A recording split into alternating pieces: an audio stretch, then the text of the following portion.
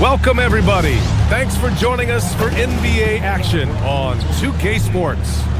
Tonight, we'll see the Miami Heat as they play against the Boston Celtics when it comes to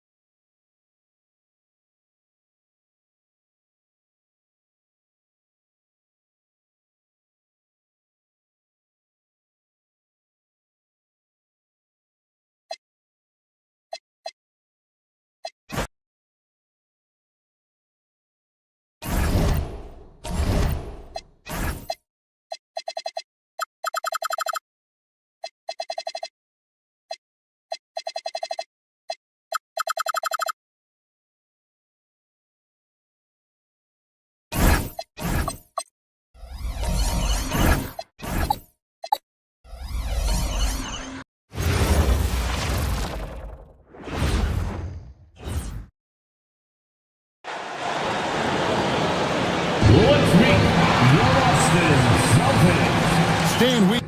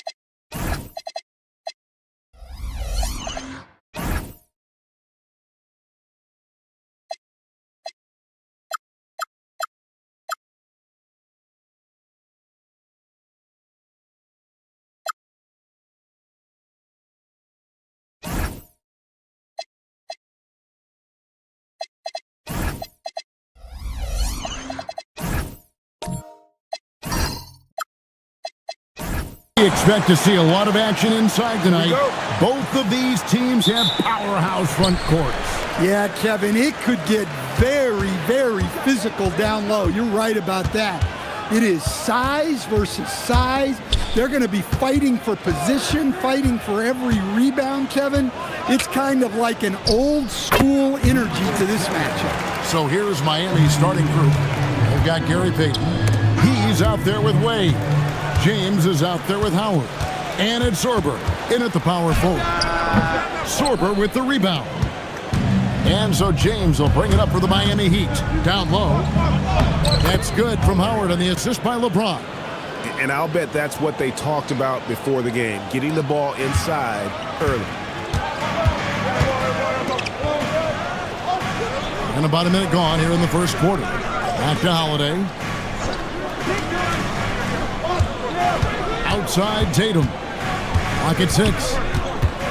And the dunk by Tatum. What a move by Tatum. Finishing strong at the rim. Wade outside. Good ball movement here by Miami. To the inside. Howard. And it's slammed in by Howard. And guys, you don't think this fella can do some major damage if he gets an opening to the rim. GA, they just learned that lesson the hard way. They better put a little bit more effort into their D the next time down. Yeah, look, never tempt a guy with a sure thing. No surprise to see him taking advantage like that. Now here's LeBron. His last outing, we saw him pour in 22. And no good. Had a chance to take the lead there. For Boston, they've gone 2 of 3 here to start out the game. Offline with his 3. Heat out offense. And just under 2.5 minutes elapsed here in the first. Howard. And that one clearly a foul. Gets the whistle and 2 shots coming up. He's getting his first free throw attempt of the night right now. And not the guy you want to see at the line too often. Season numbers has him in the bottom tier of the league.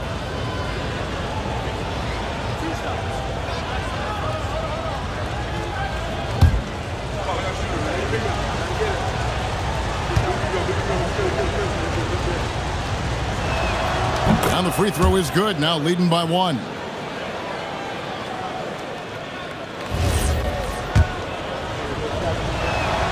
He's off on the second.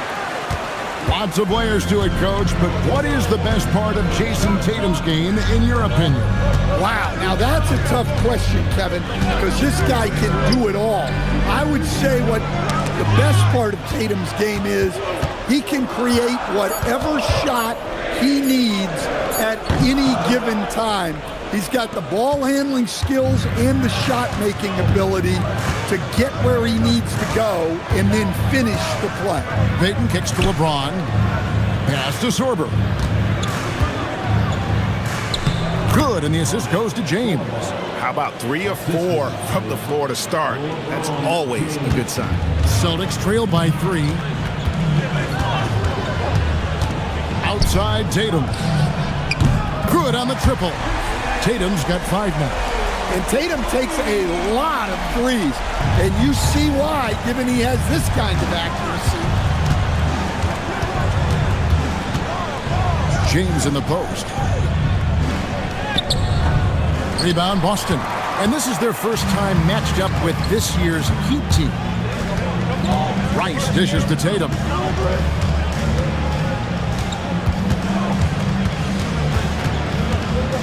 To the left side wing. 6 on the shot clock. And trying for the go-ahead basket. It doesn't go in. Now, this hasn't been his quarter so far. He's really struggling to get going. 3-pointer, Wade. He can't get that one to fall. And so it's Russell with it. He'll bring it up for the Celtics. Started by Howard. Takes a step back. And there's the slam dunk to finish it off. Look at the handle. Gets through the D and then powers it home. Such a pretty move inside. Clark, how do you stop that? And so Mitch Johnson decides to call timeout. He's going to have a discussion on the sideline.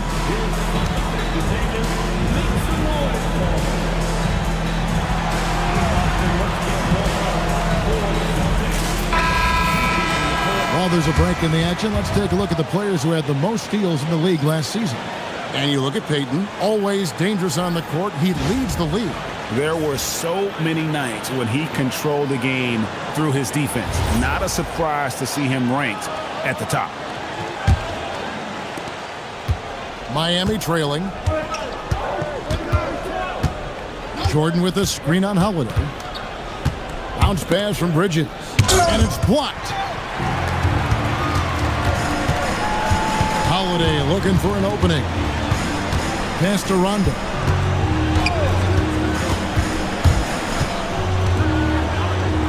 Now here's Gordon. Bull covering. Just 5 on the clock. Holiday with the 3. And that's collected by DeAndre Jordan. Heat have gone 3 of 7 from the field since we've gotten underway. Now Bridges. Bull, a screen on Kuminga. Trying to get something going. It's rebounded by Rondo. Boston is gone 1 of 3 from beyond the arc so far in the game. Left side, Kuminga. Back to Rondo.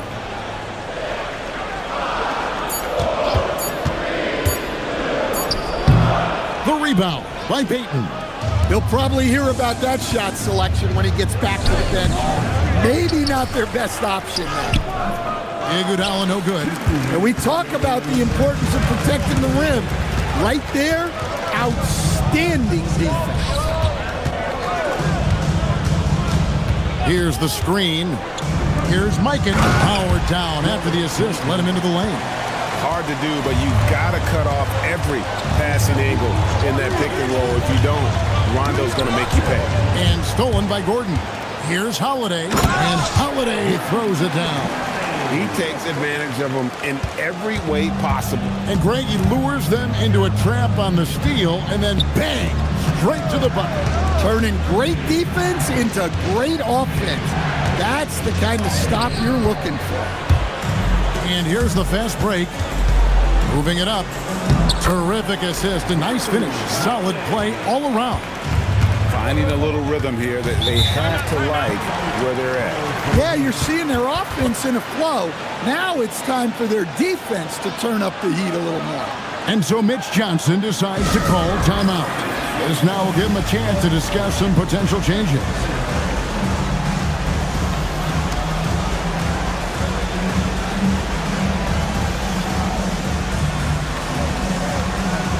Aguirre check in for Boston.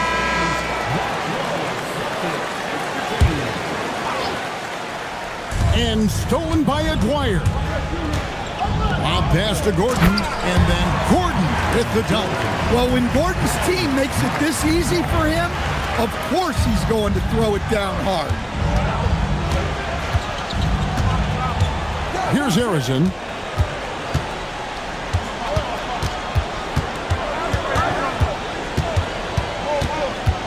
Six to shoot. Will it go? Rebound, Boston. You're not going to see that very often. Plenty of space, but he just, let's face it, he whiffs on that one. Aguirre passes to Gordon. Fader on the way. And it's Iguodala with the rebound. So the Heat, their last game, will win against the Nuggets in Ball Arena. And sometimes it's a lot harder to get easy looks on the road, but they found ways to get their guys good looks. Yeah, they had a good game plan, executed it well, and they didn't let the crowd affect them. And so it's Boston going into the break with a 10-point lead. They've dictated the pace, pushed the ball at every chance, and it's paying off for them. And don't go away. We'll be right back.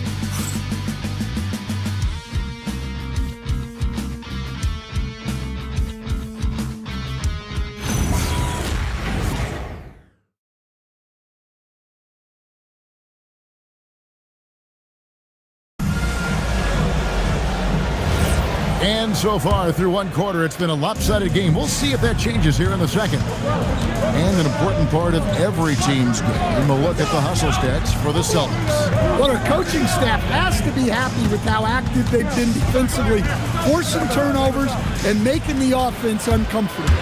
And how about also the ability to contest shots? They're staying attached and contesting and coming away with blocks as well. We've got Russell. Aguirre is out there with Rondo. And it's Rice in at the 4. That's the 5 to begin the second quarter for the Celtics. And when you think of Rice, his consistency comes to mind, as well as that dead-eye shooting form. Oh, tough finish from Wade. That's how they like to see him operate. Big part of their attack. Rondo passes to Russell. Pass to Rice. Outside Rondo. Trying his luck from deep. And Bull pulls it down. The Heat trail by 9. Now LeBron. Here's the three. Not going to fall. Starting off slow. He misses his first three from the floor. A three from McGuire. Gets the three-pointer to fall. McGuire's got the lead up to 12 now for Boston. They could use a big shot here to get this offense going. Too many empty possessions. Right now, they need a basket. Howard setting the pick for LeBron. Trying to answer back, but that three is off the mark. And so it's Rondo bringing it up for the Boston Celtics. Yeah, a snowball effect in that one. One thing would go wrong, and then another. Really the story of the game. Yeah, they just committed too many mistakes at both ends. But credit their opponent for being disruptive. Bridges, no one around him. Miami no good on that time either. And even without that three ball dropping for him, the defense should have done more on that last play. Offensively, defensively, they are in total control. Absolutely. They're playing their game and executing at a real high level. Everything is working for them right now. And so Mitch Johnson decides to call timeout. He's going to take a few moments here to check in with his team and regroup.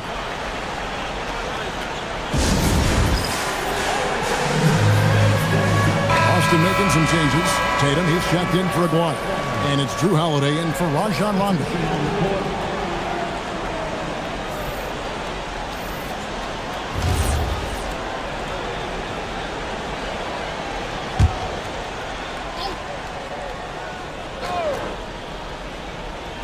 Quarter two and just under 2.5 minutes gone by. LeBron outside. Payton looking around. 5 to shoot. The Heat need to get a shot off. Wade. And it's blocked. And they get it back. And there's the shot clock violation. Couldn't get the shot off in time.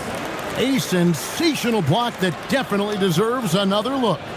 And big defensive plays like that will help them stay in control of this one.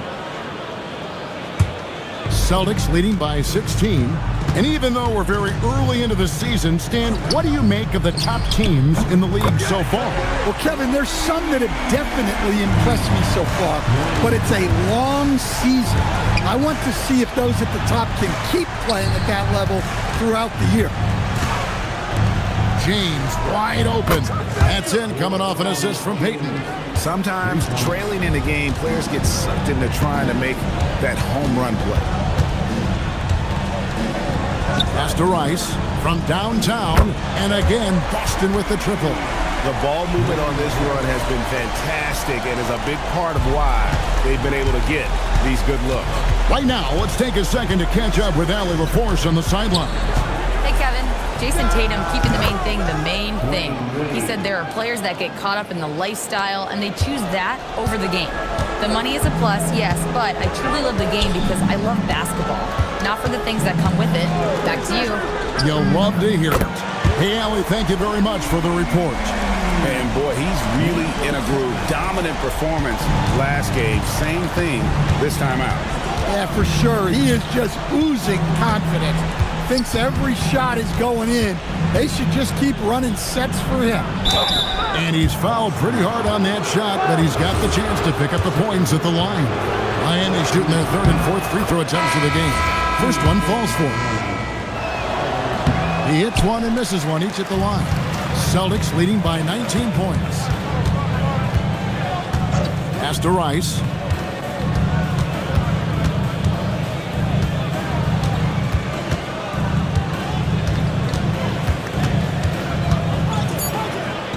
Uses the glass to finish the layup. Rice has got 9 points in the quarter. And you simply can't give Rice those close looks because he is going to make you pay. Here's Payton. Pass to Sorber. Wade on the wing.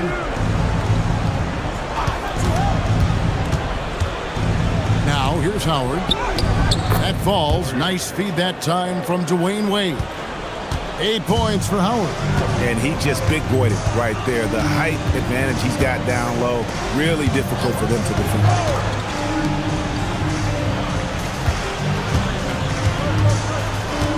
Pass to Tatum. Stolen away. And here is Payton. And he lobs it up toward the rim. Here's Rice. He's got 9. Here's Mikan. Outside Holiday. Sinks the triple. Holiday's got 7. And they're getting their points now almost exclusively from the triple. 4 of their last 5 makes are from beyond the arc. Here's Sorber. Back to Payton. Down the scoring column with that bucket. 1 for 2 this game. And they've done well at taking advantage of some late defensive rotations and getting the ball in the paint. Outside Tatum. Pass to Mikan. That 3 off the mark. The Heat trail by 20. 1:25 left in the first half of the game. Now Howard. And the layup's good off the glass. Howard's got 5 points now this quarter. Well, the players will say, mouse in the house. Great job to use his size to expose the smaller defender inside. And in terms of size, not your typical center, but man, he plays as big as any of them thanks to that terrific leaping ability. Pass to Rice. 8 feet away. It's hauled in by the Heat. Here's Harrison. No scoring in this one. That's a no-go, and he's still looking for his first bucket after 2 shots. About 7 seconds separating the shot and game clocks. Now Holiday, they set the pick. Tatum, that's for 2. It's hauled in by the Heat. Howard's got his 5th rebound in this one. With the crossover and the basket by Payton. Payton's got his 2nd bucket of the game to go. Oh, he had him spinning. It looks like he's dizzy after that crossover. And through 1 half, it hasn't even been close. Celtics lead by 18. And join us right back here after the break for the start of the second half. 23.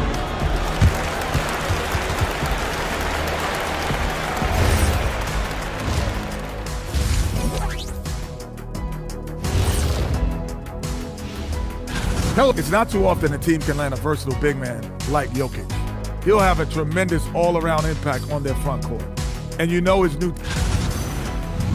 Now we'll take a look back at that first half. What an all-around performance it was for the Celtics. I couldn't tell. And that's all for us. Now it's...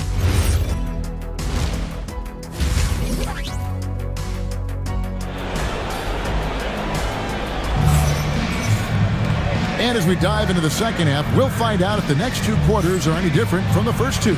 So far, it has been a runaway.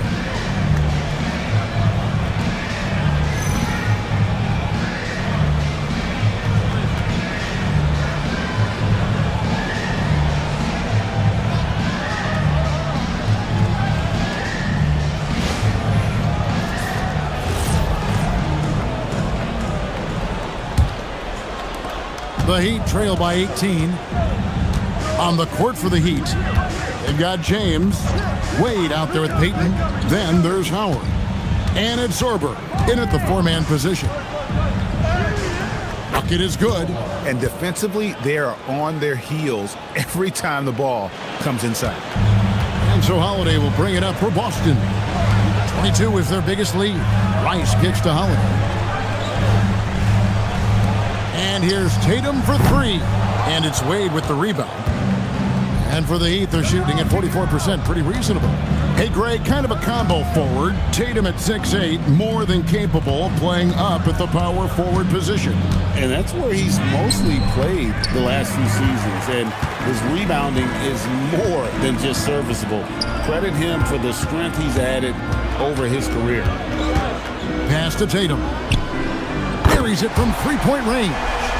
Tatum's got 8 points. Well, when it comes to his jump shooting, Tatum is extremely efficient in catch-and-shoot situations. That makes it 10 of their last 12 coming from inside the paint.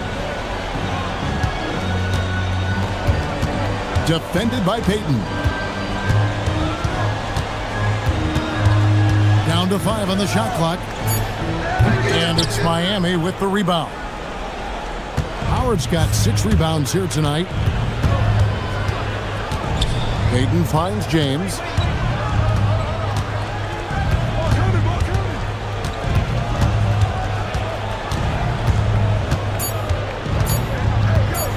Three-pointer. Kept alive. Boom, he jams it straight down. And just a terrific effort on the offensive glass. That's how they're going to cut into this lead. And Greg, a dunk like that is sure to give them a spot. Holiday, a screen on Payton. Pass to Rice.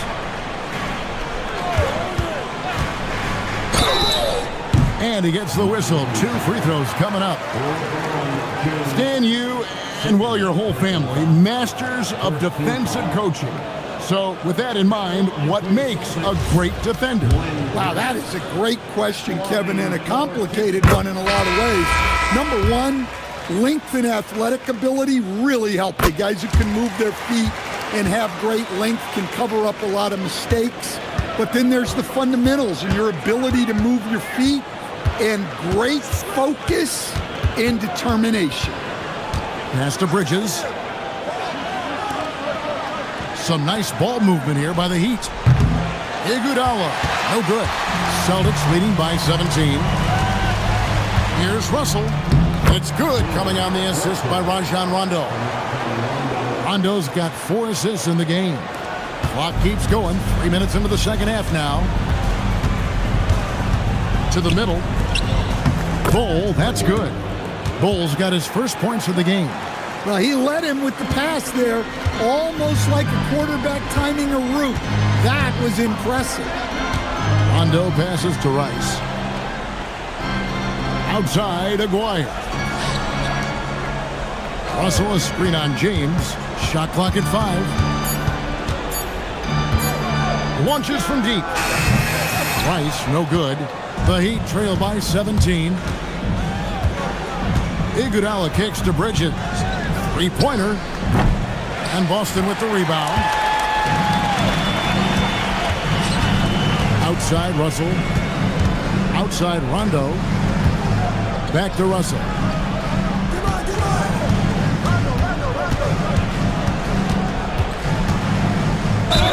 And 2 free throws coming up. Unable to get that one to go with all the contact. It's going to be on DeAndre Jordan. And guys, what do you think about the offensive approach we've seen so far for the Celtics? Well, they've really been sharing the basketball. All coaches talk about that, try to get their teams to do it. It's really great when you see it in action. And I'll tell you, the energy they've shown in the open floor, boy, it has been terrific. Doing a phenomenal job converting in those situations. And as we've seen, Greg, navigating this age of social media can be difficult for an NBA player. Yeah, a momentary indiscretion can get broadcast to the whole world. So there's a need for caution that's probably higher than in decades past. First team foul. Coming onto the floor from the Celtics, number 54, George Mikan. Here's Bridges. Still yet to score. Inside. Kuminga against James. Kuminga the pass to Aguirre. Here's Mikan. Shot clock at 6. The Celtics need to get a shot off. Yes, and it's Holiday with the assist that time. Holiday's got his 4th assist with that last one here tonight. And here's Bridges. He'll bring it up for the Heat. In the corner, Iguodala with it. Hits the 3-point bomb. And they've got to talk to each other on D there. Miscommunication, and now he's able to make them pay. Holiday with it. Bridges covering. Gordon the pass to Kuminga. Outside Holiday.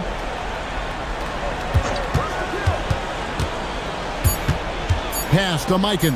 Over Bull. Mikan, no good. The Heat trail by 18. Bull, a screen on Holiday. Out to Bridges. Drills it from outside. Yeah, these defenders had better start closing down on shooters. Pass to Holiday. Outside, Kuminga.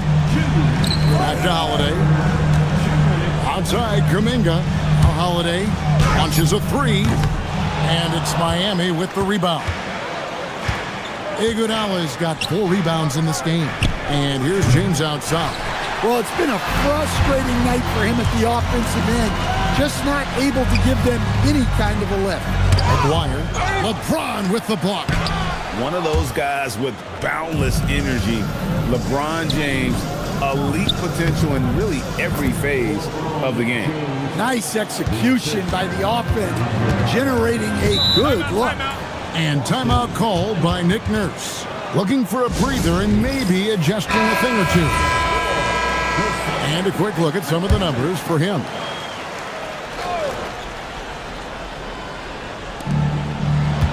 Pass to Tatum. Over to the left wing.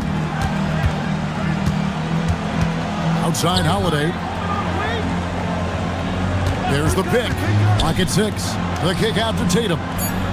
Drills the three-pointer. Tatum's got 11. He's been reliable from the floor, and that's reflected on the scoreboard. Wade left side. Wade keeping his focus. Love the concentration from Wade. Totally committed to finding a high percentage shot. Bull against Tatum. Right wing. Puts up a deep three. And Bull pulls it down. And close to making the defense pay for the lax coverage that time. Pass to Wade. Out to the right wing. Bull kicks to Bridges. Bull, a screen on Holiday. Bridges misses. Pulls up on the elbow. And that shot was up in time, but doesn't go in. And so it's the Boston Celtics, sitting with a comfortable lead up by 14. And they're winning the turnover battle very easily in this one. We've got more in store for you right after this.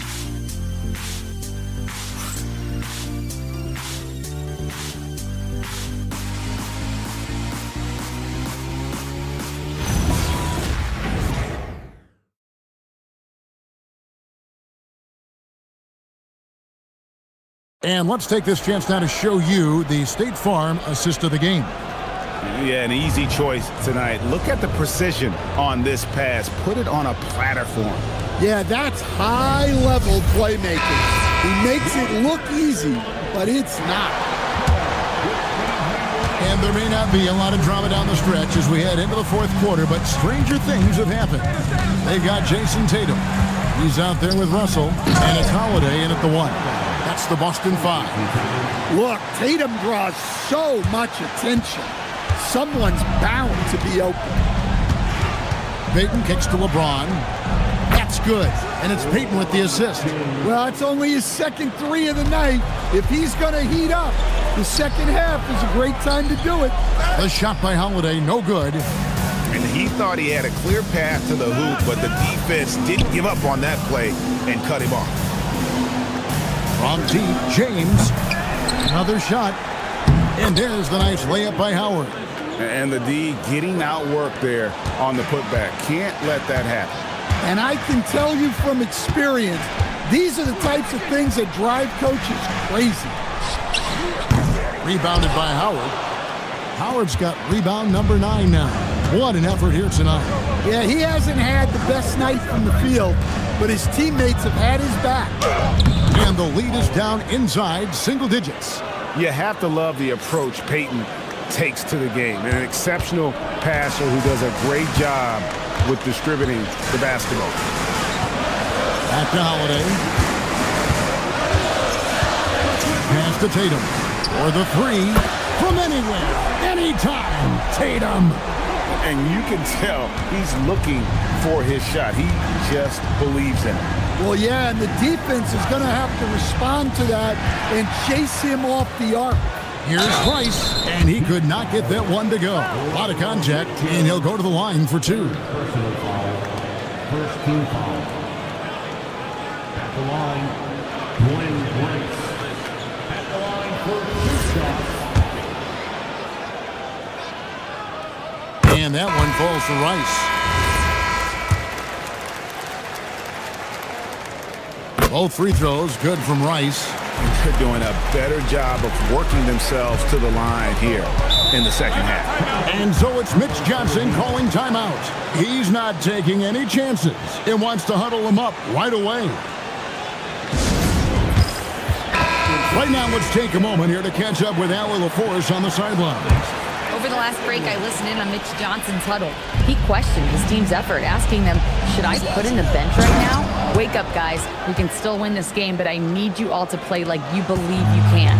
Not exactly a fun huddle to listen in on, guys. All right, Allie, thank you. Holiday goes in. Tatum wide open. He fires one. It's good. The assist that time from Holiday.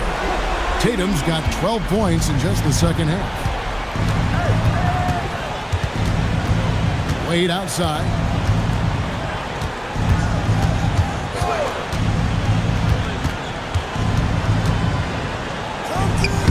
And it's Russell with the rebound. Boston leading by 15. Here's Rice. And Holiday kicks to Tatum.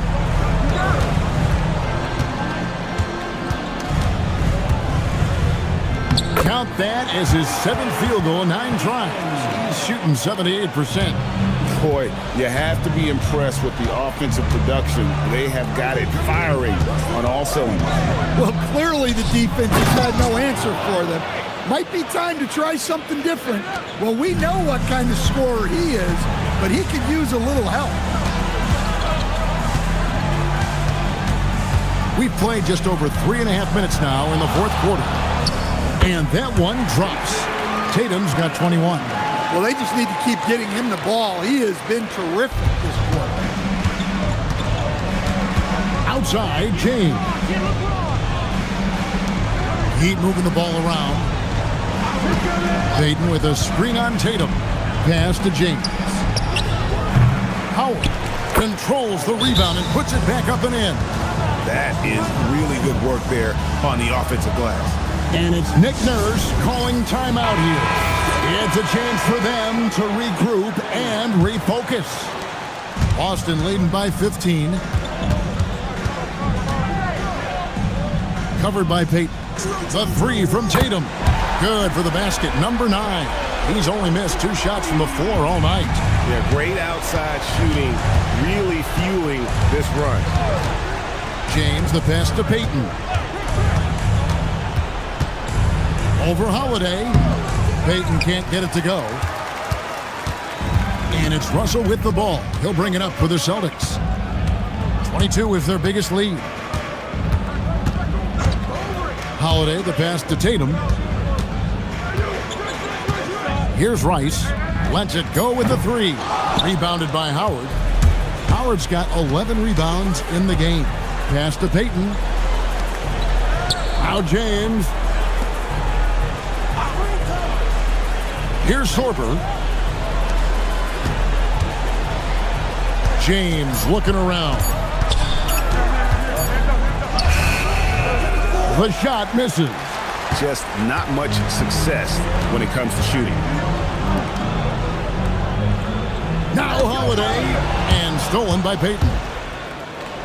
And he capitalizes on the breakaway, laying that baby in. And you see Payton's eyes light up when the break is on. Very opportunistic in those situations. Screened by Russell. Fires the 3. That shot no good. The Heat trail by 16.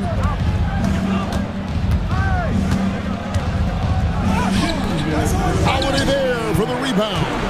That's not the type of opportunity he fails to convert very often. Tatum with the screen on Wade.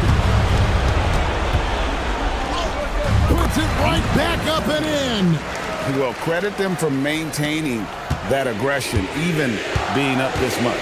Yeah, and at this point in the game, just protect the ball, make smart decisions, don't give them a chance to get back in the game. And guys, point of emphasis for the league is to really crack down on illegal screens. Yeah, and yet, we still see it a lot. It's a tough thing to police. Now here's Tatum. And there are the Celtics with another basket. And one team is just completely outclassing the other tonight. Spirited performance, and it really ignited what is turning out to be a monster win here for the Celtics. And the big difference here was accuracy from three-point range. And once they started sinking shots, it really stretched out to be and created other opportunities. And anytime they got space, they seemed to just knock down another triple. And every win important, and this one will go down as win number 3. And you know, when you look at the huge impact he had, just a monster game for Jason Tatum. Well, as a coach, it's so fun to watch a player dominate the game offensively like he did in this one. 5 on the clock. Gets it to go from beyond the arc. Inspired tonight. They fought hard and at crucial points just made the plays. Yeah, they saved the best basketball for this home stretch, and they certainly earned this one. Miami no good on that time either. He just doesn't look like himself this quarter. Something's missing. Yeah, and sometimes guys just start pressing. The best thing for him is to just slow it down and concentrate on solid shot selection. And you know they feel good giving their fans a show here while taking care of business. Yep, the crowd gets to go home feeling good about the win tonight. Their team looked impressive. And so it's Boston easily grabbing this one. This game may not have been the most exciting we've ever seen, but you have to appreciate. Good stuff, Allie. Thanks. And that about wraps it up. And for all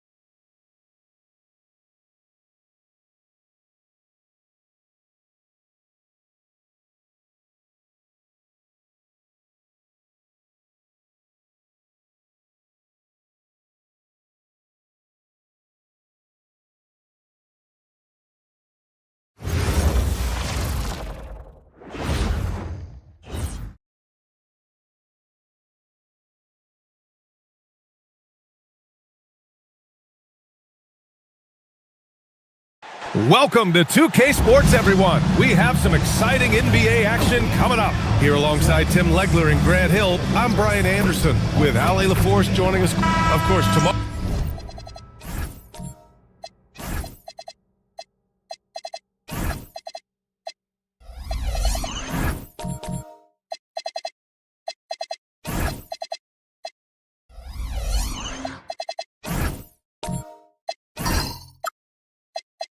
Tomorrow is Thanksgiving, a special day for players and their families, Grant. It is. It's just great to have a day to enjoy time with loved ones and just relax.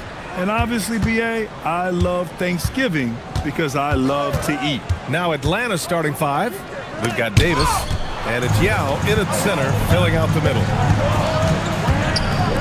Takes a three. Doesn't go, and he's 0 for 1 from the floor. Here's Stoudemire, and it's Boosie with a rebound. Here's Iverson. Pass to Havlicek.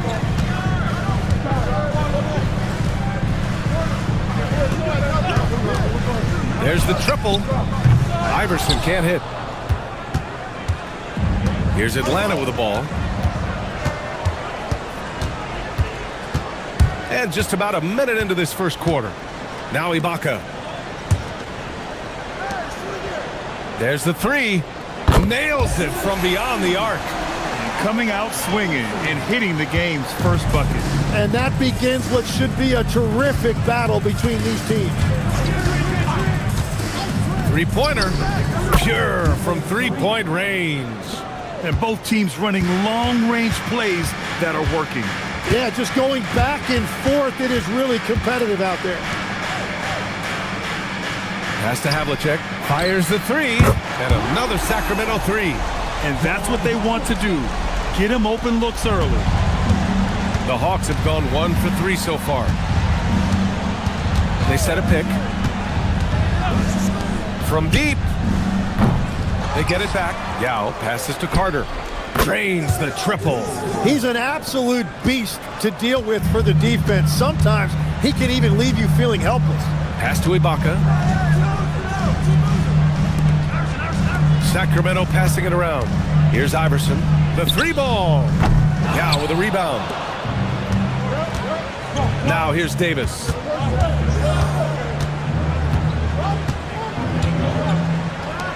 Launches it. And Atlanta hits again from deep. Well, those are the ones you're happy to get every trip down the floor if you can. Pass to Iverson. Now here's Ibaka. Launches a three. Can't get it to go, making him 0 for 2.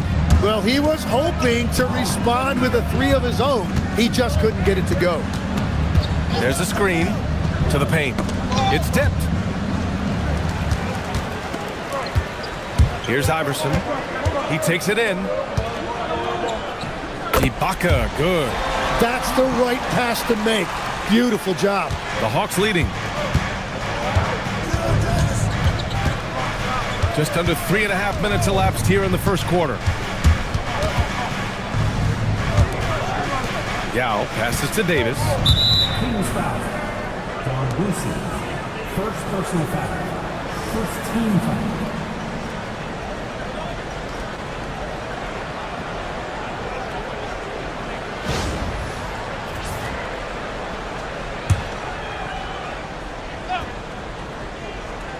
Here's Stoudemire. Still no points. Pass to Yao. And it's blocked by Ibaka. They retain possession. 4 on the clock. The Hawks need to get one up here. Carter from outside. Here's Yao. And at last, they get one to fall. The defensive effort was lacking a bit, but hey, give them credit for finding a weakness there. Well, with that kind of success, I imagine they'll continue to be aggressive inside. Pass to Iverson. Ibaka with a screen on Carter. From outside the arc. That one falls. He's now 1 for 3. He's got a sweet stroke from long range. Plenty of bigs do now. The Hawks have gone 4 of 9 in this one so far. Davis from long range. Yao passes to Stoudemire. And here's Davis. 6 on the shot clock. Here's Carter. And it's Boosie with a rebound. Well, you got to miss sometimes, but that one seemed like a gimme. Havlicek's shot is off. Atlanta's gone 3 of 6 shooting from beyond the arc. Carter, the pass to Davis. From deep. Oh, his shooting remains on point. 3 for 4 thus far. Kings trail by 3. And Sacramento calls their first time out of the game. Let's give Coach credit. He's trying to find a way to squeeze the most out of every possession. Adjustments are everything in this league, and you need to maximize your time to make those adjustments.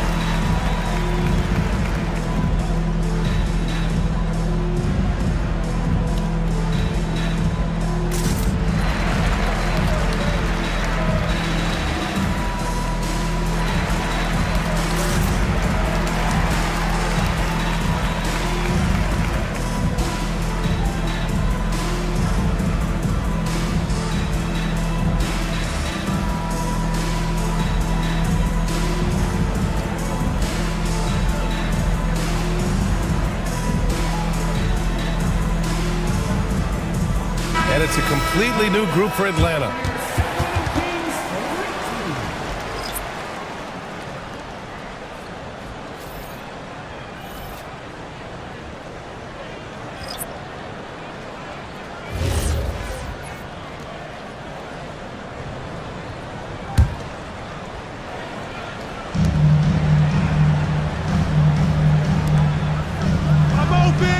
There's a screen. The 3. Iverson can't hit. It's a tough stretch for him right now. He may want to find a different way to stay involved. All right, Tim, let's focus on Bilal Coulibaly. 6'8", 7'2" wingspan. My goodness. Man, tremendous tools for a wing defender, B.A. He was a late bloomer, and he's still working on his skill level, but if that comes along, watch out. Here's Sharman. Oh, and he got fouled on his way up. He'll head to the line to shoot 2. And some stats here, guys. The scoring breakdown for the Hawks. Well, we're in the era of the three-point basket. So if you want to win games in this league, you have to connect from deep, and they have been thus far. And their ball movement has been next level. When your team is playing unselfishly like this, that is tough to beat. The first one falls.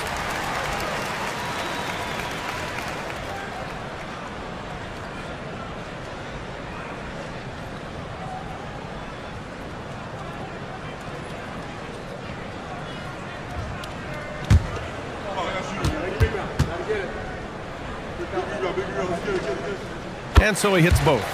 And that's why you don't want to foul a guy like him. He is going to make those free throws. Brown passes to Whiteside. The shot comes out and right with the defensive effort.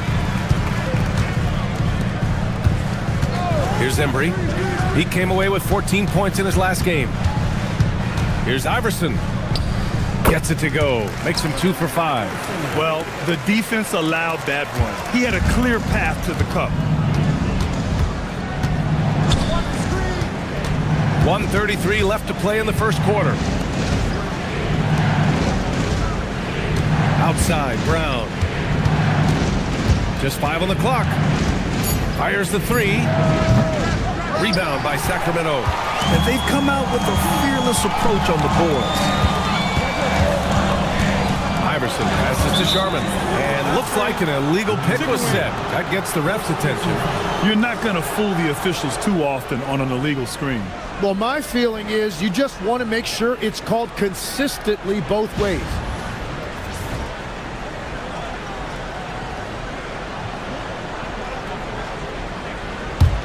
The Hawks trailing.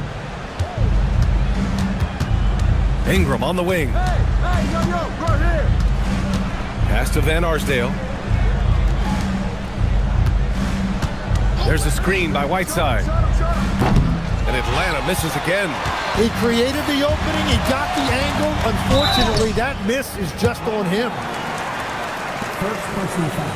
Second team foul. Sacramento shooting their third and fourth free throw shots of the night.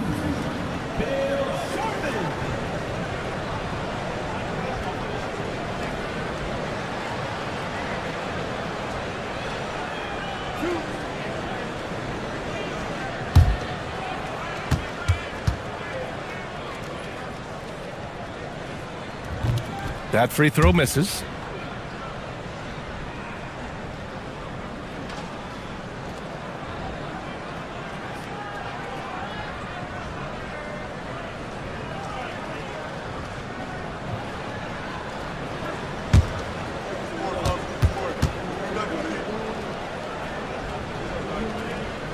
And he's good on the second.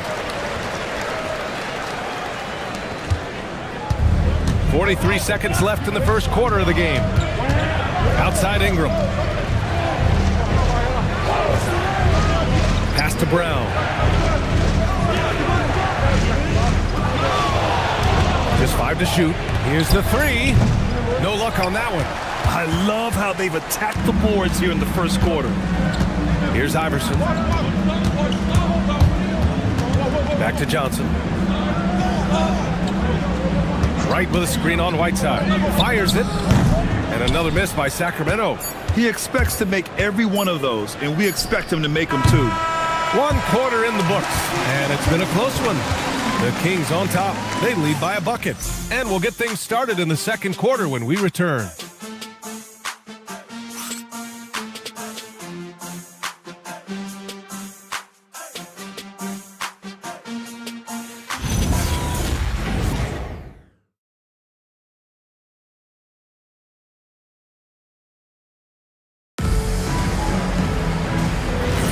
And this has been a fairly close game through the first quarter. We'll see what happens here in the second. And guys, let's get your take on the hustle stats for the Kings. Well, so far they've been immensely aggressive on the defensive side, denying easy shots, and it's made a difference in the game. And then there's the points off turnovers. They've really made the other team pay when they've lacked ball security. Cameron Johnson out there with Serge Ibaka. And it's Boosie in at the point guard position. So that's the 5 in the game for Sacramento.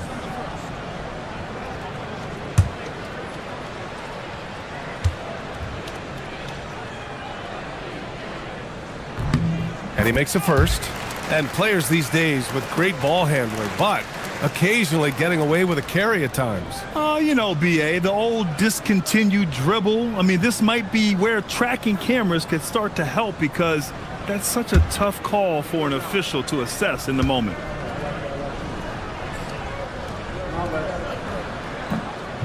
He's off on the second. Hawks trail by 3. He shoots it, and he drops that one in. He's got 11. Defensively, you can't afford to get stuck on the pick. Well, you just have to communicate those switches. If you don't, it's on you. Excellent D there from Whiteside. You gotta love how they've been crashing the boards, fighting hard for every miss. Pass to Stoudemire. To the inside. And it's out of bounds. They say it was last touched by Ibaka. Almost had the steal. You have to love the pressure defense. He is just trying to make an impact by disrupting their rhythm. Just 4 to shoot. Launches it from deep. Knocks it loose. And so it's Johnson with it. He brings it up for the Kings. This game coming on the heels of their win versus the Knicks. Oh my, talk about mental toughness. The crowd was roaring against them, but they were able to focus and finish the task at hand. There is nothing better than a big win on the road for team chemistry. It is something you can build on. You just can't give up looks that close to the rim. The Kings leading. Pass to Havlicek. Back to Johnson. They set the screen for three. Fires in the triple. Johnson's gotten himself on the board with a three there. The defense really fell apart there. You can't afford to leave him all alone at the arc. He better be careful now. That's 2 on him, and the last thing you want to see is for him to pick up his third before the half ends. Here's Davis. Turned in an outstanding game against Memphis. Outside Carter. The ball's knocked loose. Perfect timing. Gets into the passing lane, and then he's off the other way. And they found a nice flow offensively here in the second period. Hawks trail by 6. Davis probing. The shot. It's rebounded by Ibaka. Well, after lighting it up from deep in the first quarter, they have quieted him down. Here's Boosie. Ooh, plenty of contact on that shot.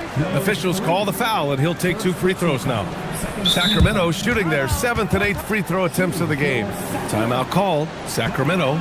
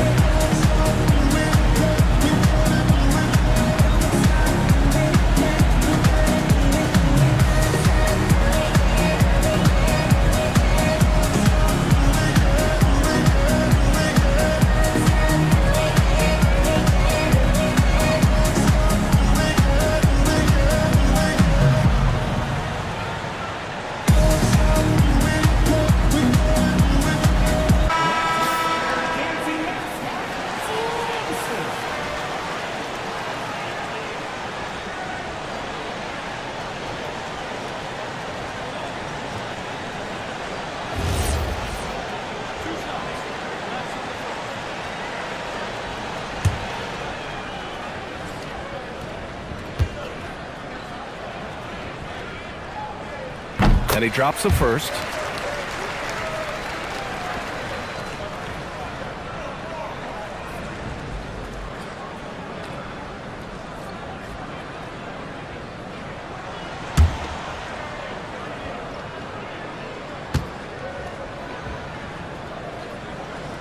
He's perfect from the line this time. Tim, you got into the NBA media very quickly after your playing days.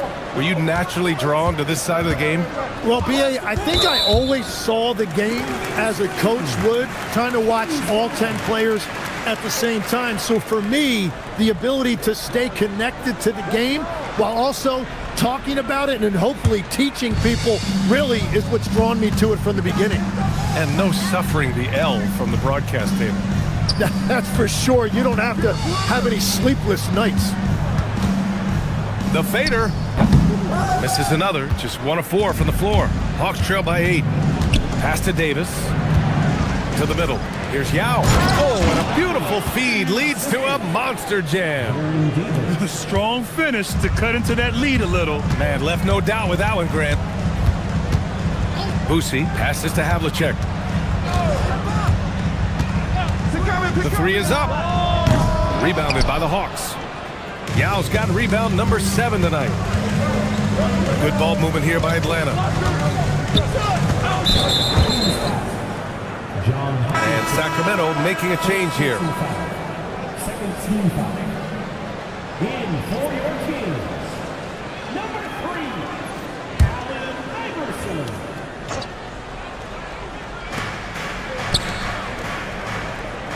Outside Carter. Clock at 6. From behind the arc. Rebound by Sacramento.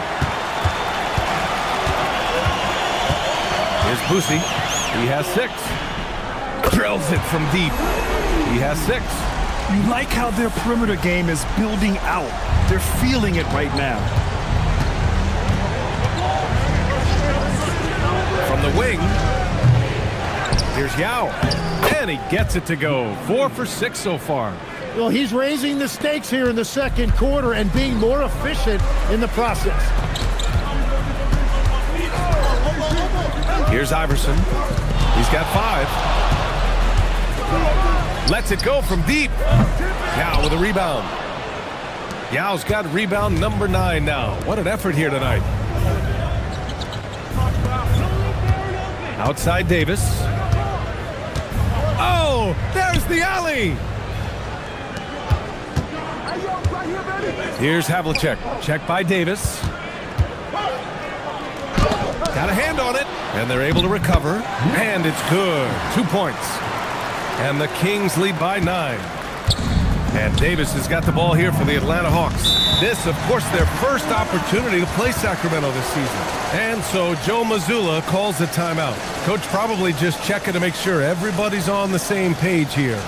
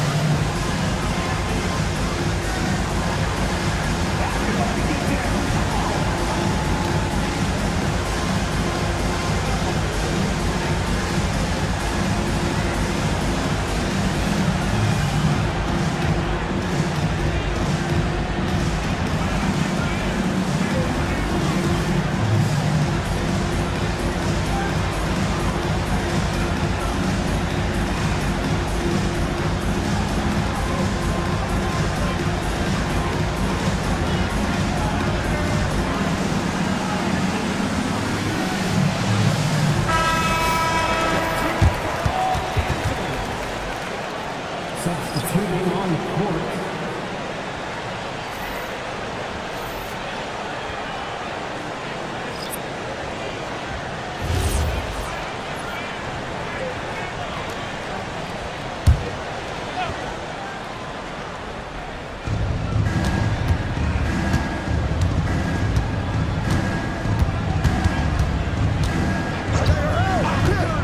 Pass to Brown.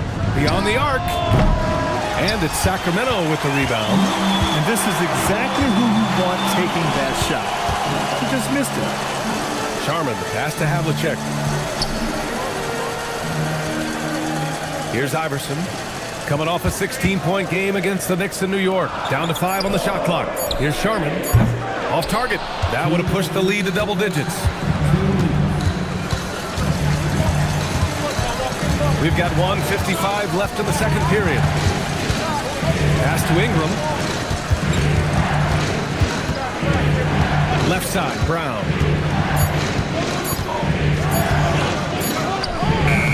Atlanta again missing. And it's Sacramento's ball. They're on a 14-6 run. Here's Iverson. 5 points in the game. Pass to Havlicek. Out to the right wing. Tipped. Iverson passes to Havlicek. Lets it go. Nice fake there to create the shot, but it's no good. Hawks trail by 9. Back to Ingram. Up top, Brown. No made baskets yet. Now here's Whiteside. Puts up a 3. And Atlanta misses again. From downtown, the rebound by Whiteside. Just enough of a shot contest to bother him. Outside Ingram. Pass to Brown. Finally gets one to go. That makes him 1 for 5 in this game. Defensively, you can't afford to get stuck on the pick. Well, you just have to communicate those switches. If you don't, it's on you. There's a 4-second difference between the shot and game clock. Here's Iverson. This one for 3. The shot no good. Inside, here's Ingram, and a slam dunk by Ingram. And just a lack of fight right now on the defensive end. Right? At least on that slam it was. That's one way to let a team back in the game. It looked like a let-up from the team in the lead. And so a close game as we wrap up the first half of play. Sacramento on top, up by 5. And don't go away. After the break, we'll see you right back here for the start of quarter number 3.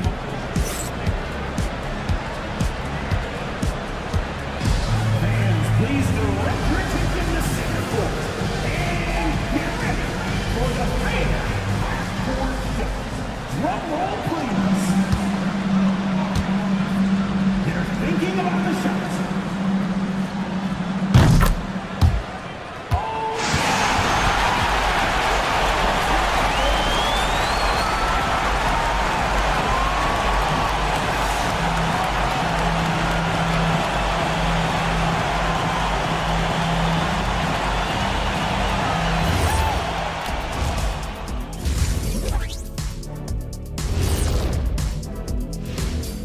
Come one, come all. The 2K halftime is here, and so's our breakdown of the upcoming schedule. Let's check it out. A look here now at Sacramento. It's still too early to tell. I mean, can't judge a movie based on the first 15 minutes. Gotta let things develop. Yeah, I could judge your movies off the first 5 minutes. Easy, easy, easy.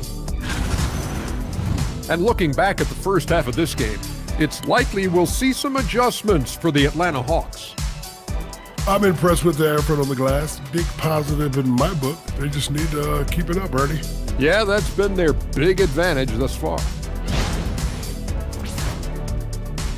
And that'll do it for us. Thanks for stopping by. We'll head back down to Brian Anderson and crew for the start of the third quarter.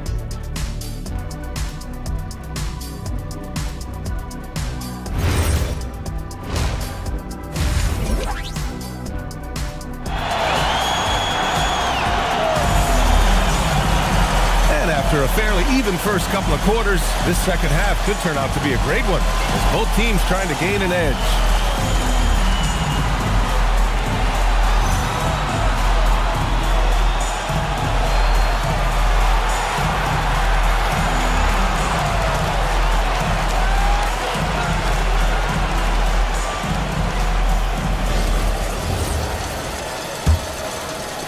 The Kings lead by 5. Kicking off the second half, here's Joe Mazzulla's 5. We've got Davis, and it's Carter in at the shooting guard. Nice shot by Havlicek. Well, the defense needs to be better there. They gave way too much space. Outside Davis. That one off the back iron and out. Sacramento shooting around 41%. The 3. Yao with a rebound. Yao's got double-digit rebounds now in the game. Left side, Davis. From the arc. Hauled in by the Kings. And out of bounds. The Hawks will have it.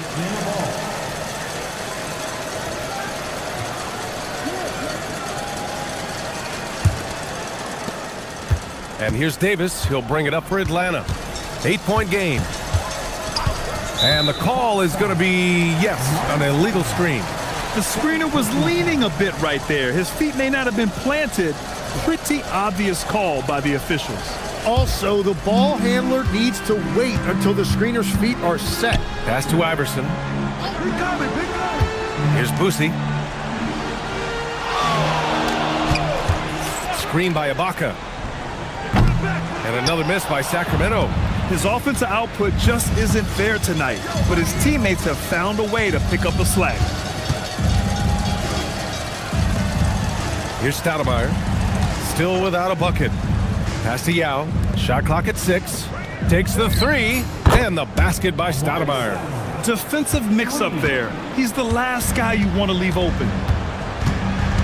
Timeout called. Sacramento. And Legs is someone who has seen some of the great perimeter defenders over the years. Who's the best you've ever seen?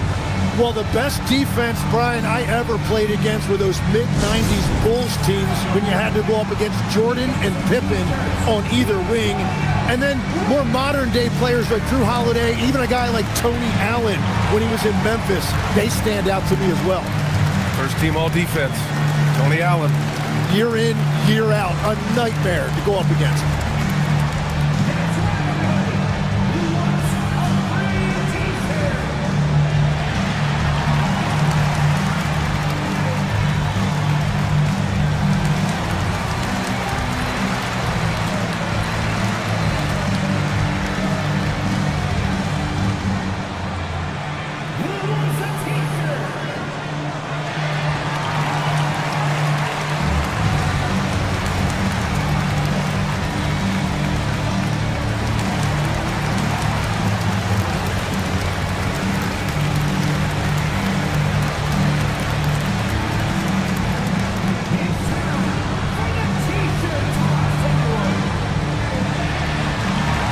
Sacramento making a change here.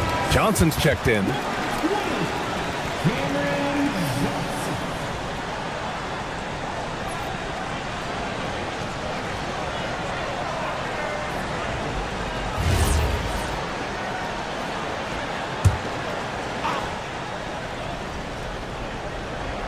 Into the third. 2 minutes in now. Here's Iverson. He's got 5. Puts it up. Good. He hits the jumper. 10 points for him. Well, this team relies on his scoring, and no shocker, he's done his part. Outside Davis.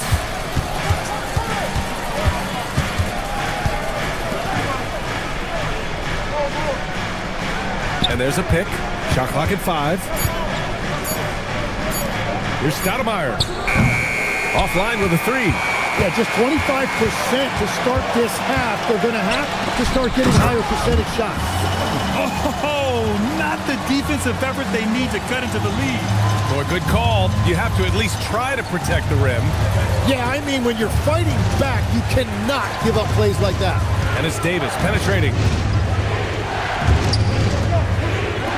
Here's Stoudemire.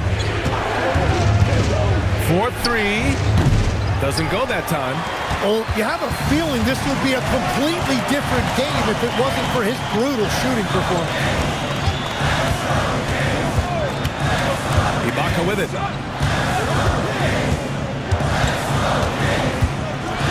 Pass to Boosie. Pulls up on the wing. And he didn't get quite enough under that one. Hawks trail by 9. Outside Carter. Releases.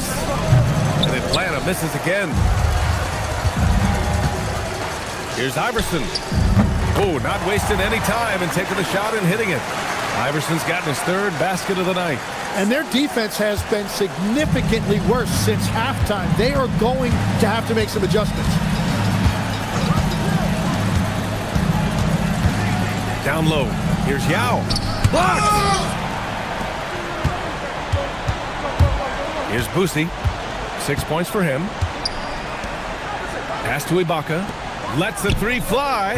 Shot's good by Iverson. Iverson's got 10 points in the game. And an important part of every team's game. A look at the hustle stats for the Kings. I mean, those swats, they can get into your head, make you think twice about shooting it. So it's about more than just those block numbers. I've been really impressed with how intense their defense has been. They are picking up steals left and right, which is disrupting their opponent's rhythm.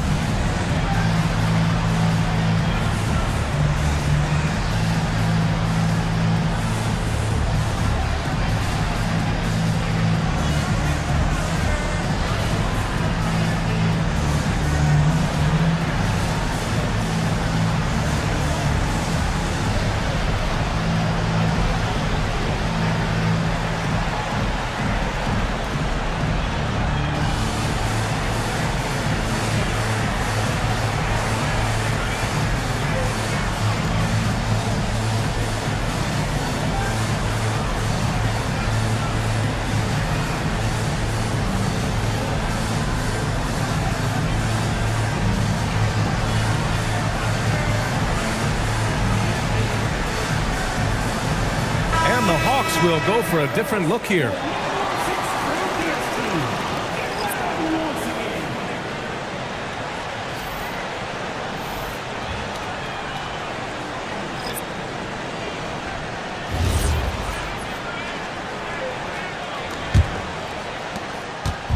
And so Brown will bring it up for Atlanta.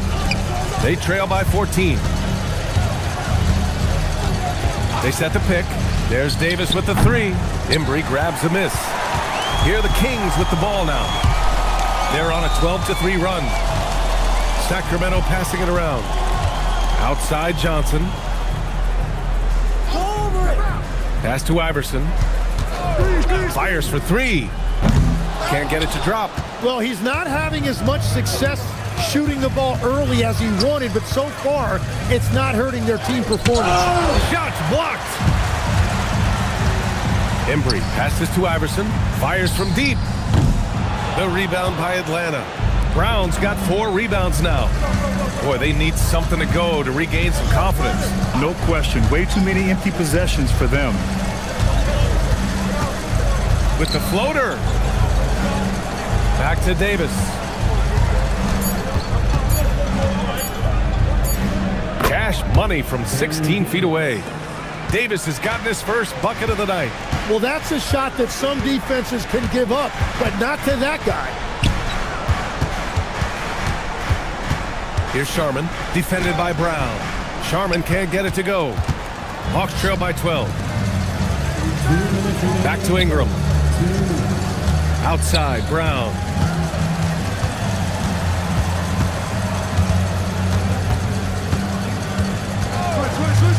Jacks up a three. Sinks the tray. Brown's got his second basket on the night. And we're playing about as much defense as they did there. Not nearly enough. Timeout called. Sacramento. And one thing I've learned through the years is no matter the situation, there are always adjustments you can make. Yeah, I just don't think right now they're doing a good enough job of hunting the right mismatch.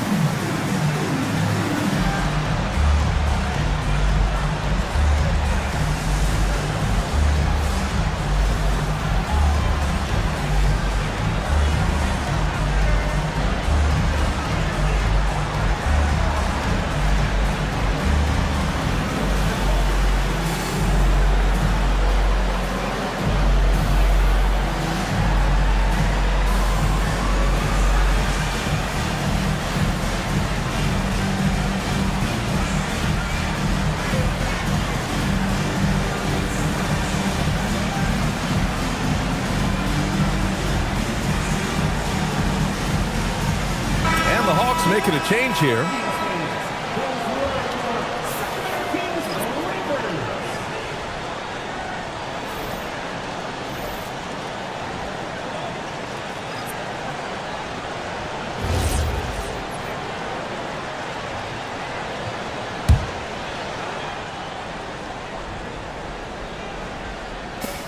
There's a minute 34 left in the third quarter.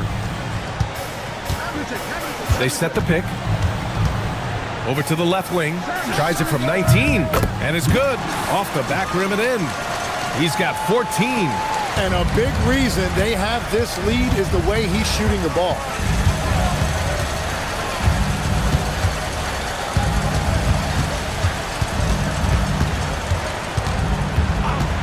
And play stops. A whistle there on what looks like an illegal screen.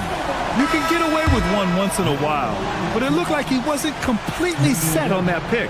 Well, oftentimes illegal screens fall into a gray area, but that time he got called for it. Iverson passes to Embry. Here's Havlicek, covered by Ingram. A nice shot by Havlicek. He drops yet another dime, just facilitating this offense like a maestro. And here's Davis. He'll bring it up for the Atlanta Hawks. It's a 13-point game.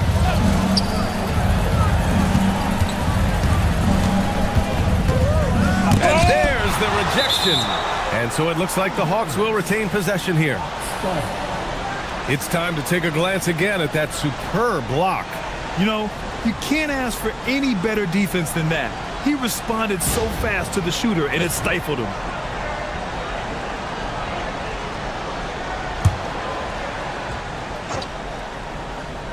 Here's Stoudemire. 6 to shoot. The 3 is up.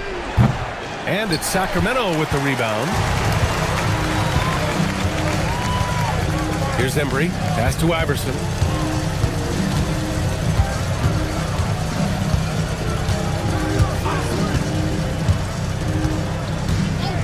Three-pointer. No good. And so it's the Sacramento Kings in a good situation, up by 13 points to close the quarter. And their defense has stood out, wreaking havoc for the opposition. Time for a quick break, then back to the action.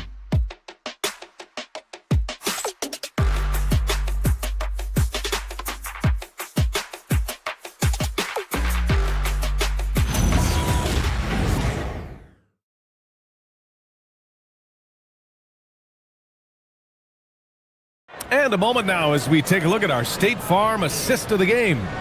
And the winner today coming from an unlikely position. It's the big fella with the sweetest pass of the day. Yeah, right there, he wasn't a ball stopper. He kept his eyes up and his options open. And we reach the fourth quarter in a game that may already be out of hand. They've got Serge Ibaka, and it's Iverson in at the 2. That's the 5 out there for the Kings.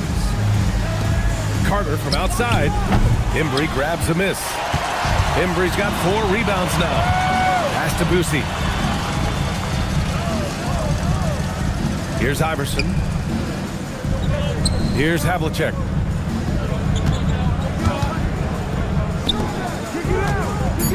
Let's go with a 3. Rebounded by Ingram. It's just not his night from the 3. But this is exactly why you can't live and die by that shot. There's a screen. There's Davis with the 3. Rebound by Sacramento. Embry's got 5 rebounds in the game. Pass to Iverson.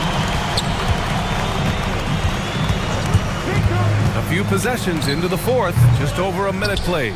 Yeah, keeps on shooting, keeps on missing. Maybe time to go in a different direction.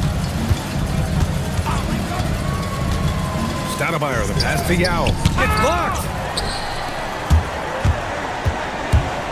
Here's Havlicek, covered by Ingram. And he's going for the lob! And the jam by Ibaka. And the lead increases on a crazy offensive sequence. Man, the dunk alone would have been incredible, let alone the fact that it came off a pinpoint pass. And Joe Mazzulla calls timeout here. He wants to make sure everyone is aligned, given the situation right now.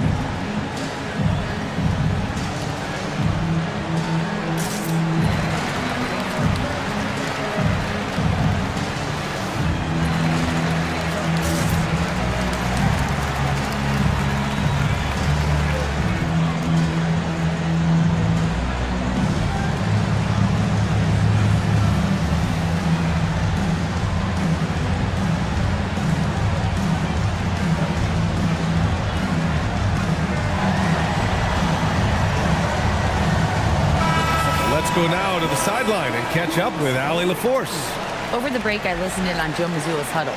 They took a laid-back approach to the huddle, telling the team, everyone thinks this game is over, so just go out there and let it rip. Let's see what we can do. And I think the players love that message. Okay, good stuff. Thank you, Allie.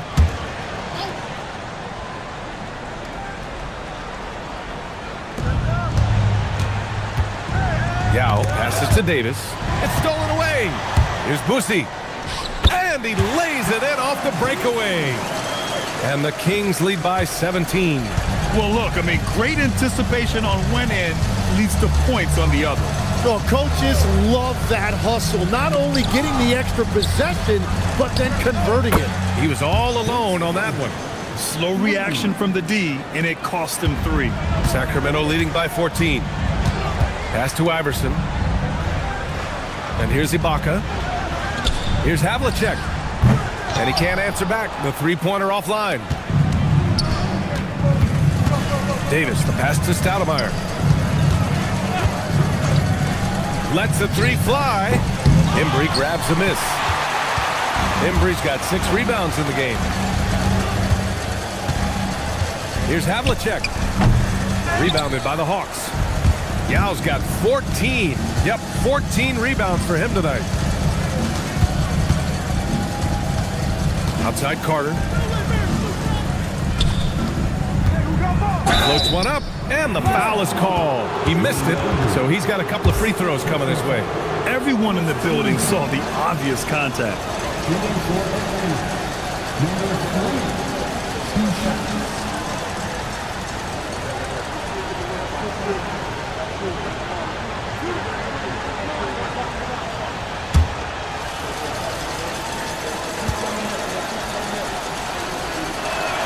That one's off.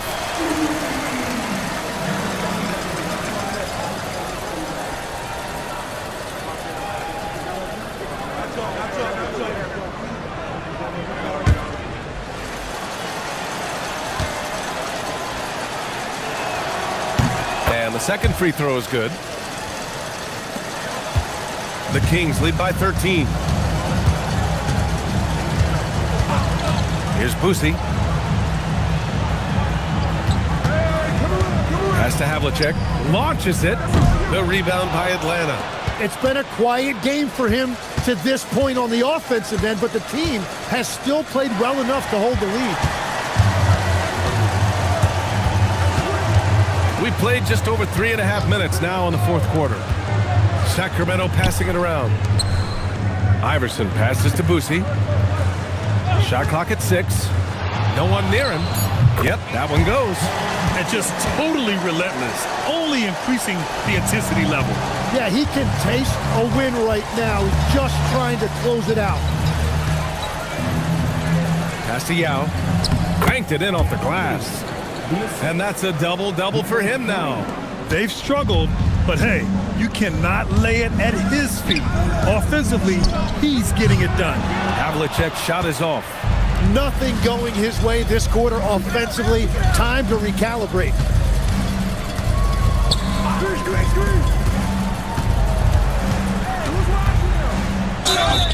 And a foul called on the way up. So he'll take 2 from the free throw line. Man, good whistle there. Number 3, 2 shots.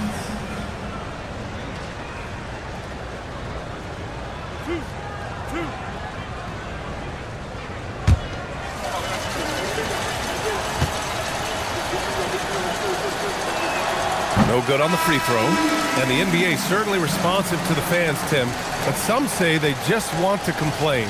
Well, the social media era has given fans more of a voice than ever before, but it also breeds shorter attention spans, so the league is right to be proactive. Good on the second one. The Kings lead by 12. Boosie passes to Iverson.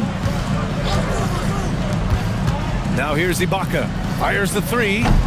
Yao with a rebound. Yao's got his 16th rebound on the night. Now Davis. Here's Carter. 5 to shoot. Let's loose for 3. Oh, the shot is off. And he probably thought he was going to bury that one. Sacramento leading by 12. Shoots a 3. Money! ready from three. And let's face it, when you're down this many points, you simply can't let them get that good of a look. One more miscommunication at the defensive end. Just brutal. It can't happen.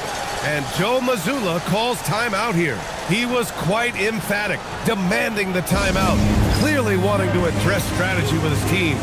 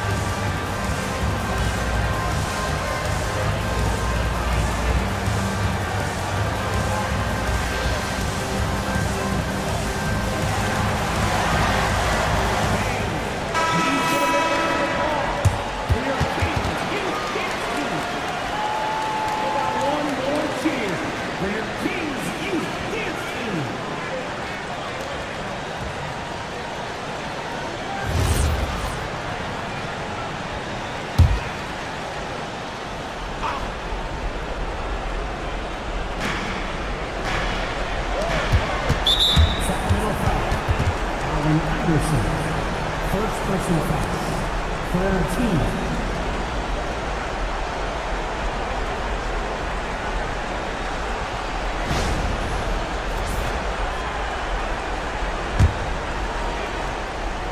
Don't let Davis shoot it. 15-point game. Carter outside. Here's Davis. Fires the three. Oh, it's off target. Sacramento has gone just 1 of 6 from downtown in this final quarter. Jacks up a three. Carter rips down the board. Well, his three-pointer just hasn't been there in the second half. And there's the screen. And there's a minute 45 left in the fourth quarter here. And that's in. He's done a great job filling up the box score, but so far it just hasn't been enough. He needs help. Oh, no good. Hawks trail by 13.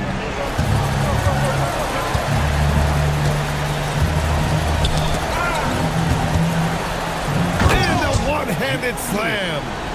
B.A., the one-hand dunk just looks so fluid. Yeah, absolutely. Even smooth when he's powering it home like that. There's a minute 12 left in the fourth quarter of this one. From deep. Cleared away by Davis. And I don't think that's the shot they wanted him to take right now. He's not exactly on fire.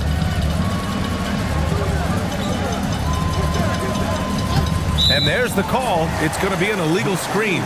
The screener was leaning a bit right there. His feet may not have been planted. Pretty obvious call by the officials. Also, the ball handler needs to wait until the screener's feet are set. Here's Iverson. He's checked by Carter.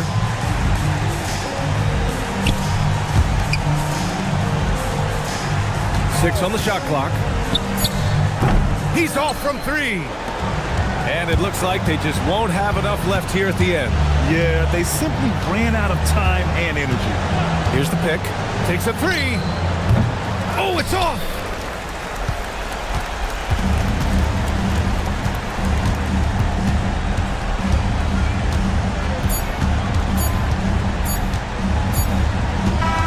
So it's the Kings winning this one easily.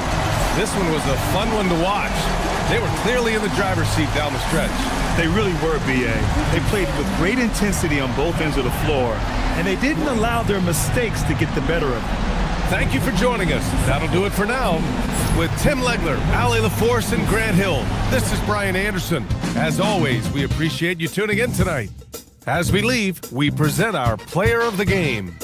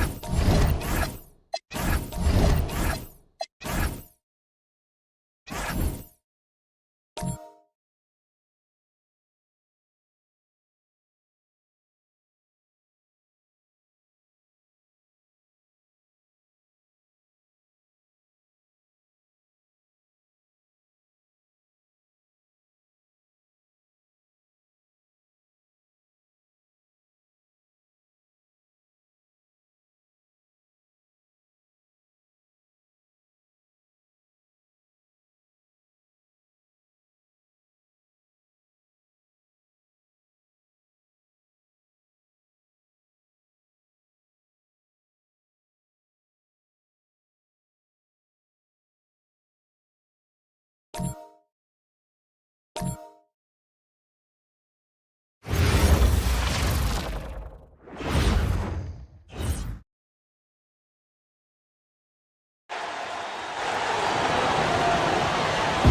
at 1 yard, 6'5". So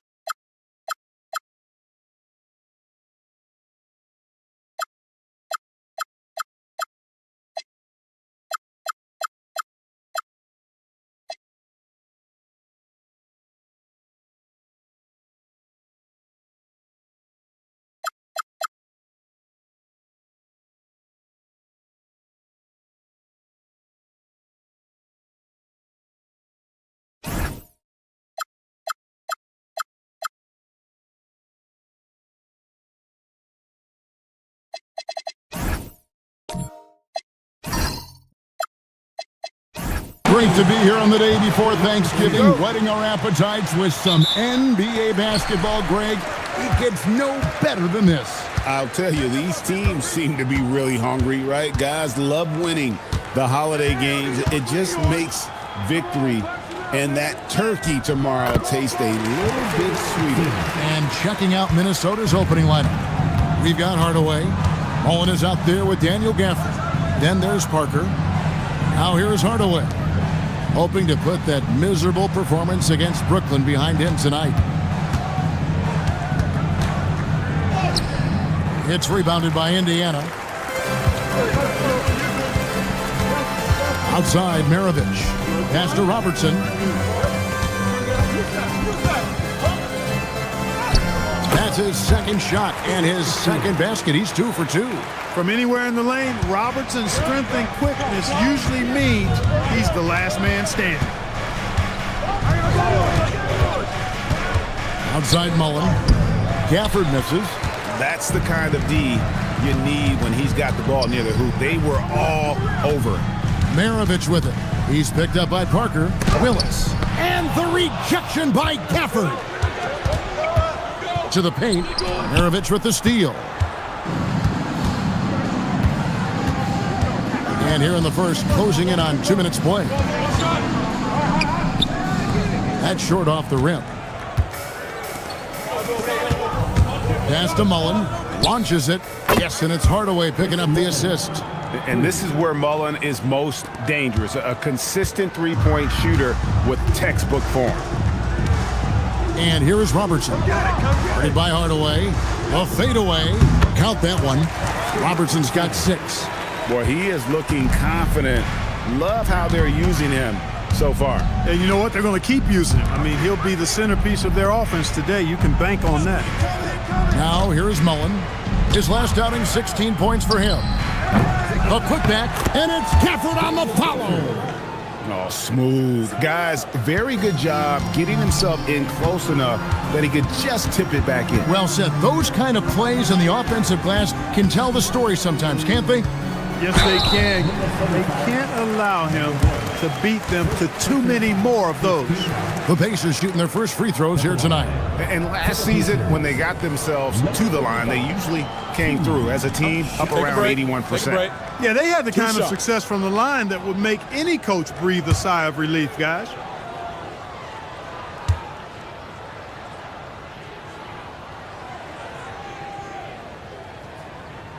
He's off on the first.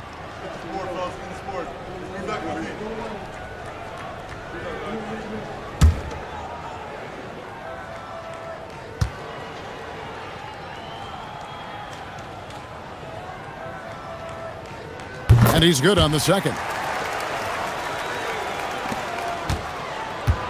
Minnesota's gone 1 of 2 from long range in the first quarter. Outside, Mullen. Oscar Robertson with the rebound. Not quite enough defense that time around. Just lucky he was off. It's up a 3. The shot's good on the assist by MiaVsBos. He's got 9. And generally, Robertson's a guy that likes to play free throw line and below, but here's a time where he steps out and launches from beyond. Now, here's Parker. He can't get that one. Good work defensively by MiaVsBos. And we're just over 3.5 minutes into the first quarter. Indiana moving the ball around. Robertson passes to Willis. And it's Parker in the corner. And once again off the mark by Minnesota. Pacers leading by 5. Robertson's shot is off. And that was a little bit of a range check for him. You know, guys, I think he's got confidence to shoot it from anywhere, but he could have gotten a better one than that. Now here's Mullen. And no good that time. No doubt it's been a bit of a struggle for him here in this quarter in terms of scoring. Parker with the steal. Fast break, here they come. A pull-up, and it's Mullen that time on the assist from Hardaway. Mullen's got 5. Boy, the catch-and-shoot game of Mullen, excellent. Tremendous confidence in that shot, as well he should have, because he's lethal. So the Pacers call timeout, their first of the game.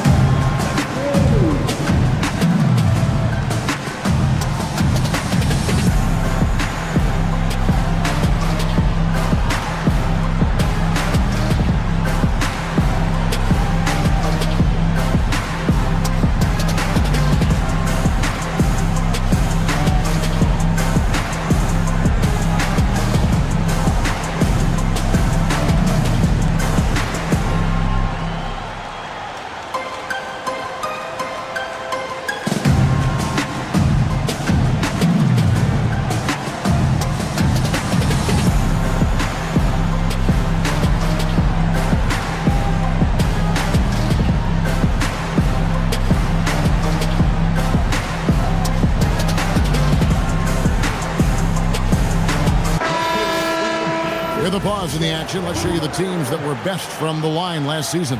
The Timberwolves second, the Pacers in 5th. You're not going to find many teams that were as polished from the free throw line as these two clubs a season ago. Wiggins with it, guarded by Hardaway. Back to Robertson.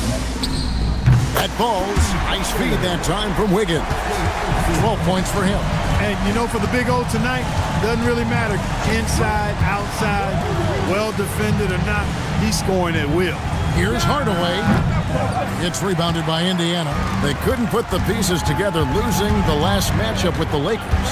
You know, I don't like to use the word shock, but that was a shocking result for me. Nobody saw that one coming. To lose to that team was surprising enough, but to get blown out like that? I know. I mean, I'm with you there. It just seemed as though they were sleepwalking their way through that entire game. It was, in my estimation, just inexcusable. Here's Hardaway.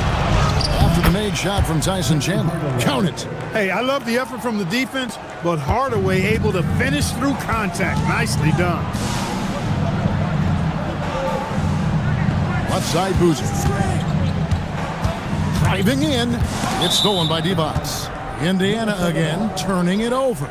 And they were one of the NBA's top 5 fast break teams. Not many were better on the break than this group. Not too many people recall their free throw shooting last season, but it really was outstanding. D.A., when they got chances at the line, they made the most of them. Some changes for Minnesota. Hubert Davis is checked in for Hardaway, and Luke Ridnour subbed in for Tony Parker. Timberwolves trail by 6. Cooper a screen on Robertson. Ridnour passes to Davis. Indiana foul, Oscar Robertson. First personal foul. First team foul.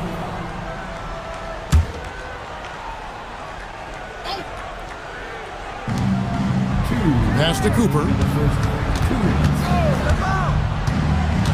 Now Hawkins. Just 5 to shoot. Yeah, but you have to like the mentality to get inside, even though they're struggling to finish. Yeah, I love the mentality getting inside. I mean, they've been bottled up in there, but when you attack the paint, generally good things are going to happen for you. And right from the start, Kevin, they've been pounding the glass. Most of those 50-50 balls also going their way. Well, I don't think there's any question about it. They came focused and ready to play. I mean, they're doing everything they can to put things in their favor. You earn that, and they're actually earning it well right now. Timberwolves trail by 3. Cooper kicks to Ridenour. Pass to DetVsSac. 1:05 left to play in the first. Good. And the assist goes to Ridenour. And I like the decision-making. He's taking what the defense is willing to give him. You know, more and more big guys in the league have that mid-range shot in their bag now, and they need it. Here's making the impossible look easy. Wiggins with the great creativity in the air. He typically hangs in the air a little longer than the average bird, though. And another look at that last play with the AT&T connected cam. A chance at a 2-for-1 if they want it. If I'm them, I try it. 32 seconds left to play here in the first. And it's Davis missing. Boozer with it. And Jaquez picks him up defensively. From deep, Evans. DetVsSac the rebound. Timberwolves trail by 3. Jaquez the pass to Ridenour. To the inside, DetVsSac takes it off the glass. DetVsSac has got his second basket. And they've scored several times already here in the first quarter on the inside. 1 quarter in the books, and it's been a close one so far. Pacers lead by 1. We've got more in store for you right after this.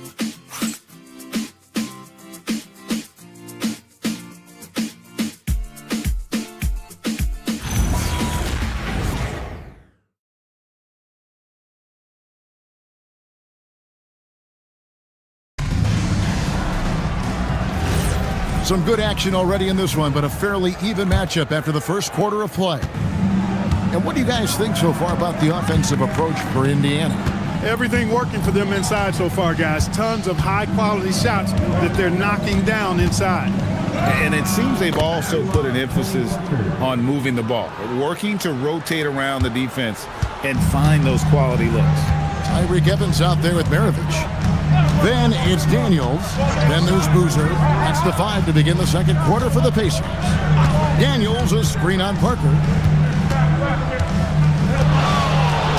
Parker against MiaVsBos. And he hits it just before the shot clock expires. He knows he can get his shot anytime he wants, and he also knows he has the green light. Back to Parker. Good work defensively by MiaVsBos. Give the defense credit there. Normally, that's 2 points. Again, Indiana. And that's how you move the ball, putting the defense in a really tough spot. Timberwolves trail by 3. Outside Mullen. Parker outside. Up and in on the layup. Despite his size, Parker's got the speed and the ball skills to be a successful scorer inside. MiaVsBos the pass to Boozer. That ball. Nice feed that time from Pete MiaVsBos. And the Pacers lead by 3. And those are the kind of nice inside looks they've gotten here in the first half. Parker with no one around. Another miss by Parker. You wonder where was the defense that time, but they got lucky. Screen by Boozer. Up top, MiaVsBos. Covered by Parker.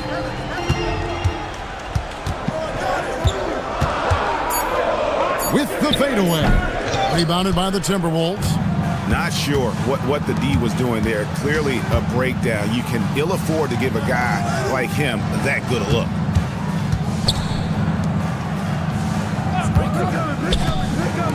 Fires from deep.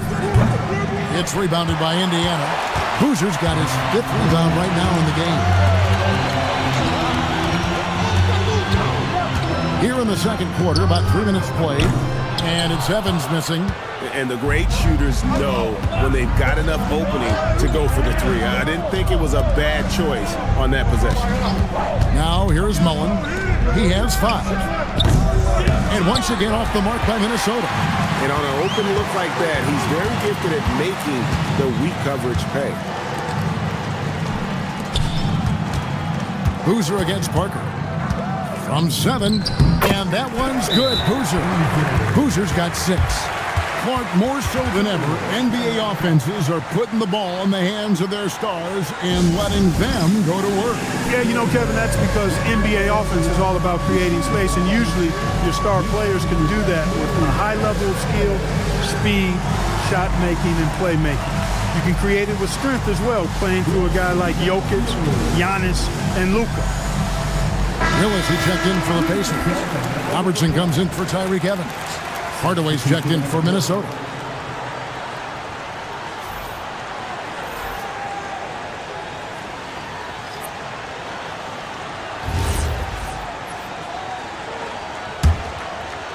Timberwolves trail by 5. Parker outside. Timberwolves passing it around.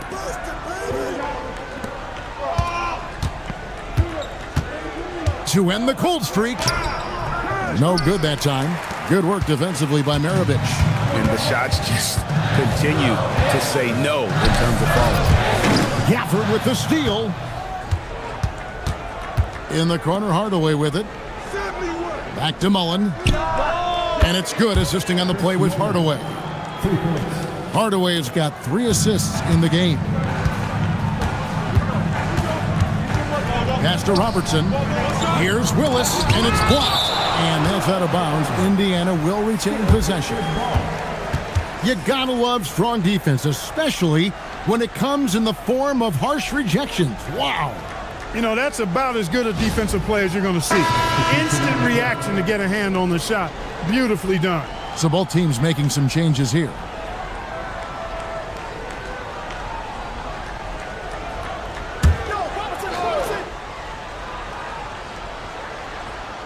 Out of bounds, Pacers ball as Indiana keeps possession. Here's what the Minnesota Timberwolves have lined up on their schedule. On Friday, they'll be facing Amen Thompson. Then on Monday, they'll be matching up against Giannis Antetokounmpo.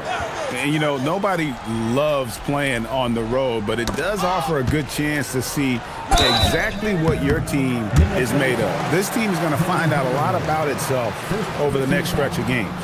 And just able to score in so many ways. Robertson puts the defense there in an impossible situation. Shooting 2.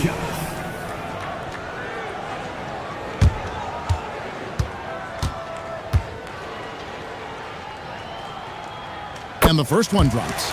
And Robertson is a do-it-all kind of player, my kind of guy. I mean, he's also somebody you can trust to help facilitate your offense.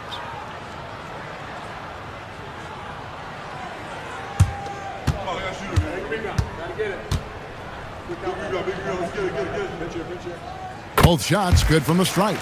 Probably as close to a sure thing as you can have at the free throw line.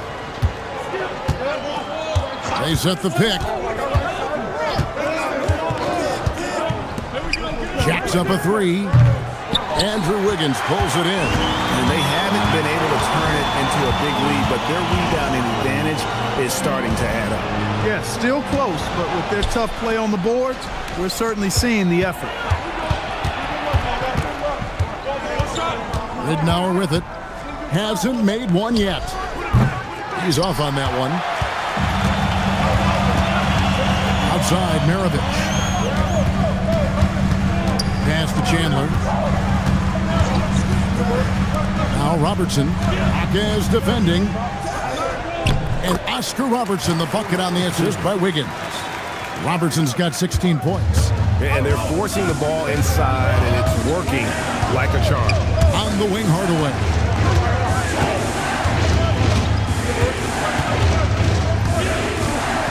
And then Hardaway with the dunk. Penny Hardaway showing off his athleticism there. He's capable of throwing it down with force. And the Pacers call time here.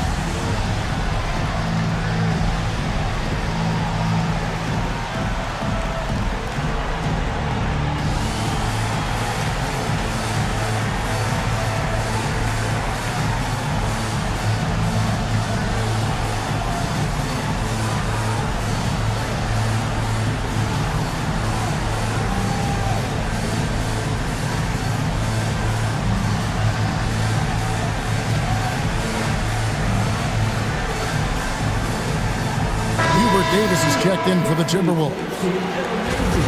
Let's see some of the numbers here for him.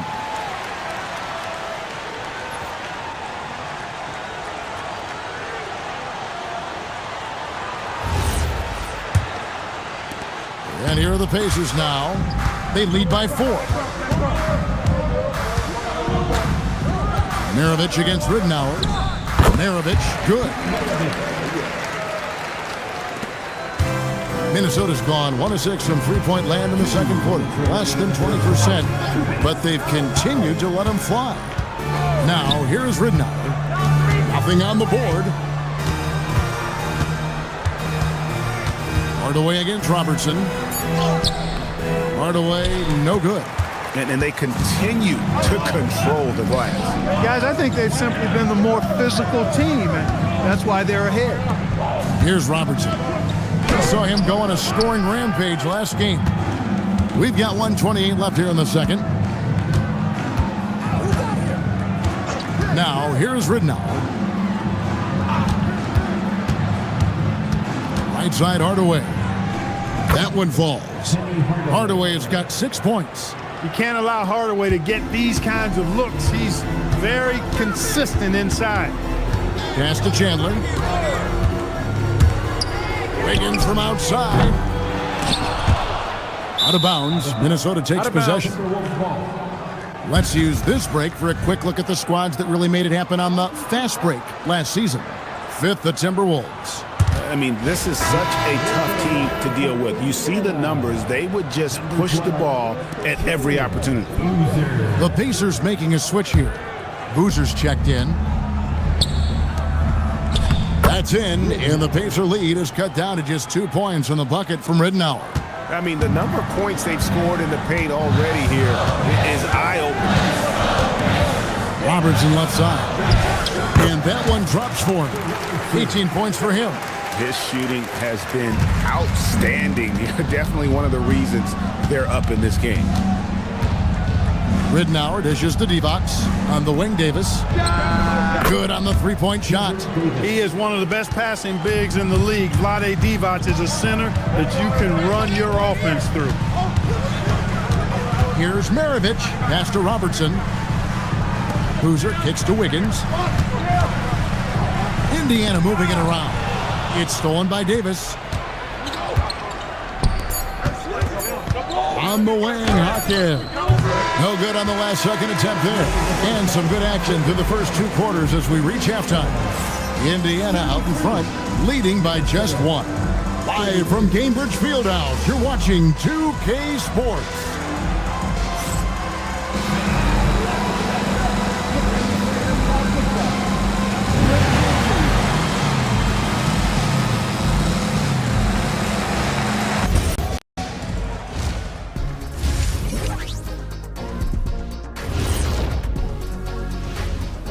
Welcome, one and all. Before we hear Kenny and Shaq's insights on that first half, let's look ahead and check out the upcoming schedule. Well, I think for Indiana, you expect this game to go down to the wire, and if it does, it'll be good for the coaches to see who performs well late in a tight game. Invaluable information, no doubt. And moving on to the Timberwolves now, they're in the midst of a close game. Limiting turnovers has helped. Give their ball handlers props. They've been smart with the decision-making. They're certainly running the offense well. You know the coaching staff loves to see this. And that'll do it for halftime. We send you back to Kevin Harlan, who has the second half call.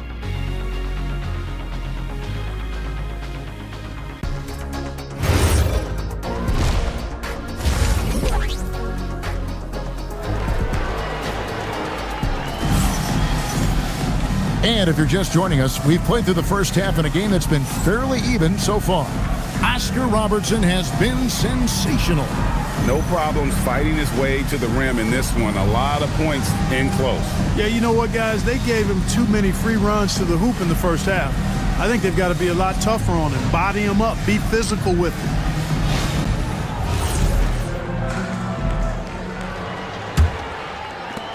The Timberwolves trail.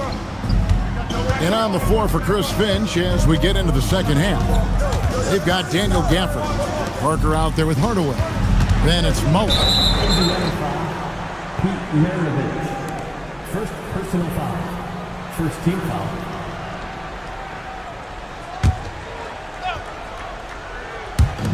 On defense, Indiana. Parker outside for the lead. And Chris Mullen with the three. Mullen's got the lead up to 2 now for Minnesota. Yeah, there's 6 points on consecutive 3 balls. They're finding holes now in the D. Maravich the pass to Robertson.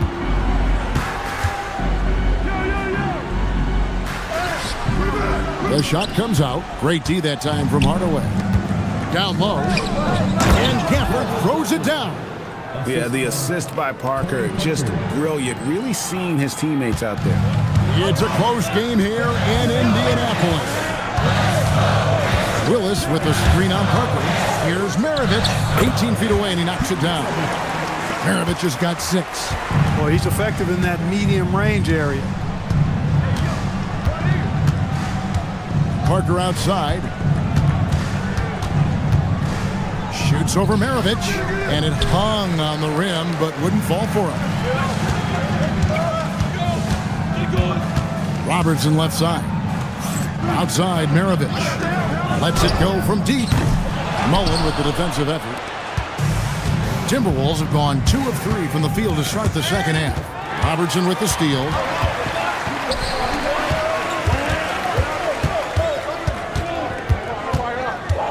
To the middle. Here's Willis. Minnesota with the rebound. Parker left side. Pass to Hardaway. A 3 ball. It's hauled in by Willis.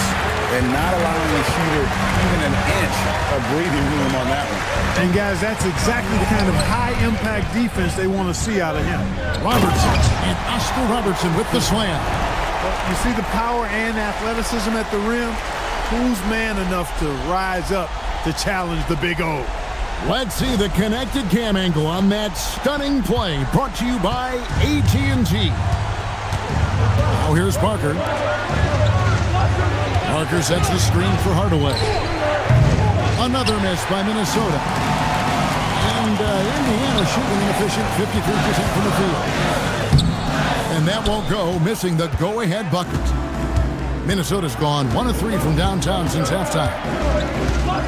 Here's Mullen, out to Parker. Back to Mullen, from deep. It's rebounded by Robertson. Robertson's got his 5th rebound in this one. Maravich the pass to Willis. Hardaway against Robertson. Over Hardaway. Nice shot by Robertson. Robertson's got 22. And obviously his momentum from the last game has carried over here tonight. And you know that's how it goes with him. I mean, his hot streaks, guys, don't last minutes. They last days. Oh, here's Parker. Inside. That one goes in. And Parker really did a phenomenal job feeding that ball to his teammate for the shot there. His playmaking ability is off the charts. Maravich with it. Covered by Parker. Maravich the pass to Robertson. Over Hardaway. And there's Robertson. That's good on the assist by Maravich. Maravich has got assist number 5 here tonight. Timberwolves have gone 3 of 7 on field goal attempts here in the second half. Parker passes to Mullen. From 13, jump shot is good. Mullen's got the game tied up here for the Timberwolves. And love watching Mullen shoot the ball. A terrific scorer, especially from the mid-range. And the Pacers call time here.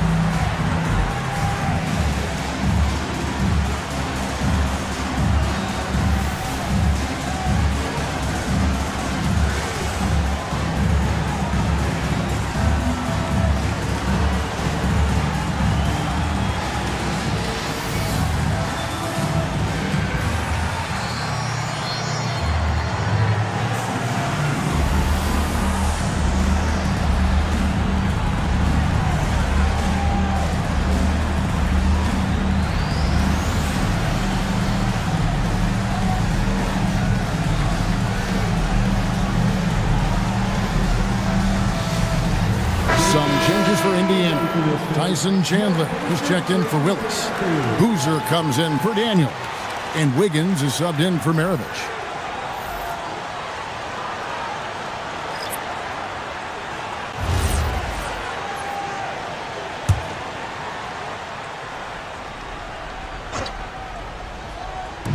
Minnesota on D. Here's Robertson, 18 feet away, and he knocks it down. Robertson's got 8 points in the quarter. What you love about Robertson is that he knows his strength on offense and plays to them with confidence. Divac in the post. Chandler on him. Outside, Mullen. Boozer with the rebound. Boozer's got his 6th rebound on the night. In the corner, it's Wiggins. Off the mark there with the three-point shot. The Timberwolves have gone 4 of 9 from the floor so far in the third. Cooper kicks to Mullen. No luck that time on the shot that would have put them on top. Chandler right side. Robertson against Ridnour. Bounces high off the rim and drops. Robertson's got 10 points in just the second half. Outside Mullen. Again, Mullen missing. He has been ice cold from beyond the arc here since halftime, and he continues yet to fire away. He has got to tone it down if he wants to help his team. And it just seems that every pass they make is leading to a score. Just great ball movement. And so it's Minnesota with it, following the score by Indiana. Here's Divac, good with the fadeaway. Divac has got 6. Divac's doing work in the paint, just too strong. 1:24 left in the third. Here's Robertson. Chalk up 2 there. And the Pacers lead by 6. And we're seeing some great ball movement out of this group, guys. Timberwolves have gone 5 of 12 from the field since the third quarter got underway. Here's Divac, and it's Divac with the jam. That's what this team wants to see from Divac, imposing your will. So the wing on the left, lobbed up there for Chandler. Up high to stuff the alley-oop. You know, the athletic game of Chandler helps tremendously. He's awesome at flying up to complete alley-oops. Mullen for 3. It's rebounded by Indiana. They have a chance to go 2 for 1 here. Let's see how they play the clock. Here's Chandler, and Chandler throws it down. When Chandler gets the ball near the hole, he knows what to do with it. We've got a 9-second difference between the shot clock and the game clock. Pass to Cooper. Here's Gafford. Nice ball movement by Minnesota. Robertson with the steal, and they're pushing it up. Pushing it up. Here's Chandler. Now Robertson, the 3, nailed from three-point land. And now an 11-point Pacer lead. And with the lead, I like the strategy here. Continue to get the ball to guys who can do something with it. If it's working, keep working it. That's what I say. Keep the pressure on. And so it's the Indiana Pacers. Their lead at 11 points to end the quarter. They're playing a bruising game inside, and it's working for them. And we'll be back with you shortly.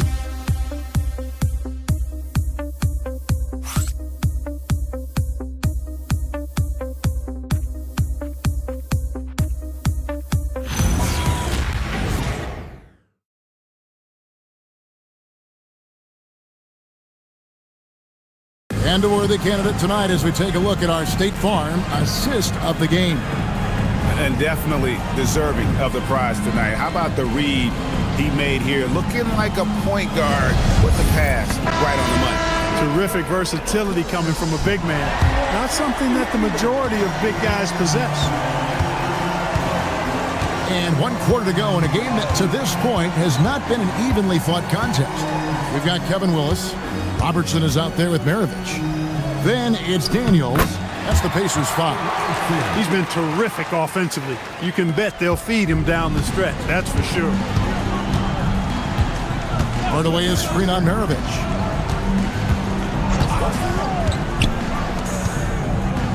Shot from free throw range.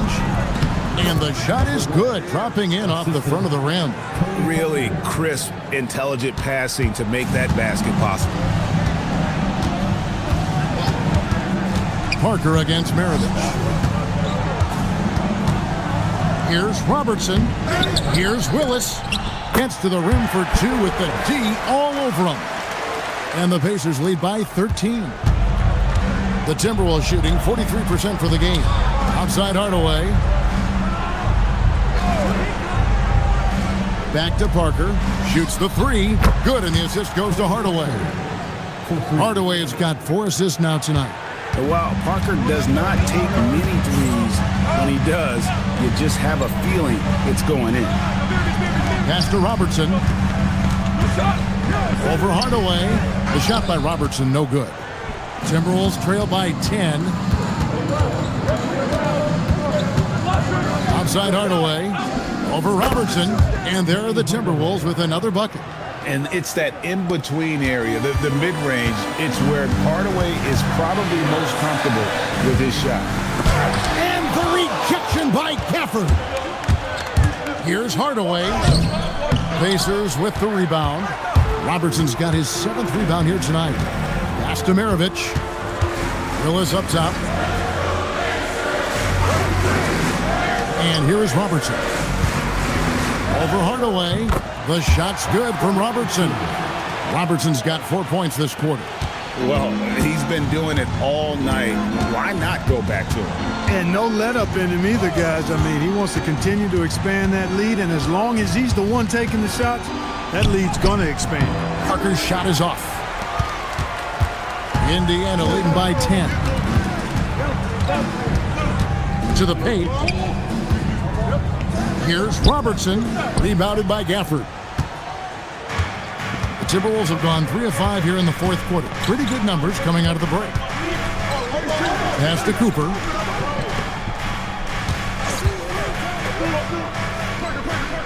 Now here's Parker. MiaVsBos defending, and that one's good. Parker. Textbook, nice pass, great catch, even better finish. Greg, their unselfish play has really been impressive. They're trusting one another out there, wanting to get each other involved. This is great basketball. The Pacers call timeout.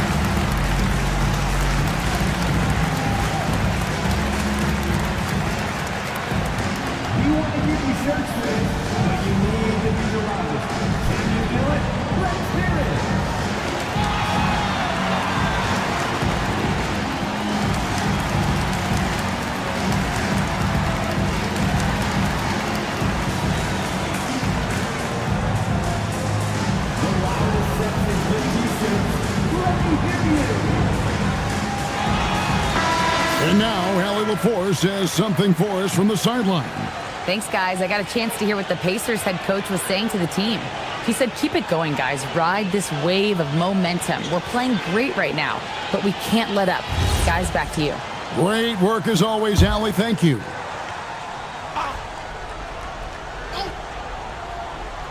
And we're about 3.5 minutes into the 4th quarter. MiaVsBos against Parker. Indiana again missing. Timberwolves trail by 8. Hardaway dishes to Parker.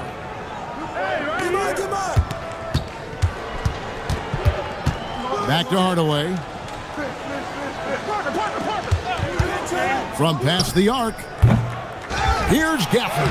And it's Daniels with the rebound. Daniels has got 4 rebounds now tonight. With the drive. Here's Willis. It's blocked. And that's out of bounds. Indiana will retain possession. Minnesota making a switch. Mullins is checked in. Number 17, Chris Mullins.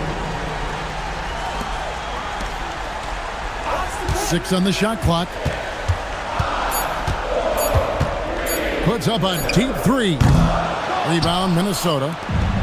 Gafford's got his 5th rebound right now in the game. And thus far, they've managed to overcome an off game from him offensively. Outside Mullen. Lets the 3 fly. It's rebounded by Indiana. 13 points was their biggest lead in the game. MiaVsBos the pass to Robertson. Nice use of the glass on the finish. When you allow good scorers to get uncontested shots at the rim, no wonder you're losing. You know, he should be getting extra attention from the defense, not less. MiaVsBos against Gafford. Daniels does not go in. And that's an important rebound, especially on a night where the board work has not been their best. But they're still in this one, fellas. Can they pump it up a notch here in the clutch? And that shot isn't the one they should be taking if they want to make this comeback happen. Out of bounds, Minnesota takes possession. What a great look here at this tremendous move from our AT&T Connected Cam point of view.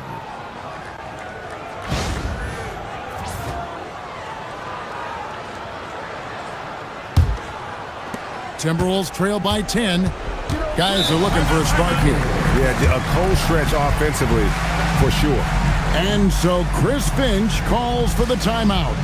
There was no hesitating. He wants to talk to the team right now.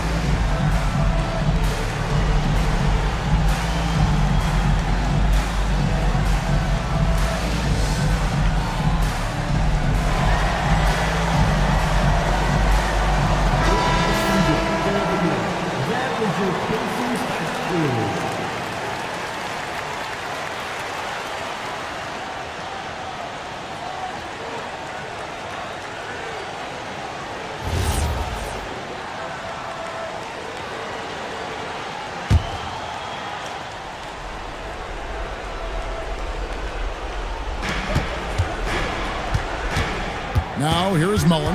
D right on him. Outside Hardaway.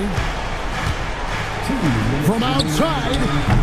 No good there. And maybe, he thinks he can shoot himself out of the cold spell, but I don't think that's the case. Maybe somebody want to tell him to ease up off the threes.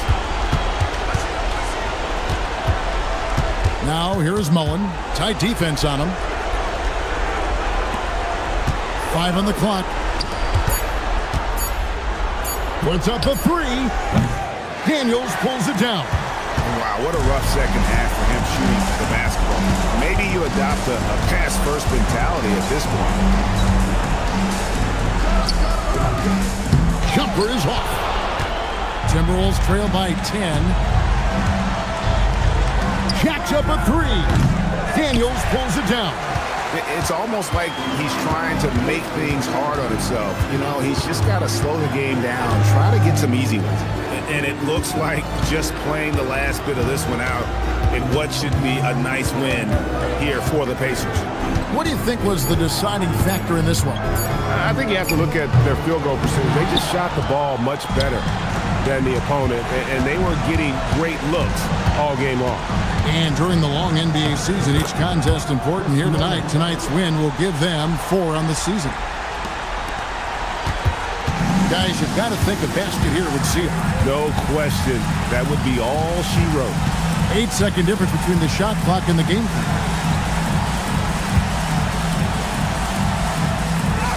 And he banks the layup in. Now Hardaway.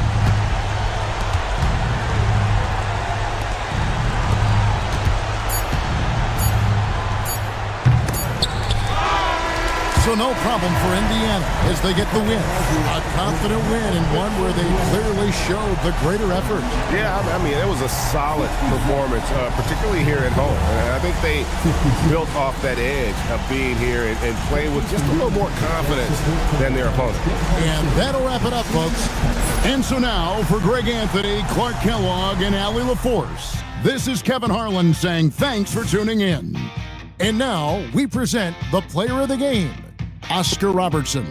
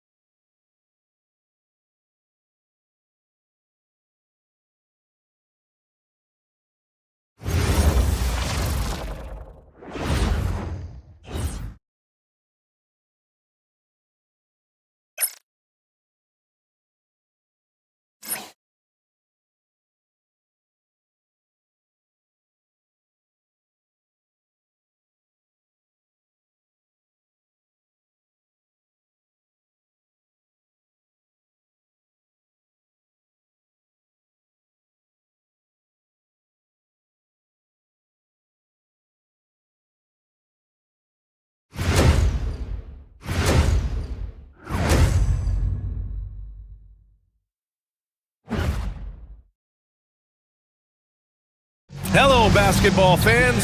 You've got it on 2K Sports as we get set to bring you exciting NBA action. When it comes to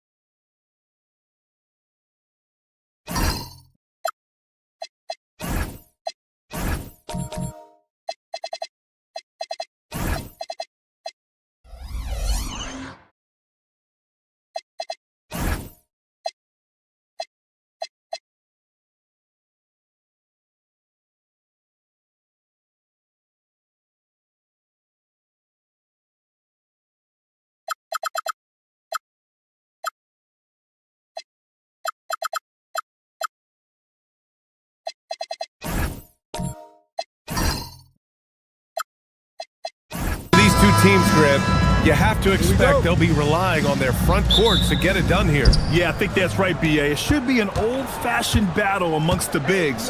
And whoever gets the edge in that matchup, I think gets the W. But we'll see.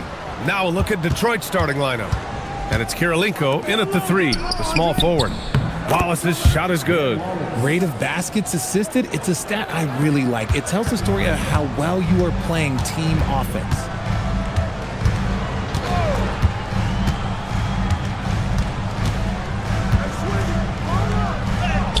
Adams grabs the miss. And Thomas has got the ball here for the Pistons. They're coming off that loss against Philadelphia.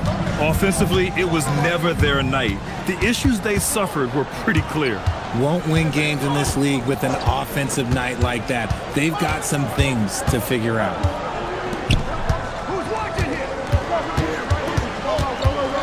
Pass to Harper. This one for 3. And it's Kirilenko with a rebound. That's his shot. And one, I'm sure, he wants back. Wallace outside. Here's Adams. Rebound by San Antonio. Outplayed in their previous game on their schedule, losing to the Cavs. They had a tough time beyond the arc. A lot of their possessions ended in missed threes. They were bricking, they were missing, they were airballing, they were doing everything. Brutal night shooting for them when they couldn't even hit the broadside of a bar. They couldn't hit the ocean if they fell out of a boat. Here's Harper. Thomas defends. Harper passes to Durant. Pass to MiaVsBos. Here's Kirilenko. Detroit moving the ball around. Hamilton with the bucket. You don't want to let him get into a rhythm from out there. The Spurs have gone 1 for 3 so far. RJ, San Antonio's seen a surge in popularity. Spurs jerseys seem to be everywhere these days. Yeah, they call that the Wemby effect. When a team has a generational talent like Victor, a lot of new fans come on board. First quarter of ball, almost 2.5 minutes in. And there's a pick. Here's Thomas. Oh, it's blocked by MinVsInd. The inescapable length of Wemby. Pass to Harper.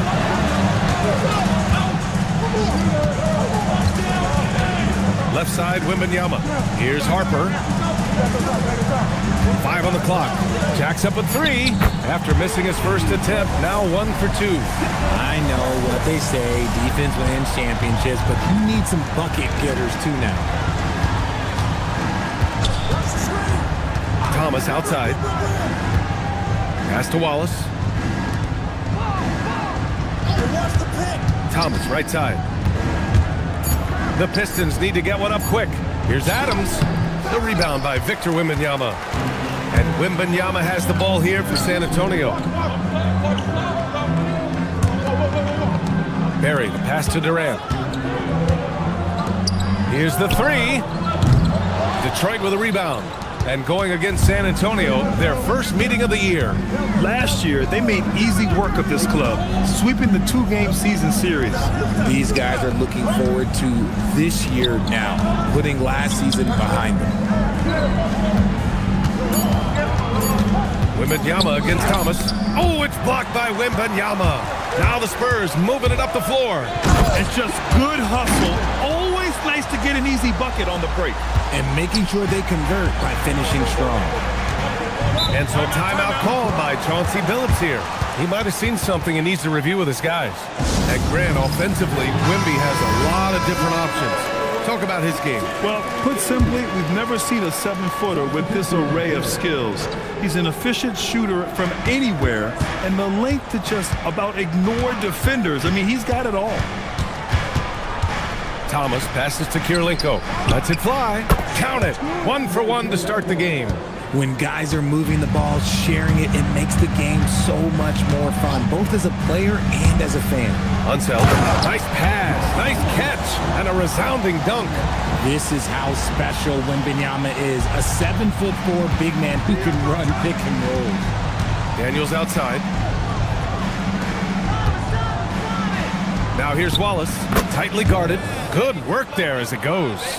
Willing passers, unselfish play. You have to appreciate this kind of offense. Harper passes to Wembanyama.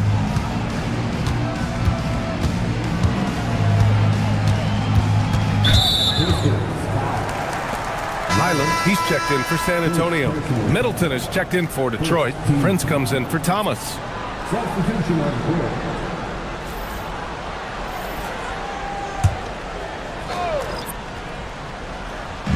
Pistons on D.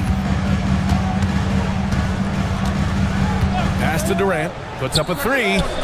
Bynum with a rebound. And he almost made them regret defending him so loosely. And he was fouled while in the act of shooting, so he'll take 2 free throws. And now about a third of the way into the season. You think it's too early to talk about awards, Grant? You know, B.A., it depends on the award, if I'm being honest. MVP and Rookie of the Year, that's way too early. But you can begin to see the guys who are in the running for Most Improved or 6th Man.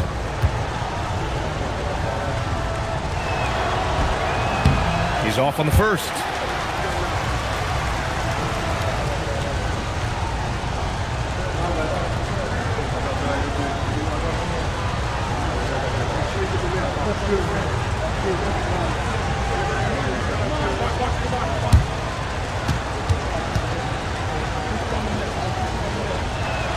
And that one falls. That puts him up 1 point in the game now. San Antonio's gone 1 of 4 from deep. Highland with a screen on Middleton. The three is up. And Highland good for 3. Such a great passer at his position. Dimes like this are why KD is a winner. Pass to Bynum. 1:56 left in the first quarter. From down in the low post, it goes. It looked like he was playing against his little brother out there, the way he just went right over him with his height. Wembanyama, pass to Highland. And here's Castle. It's stolen by Daniels. And he makes it on the layup. And he gives up some size inside, but makes a great adjustment on the finish. Yeah, you can give up some size, but that shows you how fearless he is, willing to attack the basket no matter who is in front of him. Unseld, pass to Wembanyama. Durant for 3. The rebound by Detroit. 1:02 left to play in the first quarter. Picked by Prince from downtown. And Daniels with a 3. And now a 5-point Pistons lead. Gotta fight harder to get over those screens. Yeah, as soon as these guys feel contact, they are just disappearing like they're not even there. You gotta show some fire and keep defending. Oh, he's got 1 to 4 to start the game. Looking to step it up. Wallace outside. Middleton outside. Clock at 6. Daniels outside. 4-3. That one's off. He's 2 for 3 in the game. For San Antonio, they've got half their attempts to go. 6 of 12. Durant way outside. Durant with another miss. It's never easy from that distance, but we see him drill those and shoot around all the time. Even though he is capable of hitting that shot, I'd like to see him work for a better look in that situation. And we've reached the end of the first quarter. Detroit on top. They're up by 5. And the second quarter is on its way when we return.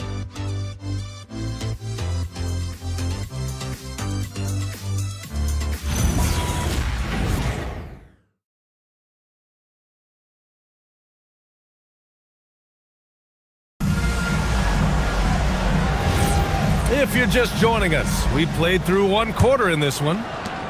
All right, a look at how the hustle game has been going for Detroit. So far, they've shown a terrific work ethic in transition, pushing the pace whenever possible and getting out ahead of the defense to score. And they've done a tremendous job just creating havoc defensively. Active hands have led to tons of turnovers that they've capitalized on. Here are the 5 Detroit has to start the second. And it's Thomas in at the 1. Adams a screen. Pass to Hamilton. Fires the 3. Victor Wembanyama grabs the board. Spurs trail by 3. Here's Barry.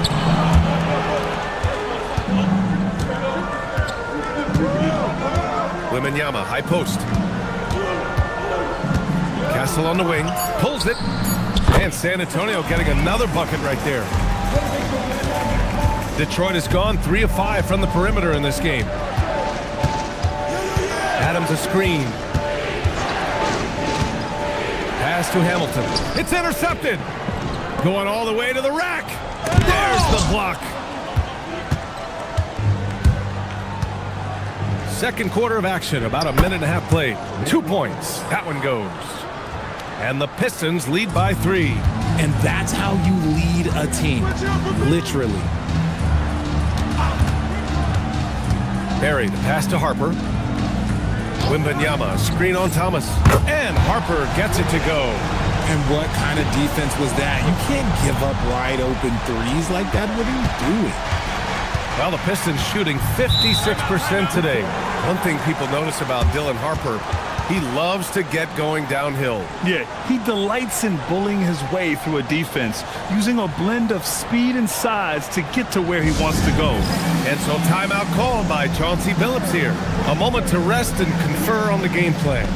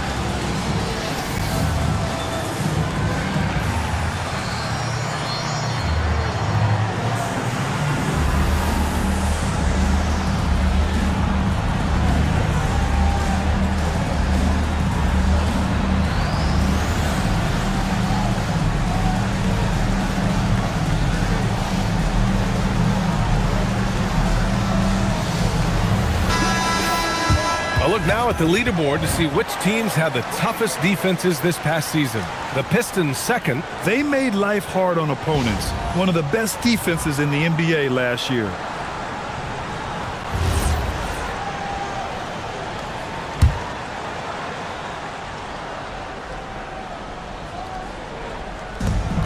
We're now about 2 minutes into the second quarter. When they get their opportunity to punch it inside, they don't hesitate. And from the sideline, let's catch up with Allie. Hey, BA. Victor Wembanyama is trying to gain strength, but he said it's important not to lose your mobility. So bulking up is not a good word. It's more being stable. That's the way to keep going. I don't need to bulk up. I need to get my core stronger. I need to get solid. BA? That approach makes sense. All right, Allie, thanks for the report. Oh, got a piece of it. Here in quarter two, we played a little over 2.5 minutes now. To the inside. Wembanyama against Adams. 5 to shoot. San Antonio needs to get off a shot. Harper misses. He didn't make them pay for that weak defense, but they just can't rely on him to miss those kind of shots. Pass to Hamilton. Here's Kirilenko. Boy, he just disappeared against Philadelphia. They needed him. Adams. It's hauled in by Wembanyama. Hey, sometimes the best looks don't equate to points. Here's Harper. Launches a 3. San Antonio again can't hit. That's how you stay connected to a shooter. Was right in his jersey. Kirilenko passes to Thomas. Adams a screen. Pass to Hamilton. Detroit moving the ball around. Tries the 9-footer, and that one makes him 2 for 2. He's in his rhythm. Yeah, their defense is starting to wear down. That's 3 straight buckets at the rim. Time called here. San Antonio decides to talk it over. And you might think the toughest picks are set by the bruisers. But some say the shooters actually set the best screens. Why is that? Well, the guy guarding a shooter doesn't want to leave their side. So when they screen you, you get no help.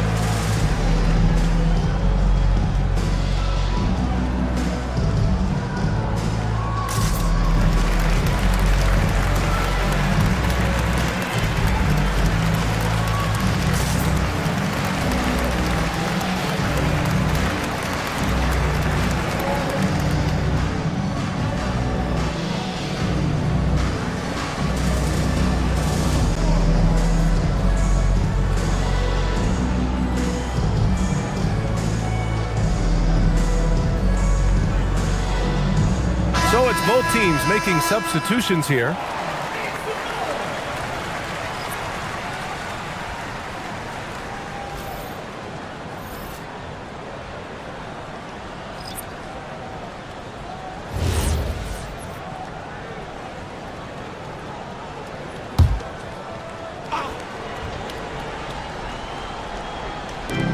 And so it's San Antonio with it. They've only given up 6 here in this quarter. Pass to Barry. They set the pick, and there's the whistle. Illegal screen is the call. And a moment to check out who the San Antonio Spurs have coming up. On Sunday, they'll face off against Pascal Siakam and the Houston Rockets. Then on Tuesday, they'll kick off a homestand, starting with the Sacramento Kings. One way you could look at this difficult stretch against some of the best in the league, it's a tremendous chance to prove to the league just how good your team is. It could provide a huge statement. The Spurs making a switch here. Highland's checked in. And the Pistons making a change here as well. Middleton's checked in. Shot clock at 6. Daniels misses. Spurs trail by 4. To win the cold spell. Rebounded by Daniels. He's been held scoreless tonight, really just unable to make any sort of impact. Here's Kirilenko. Middleton outside. Inside. Here's Kirilenko, guarded by Durant. Kirilenko, no good. And so Durant will bring it up for the Spurs.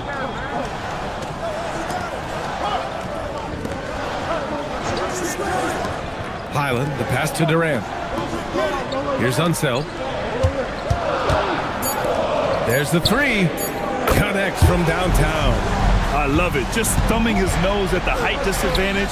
He's able to get the space he needs and convert. And you know it takes skill for you to get your shot up over a bigger guy. Little giant killer. That's impressive stuff. Detroit shooting their third free throw shot of the game. Harper, he's checked in for Highland. Wallace, he's checked in for Detroit. Prince comes in for Thomas.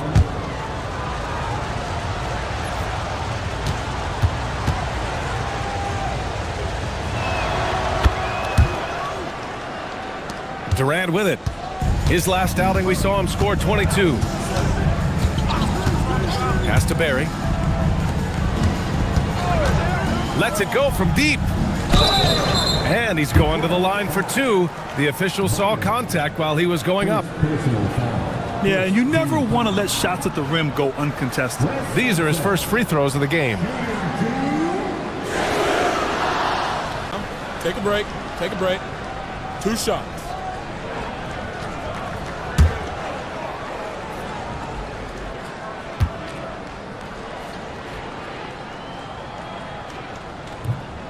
He misses the free throw.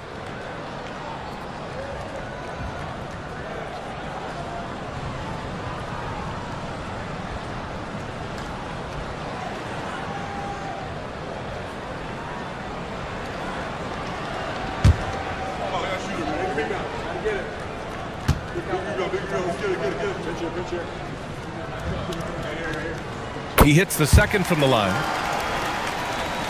And the Pistons with possession here. It's a three-point game. Middleton outside. And again, the Pistons missing. The battle of the boards has been something to watch. And as it goes out of bounds, San Antonio will keep possession. Great read to get a hand in there and disrupt the play. Yeah, I think he was hoping to maybe even get the steal, but I agree. He still got a good outcome.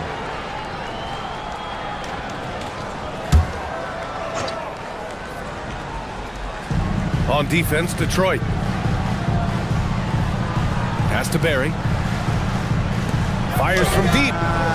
They are losing because he is struggling so bad, and he has not looked comfortable all game. I'd like to see him a bit more efficient. He has not been great this quarter. They're not messing around. 5 of their last 6 buckets have come from the interior.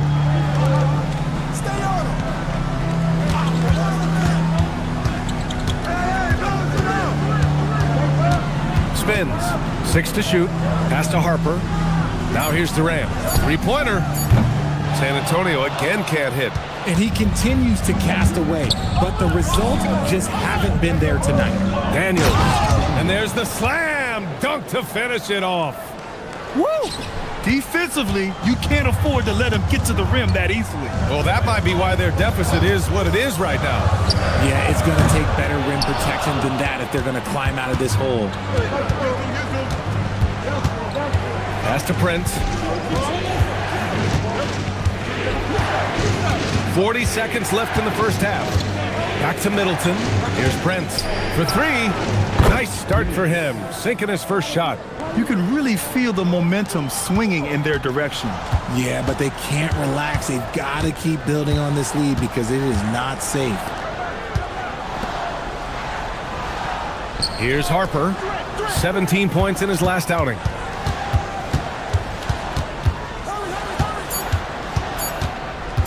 Shot to stop the run. The rebound by Detroit. Here's Middleton. And some nice defense there to end the quarter. And so it's Detroit ending the quarter up 10.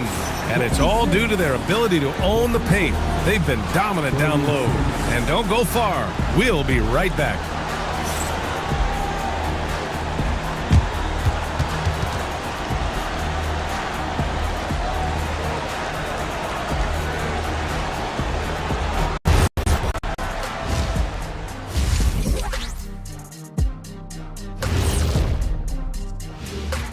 Greetings, Shaq, Kenny, and EJ here as we tip off the show with a look at our mid-season Eastern Conference standings. Taking a look here now at Detroit, they've underperformed thus far, but they're still tremendous. Now comes the hard part. They've got to tinker with the team until they find that championship recipe. And switching gears now to that first half, big hill to climb for the San Antonio Spurs. I get trying to play fast and loose, but if you're too loose with the shot selection, you'll end up wasting possessions. Yeah, and if you're going to keep taking threes, might as well move to Jacksonville.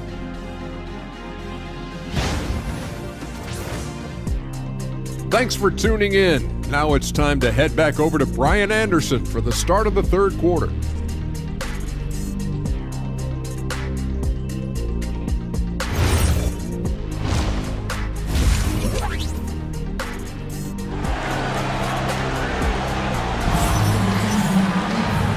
And we've got third quarter basketball here. 2 quarters in the books.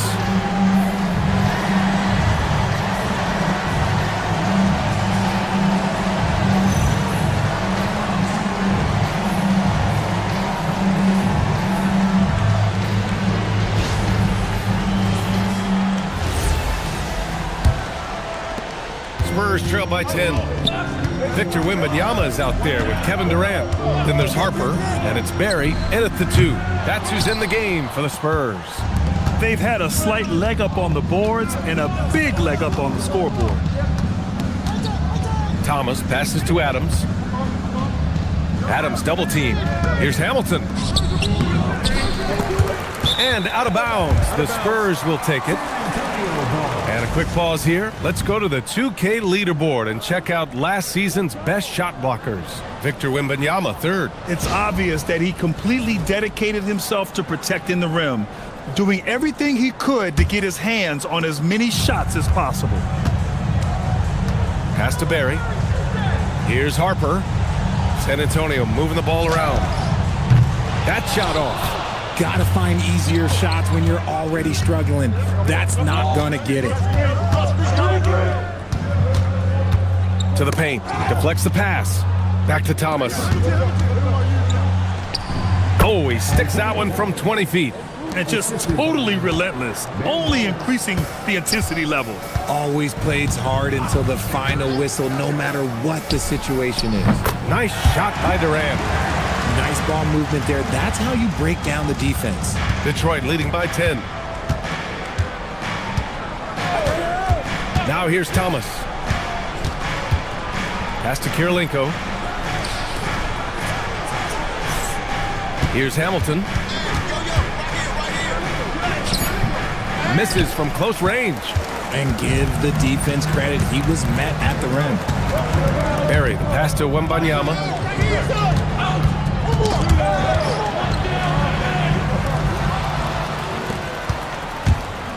Pass to Kirilenko.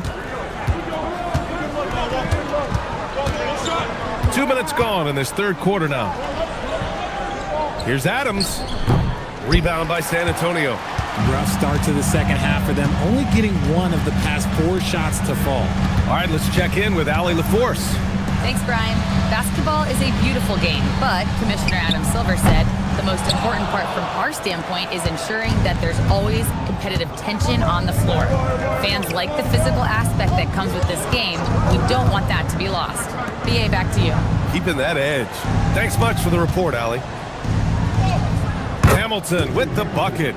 Hamilton's got 7. Oh, I love that possession for them, ending with an assisted bucket. Time called here. The Spurs decide to talk it over. And now that they have some time to get a little bit of rest, it's time for these players to regroup while hydrating themselves with some Gatorade, looking to gain a boost of energy as they continue to play in this game. And staying hydrated is the only surefire way to do it. An athlete's body doesn't have the same power and stamina without proper hydration. These guys will be sure to use this timeout wisely.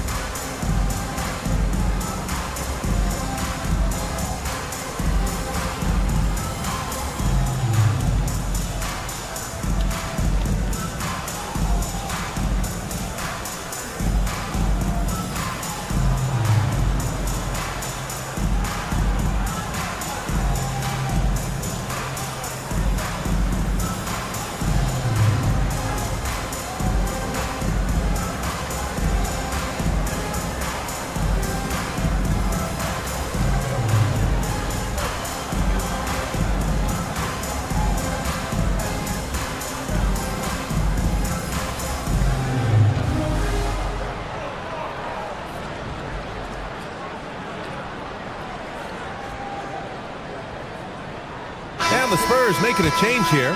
Castle's checked in.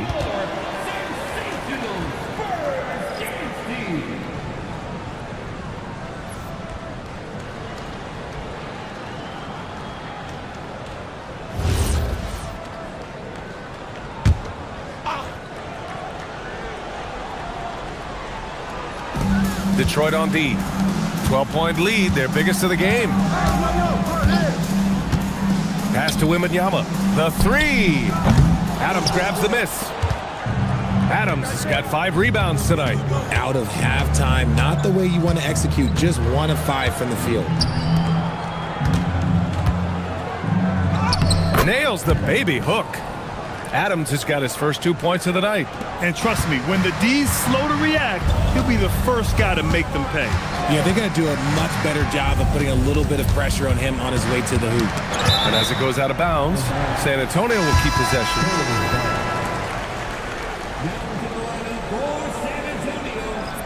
Number 41, Wes Unseld.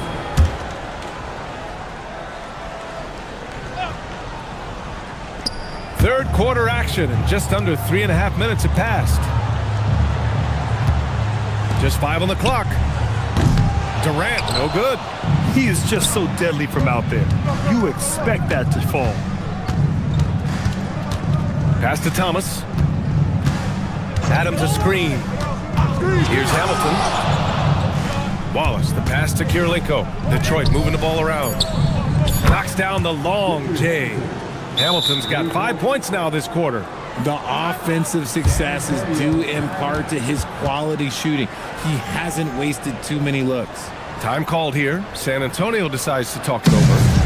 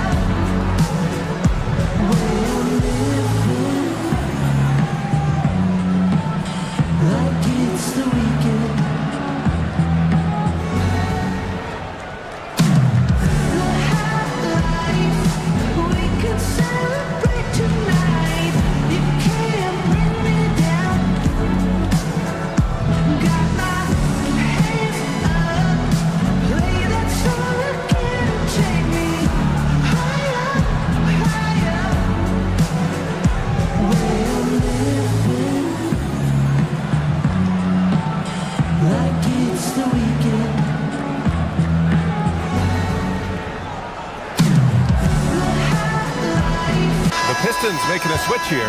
Daniels is checked in. And a moment to check out the 2K leaderboard. Here were the best rebounders last season. 5th on the list, Victor Wembanyama. Simply put, he was terrific down low last year, owning the glass. Spurs trail by 17.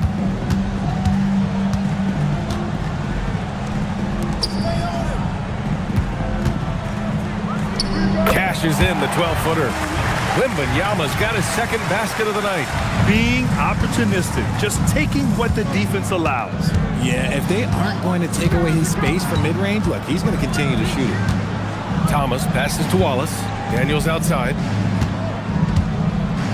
Adams a screen. Lets it fly. Daniels misses. I think the defense will live with him taking mid-range jumpers, but maybe just a little bit more resistance. Here's Harper. Give him 8 points now. Pass to Wembanyama. And here's Durant. From about 19. Good. And the assist to Wembanyama. Wembanyama's got 3 assists tonight. It just looks too easy. Durant with the skill and height to get anything he wants from the mid-range. Thomas with the ball. Durant covering. Thomas against Durant. Here's Wallace. Rebound by San Antonio. Durant's got 5 rebounds tonight.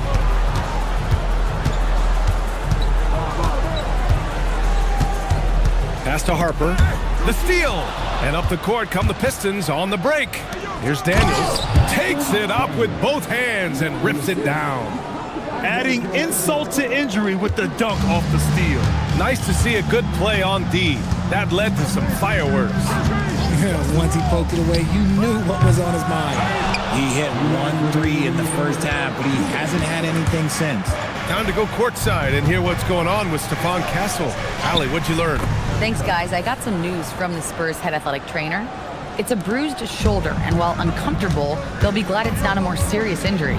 Even though this is typically considered a moderate time frame to full recovery, he is indeed potentially able to play, so we'll be keeping an eye on him. Back to you. All right, Allie, thank you. Yeah, there's a lot of anticipation around this, as always, when dealing with injuries. Their ball movement on this run has been tremendous. It's led to a lot of good, clean, open looks. Outside Durant. Wembanyama, pass to Barry. 6 on the shot clock. Here's Durant, looking to get back on track. The rebound by Detroit. Adams has got 7 rebounds in the game. They really have a commanding lead, not just in points, but in rebounds as well. And it's Thomas off the drive. Pass to Wallace. Back to Thomas. And the layup falls. Thomas has got 4 points in the quarter. They've been very well-rounded and extremely focused. Yeah, not just an impressive showing on offense, but on defense as well, executing their game plan perfectly. The 3 from Wembanyama, and it's Kirilenko with a rebound. 2-second difference between shot and game clock. Pass to Daniels. Thomas outside. Puts the move on. Oh, rejected by Wembanyama. And the ball goes out of bounds. Last touch by Wembanyama. And that shot was going nowhere thanks to that aggressive swat. Yeah, obviously he had the shot well anticipated, able to shut it down with authority.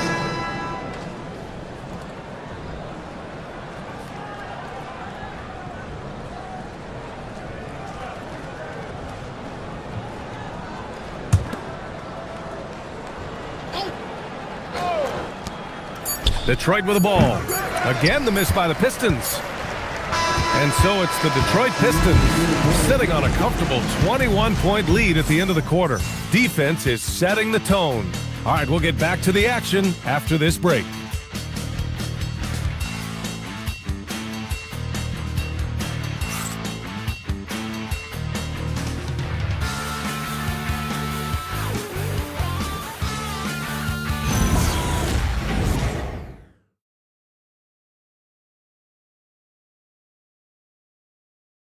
And it's time now to bring you our State Farm assist of the game. And from the 2-guard spot, an unselfish play like this sets a fantastic tone. And from a team perspective, having your off-guard rip-off passes like that, it's awesome. It shows you have guys willing to give up the rock. And there have been 2 very different performances from these teams today as we get going in quarter number 4. Setting the floor for the Pistons. They've got Prince. And it's Bynum in at the 5 down low. Nice ball movement there. Delivered the pass right on time. Here's Harper. Tries it from 19. Prince grabs the miss. And right now, they're +8 in the rebounding category. That's helping them run away with this. And the shot's good. Impressive. Their ball movement has been excellent tonight. Time called here. San Antonio decides to talk it over. Well, a multi-sport survey showed that among respondents, the average age of referees in the U.S. was almost 57. Is that a concern, you think? Well, we've seen that in the NBA. Older officials retiring and becoming teachers, and the younger generation coming in, still cutting their teeth. Ultimately, they've got to continue to learn and build, and that takes time.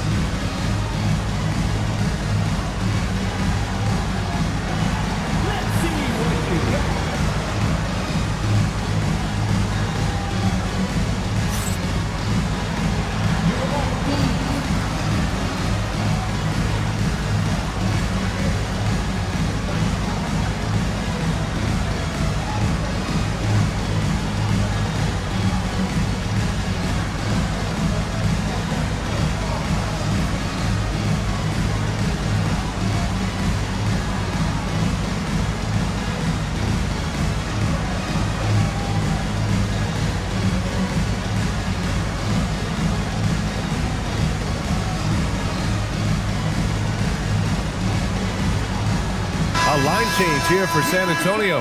Ford's checked in for the Pistons. Substitution on the court.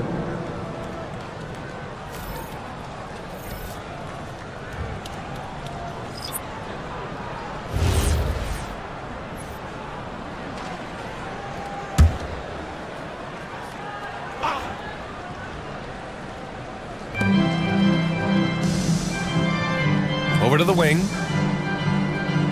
San Antonio moving the ball around. Highland, the pass to Weatherspoon. 4 on the clock. From outside the arc. The rebound by Detroit. Pass to Prince. Here's Bynum. And the layup is good off the glass. Setting each other up beautifully. I love it. 8 of their last 10 points coming off assists. Sohan outside. Takes a 3. San Antonio again can't hit. Detroit has gotten 5 of their 9 attempts from deep to go. And the bucket counts. And he is on his way to the line. He'll try to make it a 3-point play. And guys, let's get your take on the scoring breakdown for Detroit. Wow, they're moving the ball around so well, guys. Quick passes, letting the next guy do the work if you don't have a look. And we also got to talk about the number of points they've scored in transition. Just jumping all over the opposition in this regard.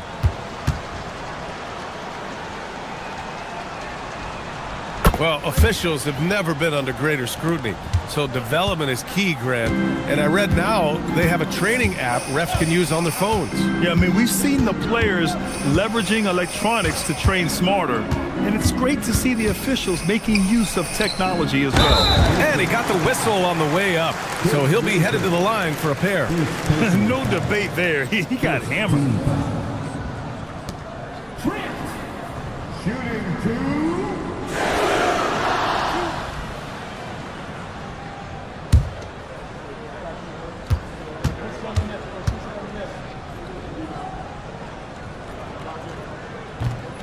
That's good from Trent.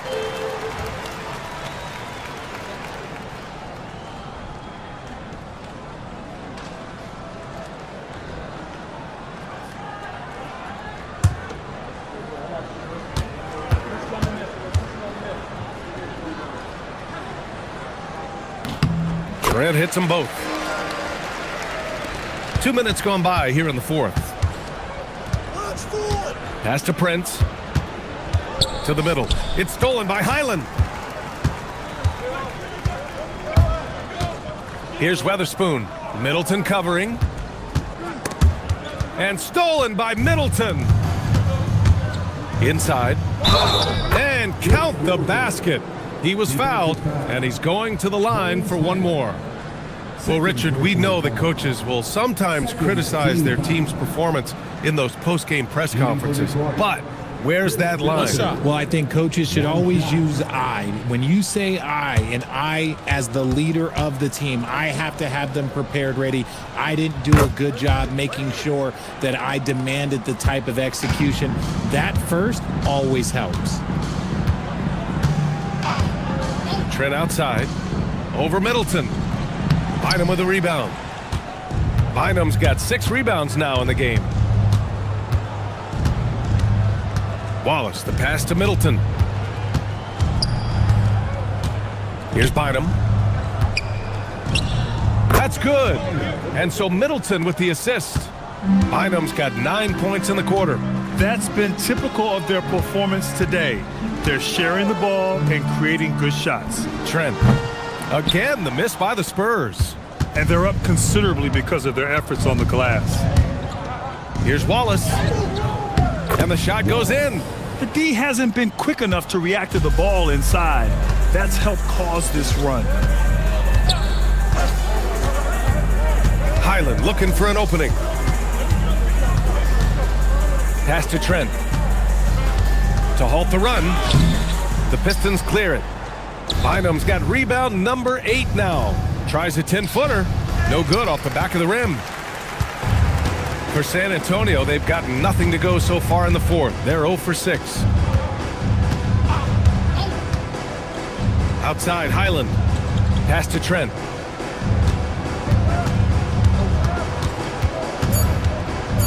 Now here's Sohan. The three is up. Again, the miss by the Spurs.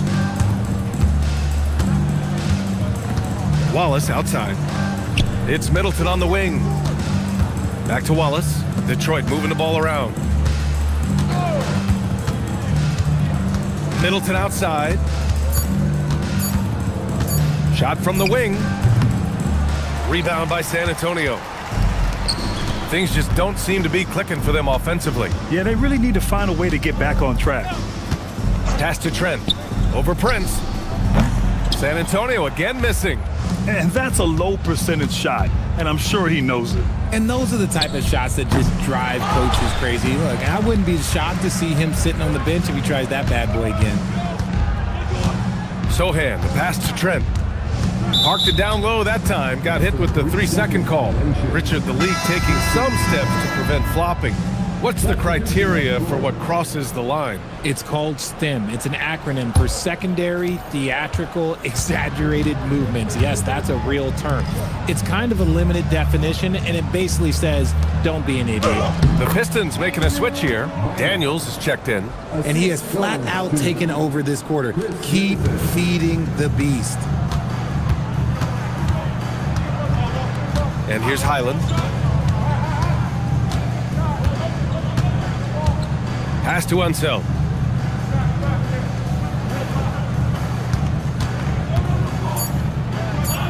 To win the drought. That's short off the rim. And it's Daniels with the ball for the Pistons. A great fourth quarter. Just giving up 2 points.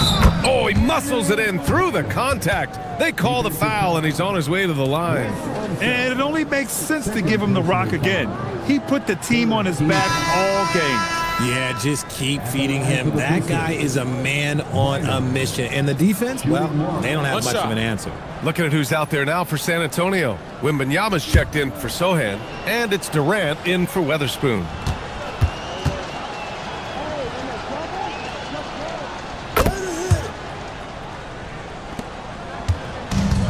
San Antonio's gone 0 for 3 here in the fourth. Highland against Daniels. Fires for 3. Highland misses. It's obvious they're becoming frustrated. Nothing seems to be going their way. In a major drought, need to find some sort of momentum. Daniels misses. Spurs shooting a very low 27% so far in this one. Wembanyama, pass to Highland. Wembanyama screen. To the left side wing. Back to Highland. From deep. Knocks it down from distance. And what a complete performance we saw from them. A dominant win in every way for the Pistons. And the disparity in the talent was obvious by the end. Sometimes you just don't have enough ammunition to compete. Yeah, B.A., just a total beatdown. And the next time these teams meet, I can't imagine it'll be any different. And they pick up their 4th win of the year. Every victory so sweet in the association. Given his range, you'd expect him to capitalize on that opening. Middleton outside.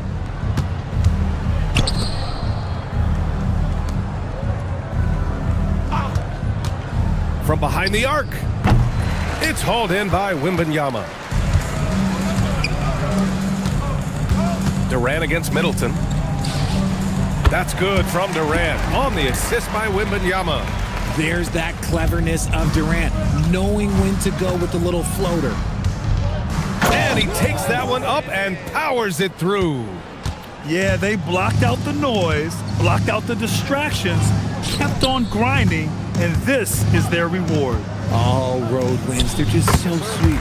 They're just so sweet. You know why? Because they are so hard to come by.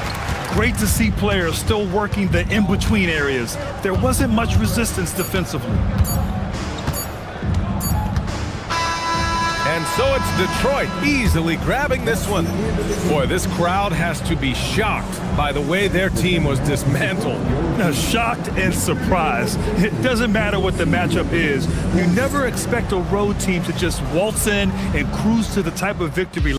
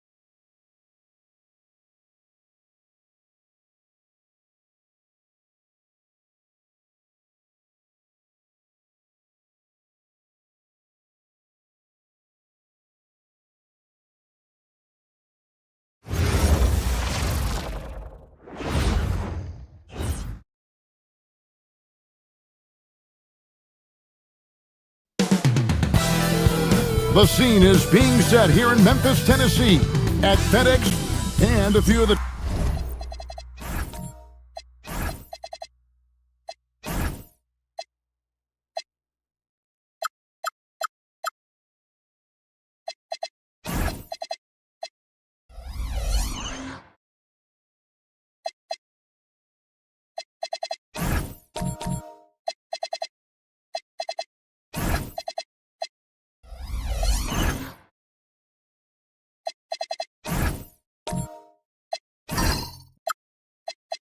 top guys, coach, in this league have been on hot streaks, fueling early MVP conversations. I guess it's never too early to talk about the MVP, is it? Yeah, that definitely builds excitement for the fans and sets the narrative for the rest of the season. But you know, Kevin, it's still way too early to tell how it's going to shake out. And the Houston Rockets starting five. Reed out there with Drew. Then it's Green. Then there's Artest. And it's Curry in at the 2. Now, here's Green. Curry can't get it to go. Brown dishes to Morant. Pass to Richmond. Takes a 3. Good. And the nice assist from Morant. Well, Morant knows his teammates rely on him to find them. Terrific pass right there. And a deep 3 from Curry. From beyond the arc and then some. Curry's got 5 points so far. Curry's gotten 2 of his 3 shots to go tonight. Morant with a wide open look. Some nice passing there by Memphis. Pass to Richmond.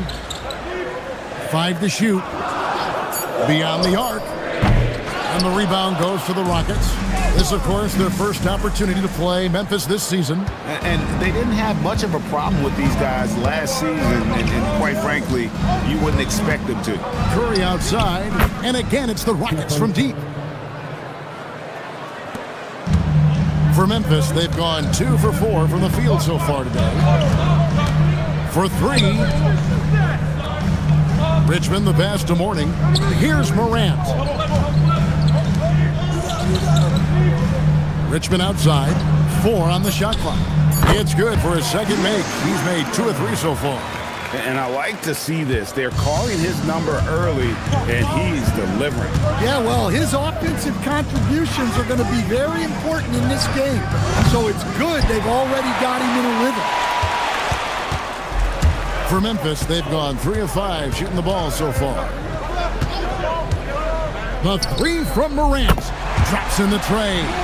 Wow. When Morant is hitting the 3, he becomes basically unguardable. Curry deciding where to go with it. Puts up a deep 3. And out of bounds as the Grizzlies gain possession. And here's a look at some numbers for Reed. Last season's performance for him. Averaged about 9 points a game last year. 3 rebounds and 2 assists. Not bad numbers, but for a player of his talent, you have to think he can do more. Yeah, and talking to his coach, this team expects more from him. And that's a good problem to have as a player. It means your team believes in your abilities. Richmond no good. Houston's gone 2 of 5 from three-point land here in the first quarter. Green finds Curry. From the arc. The Rockets with another miss. For Memphis, they've gone 4 of 7 from the field, shooting over 50%. The 3 from Morant. The rebound by Drew. The Rockets trail. Outside, Green. Back to Curry. The 3. Drains the three-pointer. Curry's got 11 points. It doesn't matter if it's off the bounce or off the catch. Curry never loses rhythm on his jump shot. Out left to the wing. Mourning kicks to Richmond. Off target from three-point range. Excellent work defensively. That's how you guard a three-point shooter of his caliber. Steps back and fires. And it's wide right. Hits off the rim. The Grizzlies shooting at around 44% in the early goings here. Pass to Brown. Wants to get it to Morant and does. Green with the block. No matter what night it is, Green seeks to intimidate and more often than not succeed. It really does make the game easy for your teammates when you can lead them to the rim that well with a pass. They've been struggling here on offense. Yeah, a bit of a dry spell for sure. And so Mike Brown calls a timeout. He's ready to talk things through with them.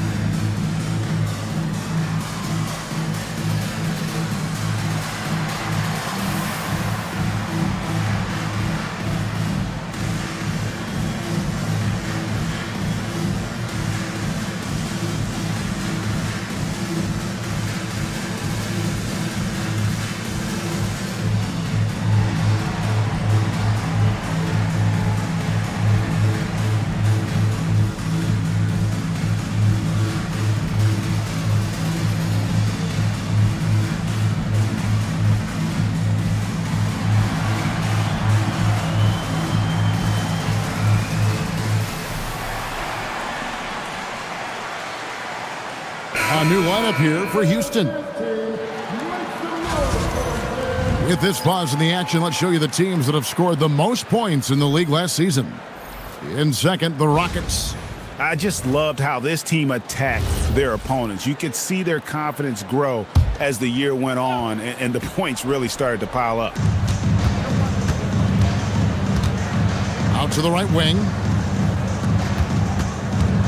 Morant passes to Dick. A three-pointer off the mark. Houston leading by 3. It's time to send it over now to our reporter, AtLVsSac. Thank you so much. Zion Williamson is a force offensively, but now he's applying his physical gifts to the other end of the court. He said, quote, teams were hunting me on defense. Watching the film, I didn't like that. I just started taking a lot more pride in it, working on it so I can hold my own. Back over to you, Kevin. Locking in. All right, Allie, we appreciate the report. Now here's Williams. Morant dishes to Williams. That's good from Gasol on the assist by Williams. Well, the defense can't lose track of him. He's just too talented offensively. And stolen by Gasol. His second shot goes in, off to a good start, 2 for 2. Good job of stepping up to the plate there, seizing back the momentum for his team. Yeah, plenty of lead changes in this game. It's gone back and forth. Now, here is Hornacek.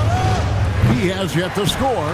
Well, and even though he couldn't get that one to fall, that's a shot they want him taking. Up top, Morant. Hornacek covering. Morant outside. Shot clock at 5.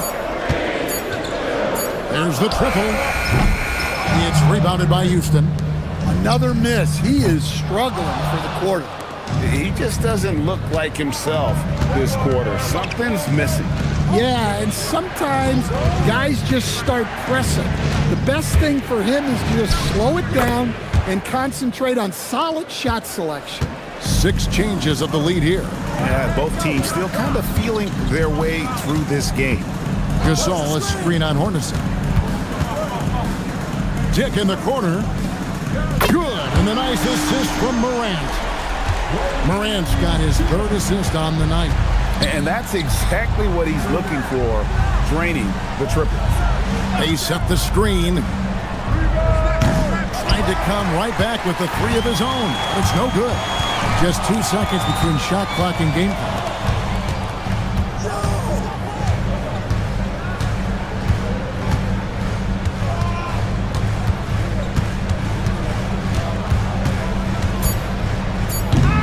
Pascal Siakam grabs the miss. A good close contest so far as we finish the first quarter. Grizzlies lead by 2. Live from the FedEx Forum, you're watching 2K Sports.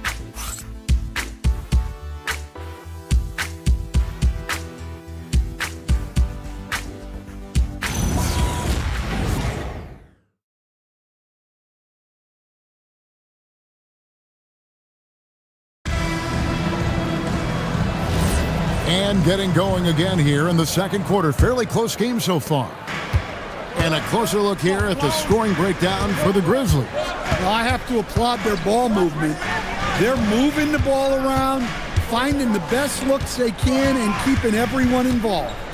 And in addition, the three-point shooting has been dialed in tonight. They seem poised for a big game from deep. So with Gasol on the bench, this is the group Mike Brown has right now. Richmond is out there with Grady Dick. Then there's Brown, and it's Abdul Rahim in at the 4 spot. And you can see him give a little nod and then just burst to the rim for the alley-oop slam. A pair of teammates, Greg, with a terrific feel for each other. Dick with it, guarded by Curry.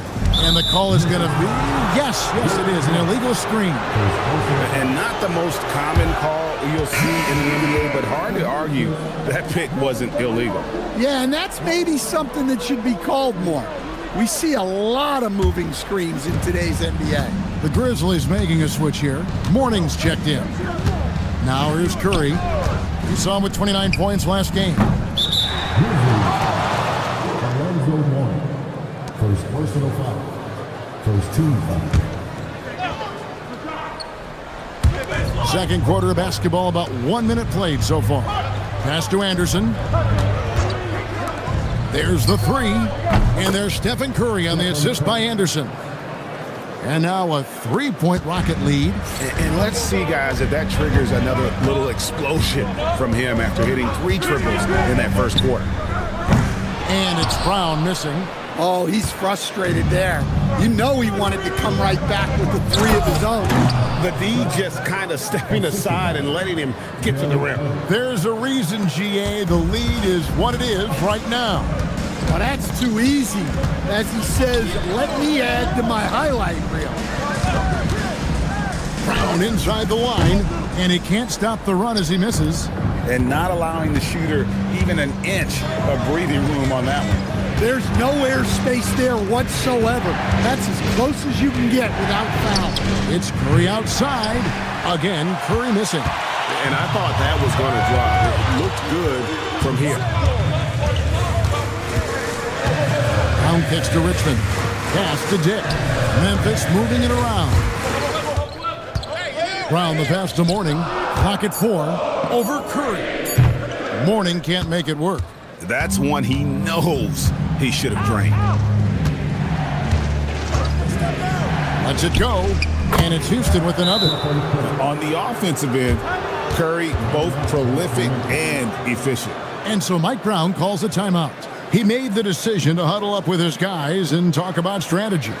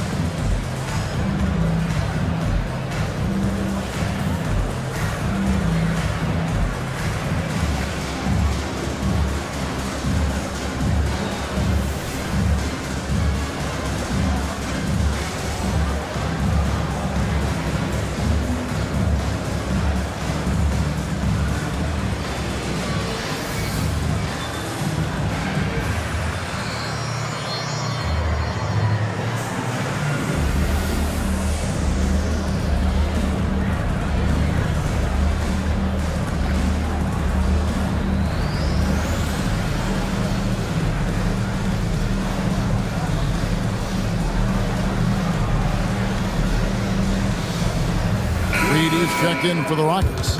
Green comes in for Ron Artest. So Stan, just for old time's sake, do you think the league should bring back the hand check? Do you miss it? Well, look, Kevin, I think what the league's done with allowing freedom of movement has made this game a lot better than it was. I think the key, as it is in most things, is finding the balance where we're giving the defense a chance, not calling cheap fouls, but also not letting them just physically overpower each other. And that's what the pump fake's there for. Get your man off his feet and drive right around him. There's the screen. Curry against Richmond. Outside Curry. That shot off the mark.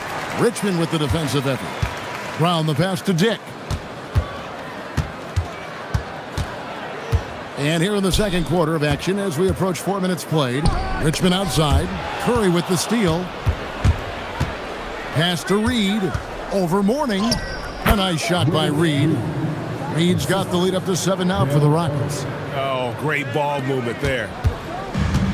Memphis has gone 0-2 from deep here in the second. Now here's Richmond. It's good from long range. Richmond's got his third bucket of the night. That's a high percentage look when the D doesn't fight over the screen. Yeah, it's certainly worth it to disrupt the offense. Coaches notice that extra effort. Here's Dick. Fires the three. Green with the rebound. Houston leading by 4. Curry on the wing. From outside the arc, Grizzlies with the rebound. Yeah, not his best night in terms of shot selection. Lucky for him, his teammates have picked up the slack. And Curry pulls it down. And the Grizzlies, they come in off the loss to Atlanta.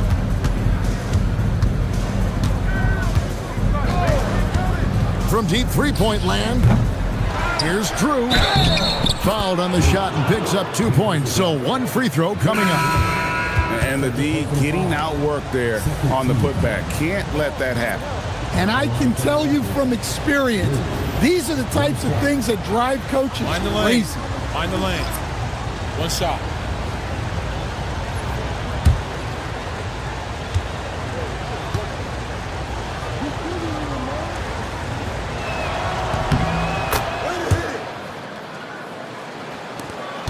The Grizzlies trail by 7. From 12 feet out, in the center of things, Morant. Wow, it's like Ja has the ball on a string. Back to Green. Pass to Siakam. Locked loose. Morant outside. And the layup falls. Now it's just a 3-point Rocket lead. Well, Morant has all the moves to find a way to score in there. Here's the floater. Richmond with the defensive effort. Memphis has gone 1 of 4 from 3-point range in the second. Not a whole lot dropping out there for them. And that's a great piece of work to get to the hoop there. Just tore the D to shreds. Now here's Green. Still scoreless. Siakam the bounce pass. No problems knocking that one down. And the Rockets lead by 3. Well, when you move the ball, you open up the defense. Great job to make the unselfish play. Green against Morant.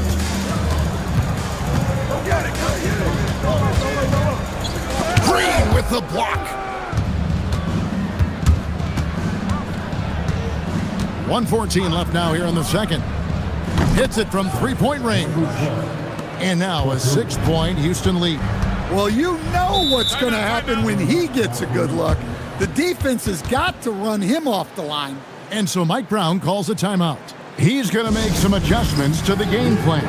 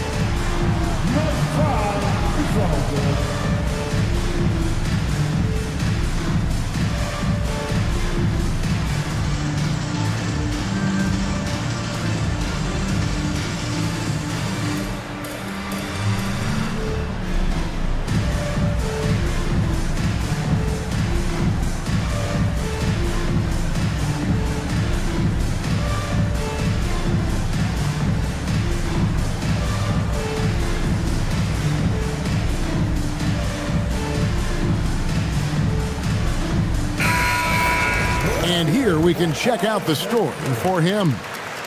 Houston substitution. DetVsSac.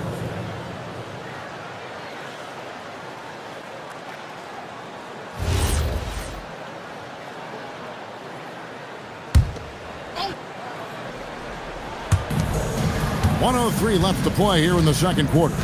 Gasol passes to Morant. Richmond outside. Pass to Gasol. 6 to shoot. Now Dick. Latre. Good, and the assist. That time by Gasol. 6 points for Grady Dick. Siakam outside. Back to Hornacek. Takes the 3. Knocks down the 3 ball. And the Rockets lead by 6. And after not making any threes in the first half, he now has 2 here in the second half. Let's see if he continue to add to that. Now here's Richmond. This game with 30 points. And Morant gets it to go. Well, I think John Joy's taunting them a little bit like this by answering their to the left wing.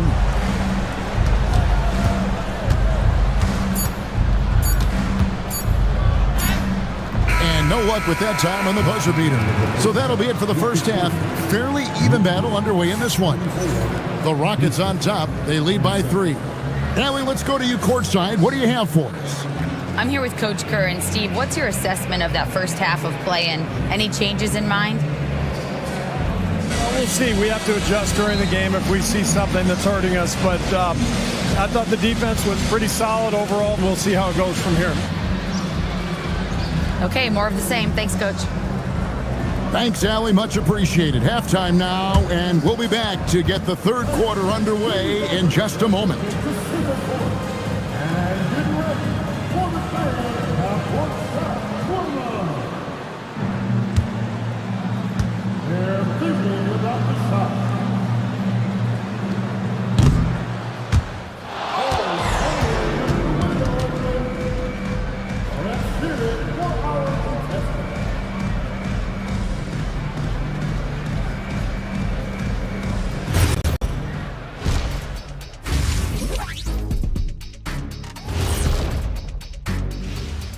Greetings, everybody. Before we review the first half, let's take an early season peek at how the Western Conference is shaking out so far.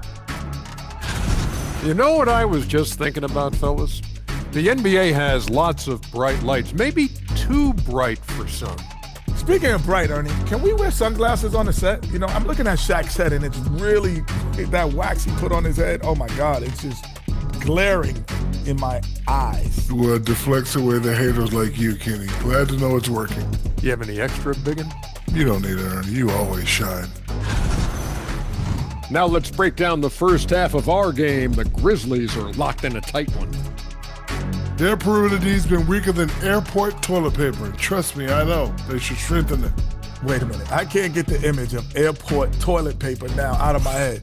Chasing guys off the arc would be the first thing I'd recommend. Airport toilet paper?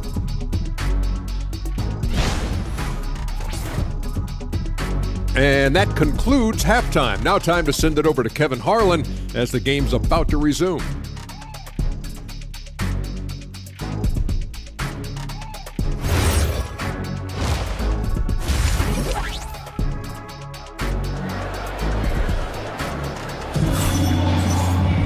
Second half of basketball upon us. We may be in for an exciting finish based on how close of a game that's been so far. Curry with a strong contribution so far in this one. Man, he's been running wild on him through that first half. Absolute dynamite on offense. Yeah, and in terms of slowing him down, I think they're going to have to change things up. Give him some different looks.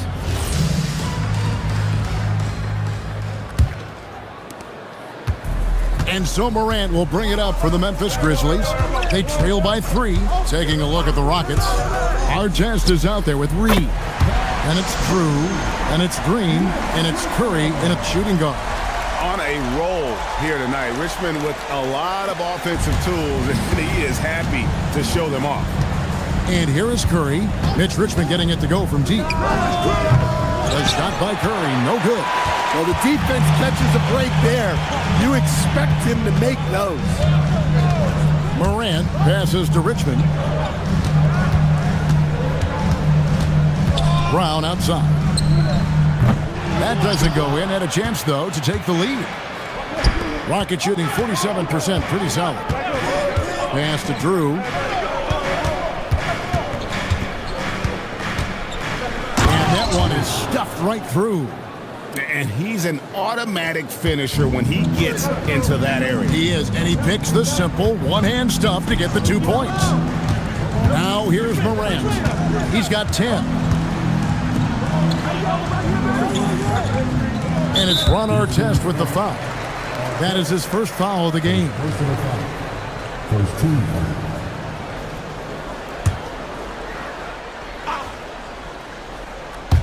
First minute and a half of basketball here in the third quarter.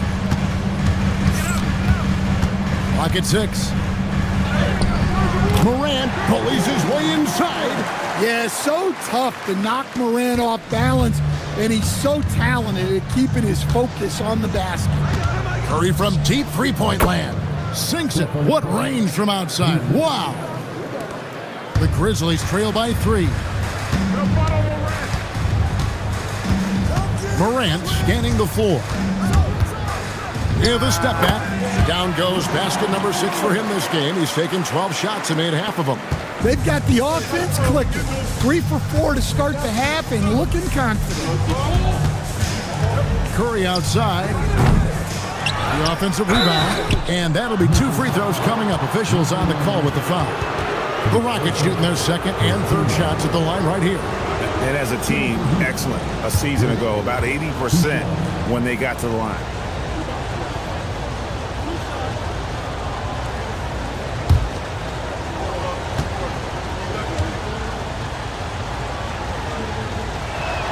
No good on the free throw.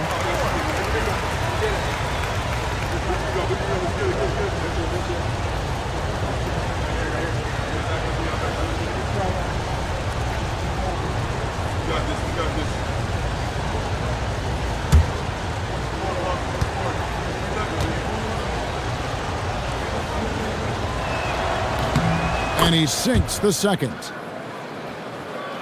Not quite 2.5 minutes played here in the second half. Morant passes to Richmond. Brown outside. There's a screen. All sorts of time. It's rebounded by Houston. Green's got his 4th rebound with that last one here tonight. Here's Curry with the 3. Good, and it's Green picking up the assist. Green's got 4 assists in the game. Honestly, guys, Curry is the best three-point shooter I've ever seen. Now here's Morant. 14 points for him. Here's Richmond. And the rebound goes to the Rockets. More good work on the glass there. When it's all said and done, I think rebounding might tell the story in this game. It's Curry outside. And again, it's the Rockets from deep. All these threes they're giving up have really been the driving force on this run. And so Mike Brown calls a timeout. Coach is going to take a few minutes to regroup and go over the strategy. Curry with a strong contribution so far in this one. Well, shutting down his three-point production has to be top of mind for this coaching staff. A new defensive approach is a must.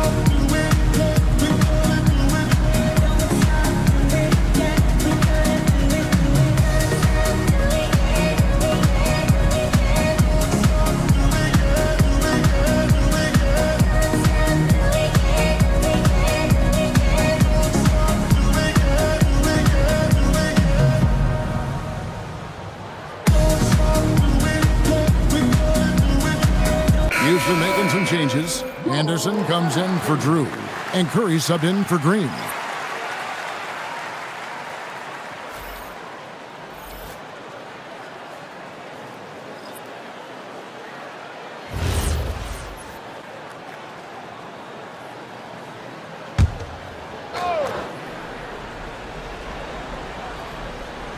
Second half here. We're just over 3.5 minutes into it.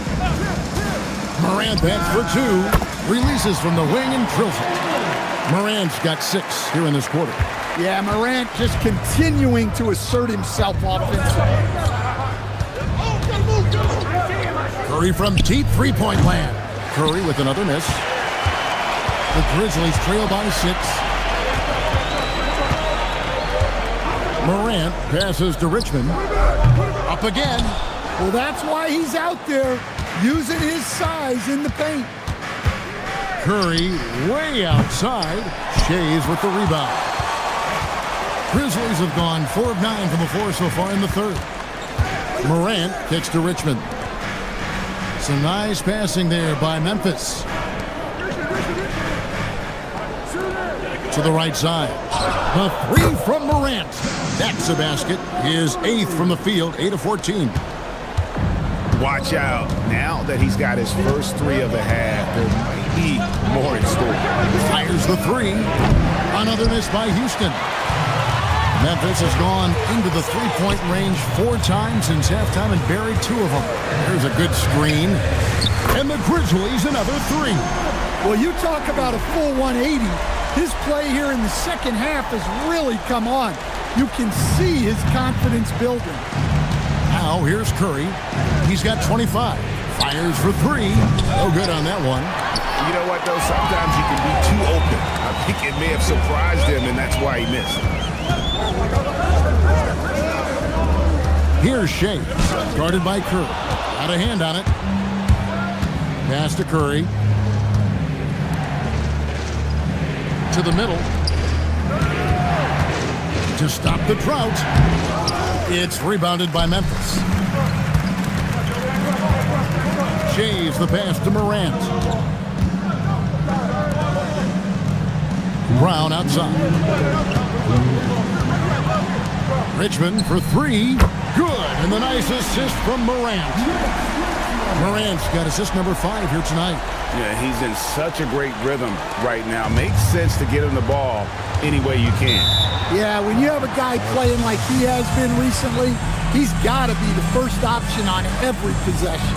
And so Steve Kerr decides to call a timeout. Coach needs a moment to talk things over.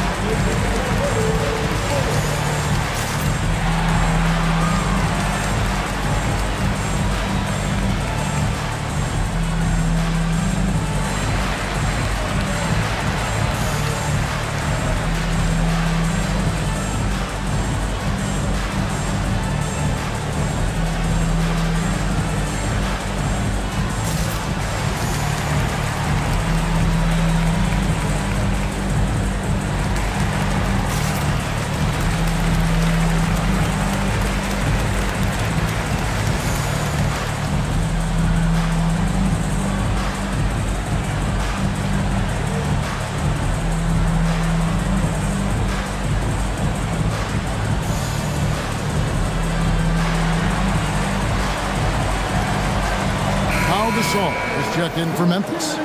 Dick comes in for Brown. And a chance to now check out the scoring distribution between the front court and the back court players tonight for the Grizzlies. And it's been guard play, which really has shouldered the burden offensively here. They'd like a bit more production from the front court, but in the meantime, this backcourt has kept them in the game.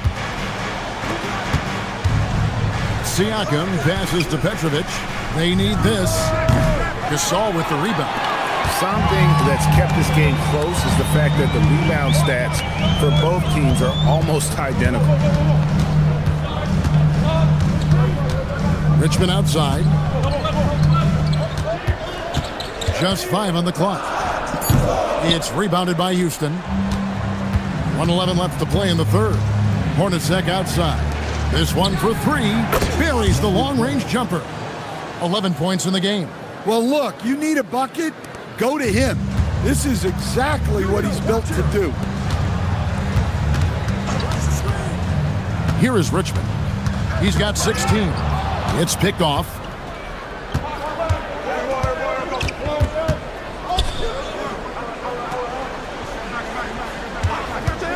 Ring shot on the way, and he hits the jump shot. And the Rockets lead by 2. Well, they have leaned on him offensively with good reason. Efficiency will help you win a lot of games. Gasol, a screen on Hornacek. A three from Morant. The Rockets have gone 6 of 14 since halftime. A little cold from the field. Hornacek outside. With the teardrop, and he sinks the layup. And it's a 4-point Rocket lead. Nice little floater there. Soft touch. It's been all about Stephen Curry for Houston. He witnessed him delivering a series of three-pointers as he notched 3 total in the quarter. Don't go anywhere. We'll be right back.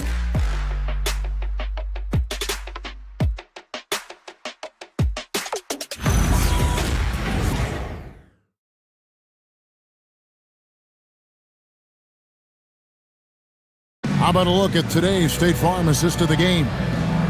Just true artistry right there. I mean, great decision on where to go with the ball, and how about the perfect delivery? Wow, that was an absolute masterpiece of an assist. He knew exactly when to deliver the ball, and it made for a beautiful score. Well, what a terrific game it's been so far, with this fourth quarter sure to bring more pressure-packed basketball. So with Gasol on the bench, this is the group Mike Brown has right now. We've got Morant, Brown out there with Mourning. Then it's Richmond. Now here's Richmond. Driving the lane, out to Morant. Just 4 to shoot. Over Green, and it's Morant missing. Houston leading by 7. Pass to Hornacek. From past the arc, and another 3 for Houston. And really, as the three-pointers keep dropping, you get the sense that the frustration is mounting for the defense. Morant's against Green. Here's Richmond. And another field goal in his total. Make it 7 for 14, shooting 50%. I mean, he is tearing the defense apart. And let's face it, they have not brought their A game on that side of the ball. And he takes that one up and powers it through. Yeah, a nice, strong finish on the inside. But Greg, that's what he does. He's got the dunker mentality. Morant's against Green. Morant outside. Sinks that one from the post. Terrific ball movement leading to the basket. You love to see it. And we've got a timeout called by Steve Kerr. Clearly, he's got something his players need to hear, and immediately.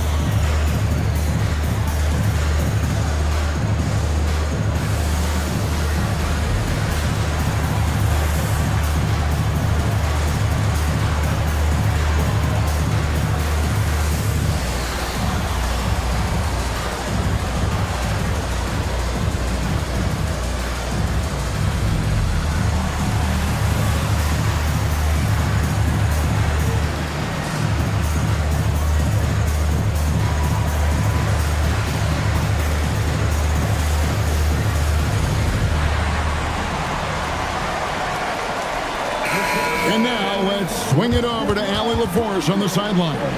During that break, Coach Steve Kerr had some advice for the team. And despite the lead, they are still coaching this team hard. In the huddle, they told their guys to stay alert. Do not give them anything easy. They want to protect this late lead, guys. All right, Allie, thanks. We're about 2 minutes into the fourth quarter in this one. Green, the pass to Curry.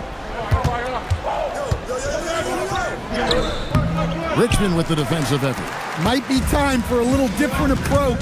His shot hasn't been falling here in the second half. Pass to Drew. Outside Curry. The three. And it's Morant with the rebound. Drew gets the bucket. And a closer look here at the hustle stats for the Rockets. Well, all you can ask for is your guys to be really active on D, and they've been more than that tonight. And they've also shown great effort defensively tonight. They closed out on shooters and really got their hands up on multiple shots.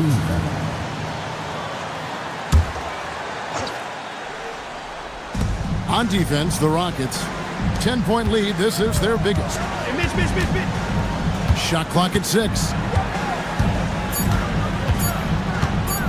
Morant against Green. Green with the block.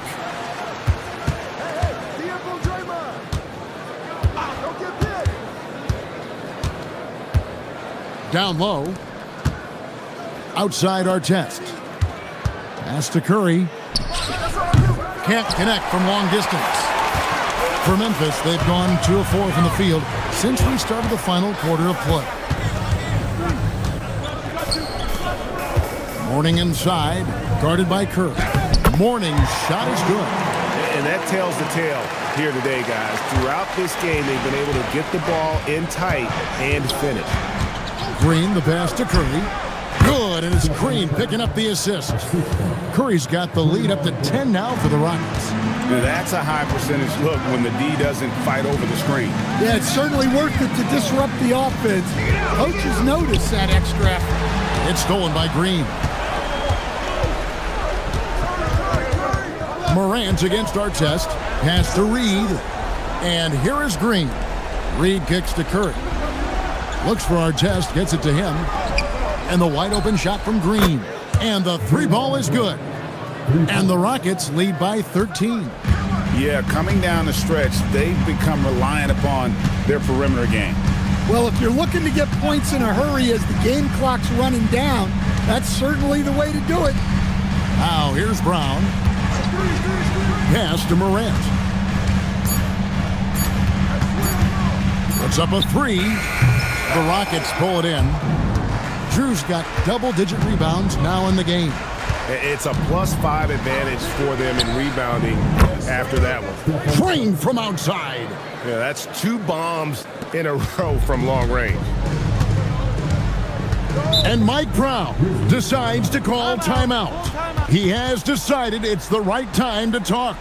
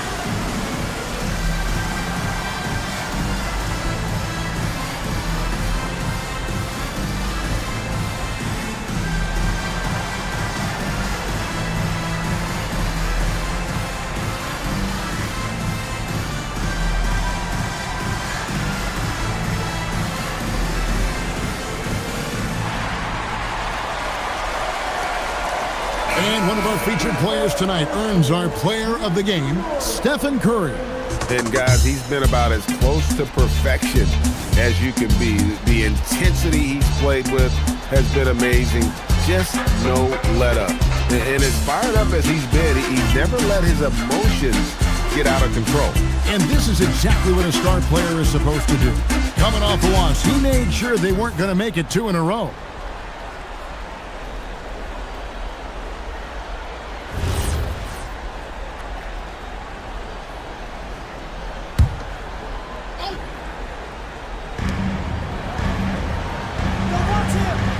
Moran outside.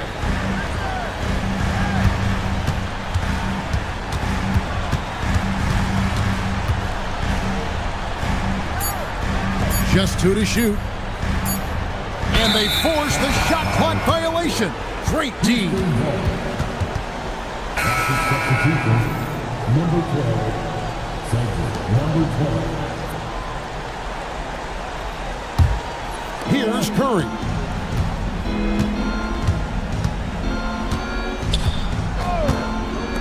For 3. And another 3 for Houston. And you can tell he's looking for his shot. He just believes in it. Well, yeah, and the defense is going to have to respond to that and chase him off the arc. Now here's Morant. Knocks it loose. Richmond dishes to Morant. Morning passes to Richmond. It's stolen by Green. Here's Curry. And foul on the shot. He'll shoot 2 at the free throw line. First personal foul. It's going to go on Mitch Richmond. Clever move by Curry, taking the foul, but still getting the shot on. 2 shots.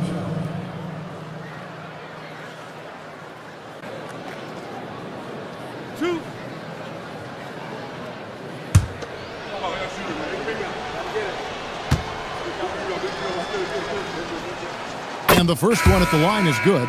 And with so many teams, Stan, filling roster spots with rookie contracts, the importance of drafting well continues to rise. Oh, absolutely it does, Kevin. The quicker you can get those guys up to speed and helping you on their rookie contracts, where they're at least relatively lower priced, helps your salary cap situation, helps you fill out the roster with quality players. Now here's Morant. Brown outside. Morning with the screen. Down to 5 on the shot clock. Yeah, but the hand in the face, it's critical that you contest his shots every time down the floor. And so it's going to end up in the record books as a blowout, a dominating performance for the Rockets. And this was one that never really was in doubt, I thought, an all-around dominant performance. And you kind of thought that maybe even going into the game. Yeah, there was a sense of that, and man, they just pretty much blew them right out of the water. A clinic was put on display here today. And so with this win, they'll move to 6 victories on the season. And we watched one guy all night long, guys, and looking at the stats just confirms what a dominant game he had. What a night tonight it was for Stephen Curry. Yeah, and I loved his attitude tonight. He really had that scorer's mentality. Absolutely no one was stopping him. Memphis on defense after the three-pointer from Stephen Curry. Here's Drew. Misses the layup. Now 8 seconds separating the 2 clocks. Morant outside. The top of the key jumper is on the mark. If you look at the breakdown, Morant's as efficient as anyone when he's the ball handler in the pick and roll. Morant against Green.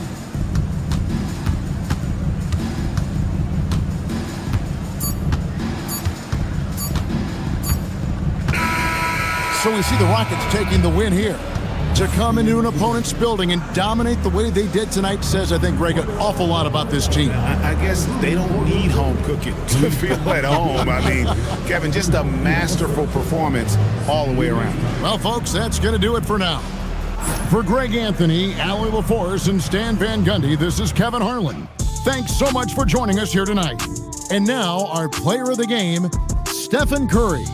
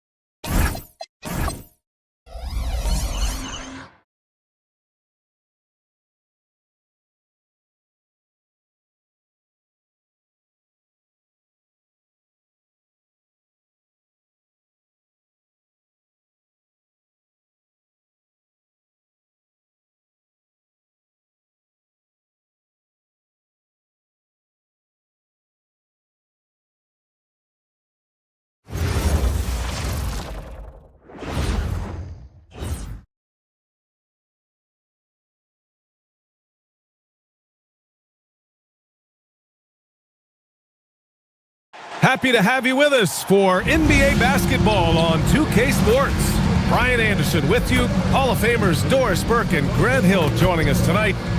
Still in the early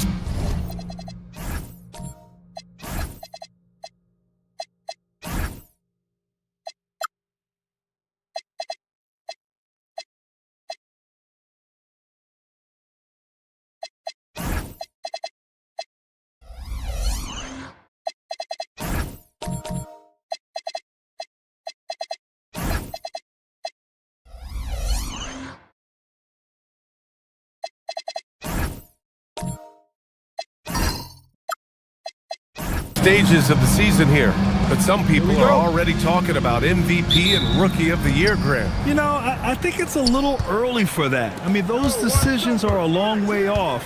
But, you know, B.A., I guess it never hurts to take a peek. Here's the starting group for Cincinnati. They've got Johnson. He's out there with Nikola Jokic.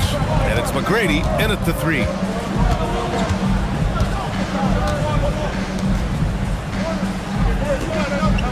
They set a pick. Danilovic. 3-pointer off the mark.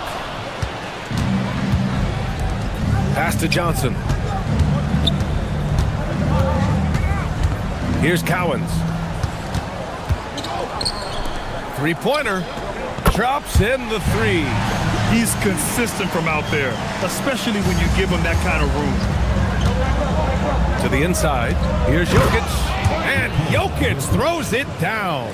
Powerful stuff from the Joker. The defense doesn't want any of that, and I don't blame him. Pass to Keenan. Takes the 3. Sigma with a rebound. And you just can't afford to give up that kind of look very often. Jokic in the post. Uncovered. And he buries that one. Back rim and in. And you got to defend better than that. I mean, that's a good look for him. That's not coming with the right mentality. The defender neither closes the space nor challenges the shot. That's frustrating as a coach, boy. Yes, it's good. Love to see that kind of activity. He just makes things happen. A moment to hear from Allie LaForce. A bit ago, Ime Udoka and I were able to chat. I asked him the obvious, is there anything we can do to slow down Jokic? He was surprisingly candid with his plan, and he said they want to force him to switch out onto the perimeter shooters, hoping that he expends a lot of energy and create favorable mismatches. BA, back to you. Great work, Allie. Thanks. Boy, he had a clear look at it. Ooh, you hate to miss chippies like that. And you think about Jokic's point center game. He's a pioneer, Grant, a one-of-a-kind. Oh, one-of-a-kind indeed. And historically, very few centers have led their team in assists, and none with the regularity of Jokic. So he's an outlier, but is he a trendsetter? Only time will tell. Heady play to stop that easy layup right there. I mean, make him earn it at the line.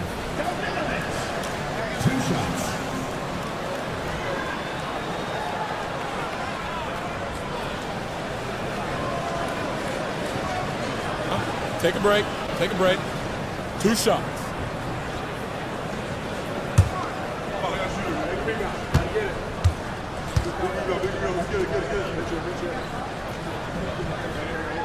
First one falls for him.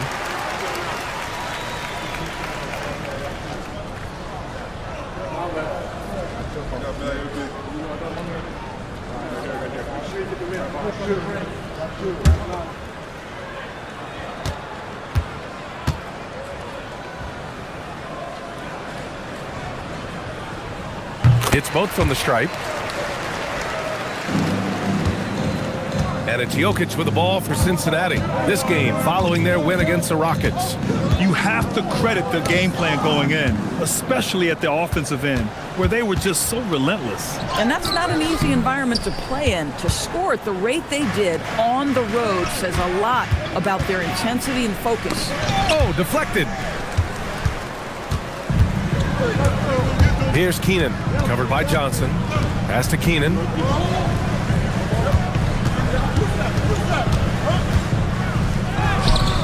Here's Abdul-Jabbar. That one goes. Now he's 1 for 2. And an important part of every team's game. A look at the hustle stats for the Warriors. Well, their hands resulting in plenty of steals in the early going, keeping the opposition there off balance. Yeah, they've also been alert and active on the defensive end, creating turnovers and turning those into points on the offensive end. Here's Keenan, down low. And he takes the feed in stride and slams it home. Boy, something so good about a perfectly placed lead pass. That is nice. Now Johnson. Pass to Jokic. Shoots from the block. Johnson passes to Cowens. Just 5 to shoot. And there's the screen. A deep three. Once again, off the mark by Cincinnati. The Warriors lead by 3. To the paint. Here's Abdul-Jabbar. It doesn't go for him. Cincinnati has gone 0 for 2 from outside. Blocked! Danilovic, covered by Johnson. Out to the wing. Here's Keenan, covered by Jokic. Outside Johnson.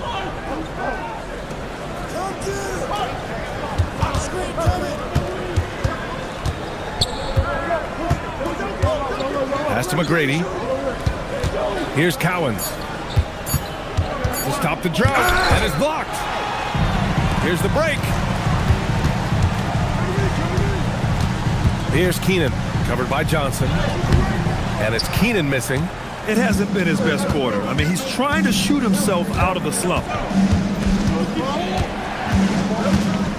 Outside Johnson. The Warriors pull it in. Abdul-Jabbar's got 4 rebounds in the game.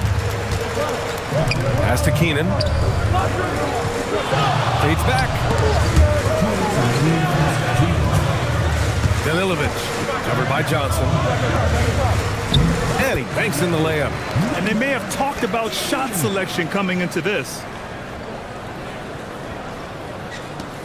And there's 1:45 left to play in the first quarter. Trying to find a spark here.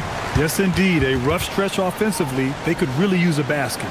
Cincinnati calls timeout.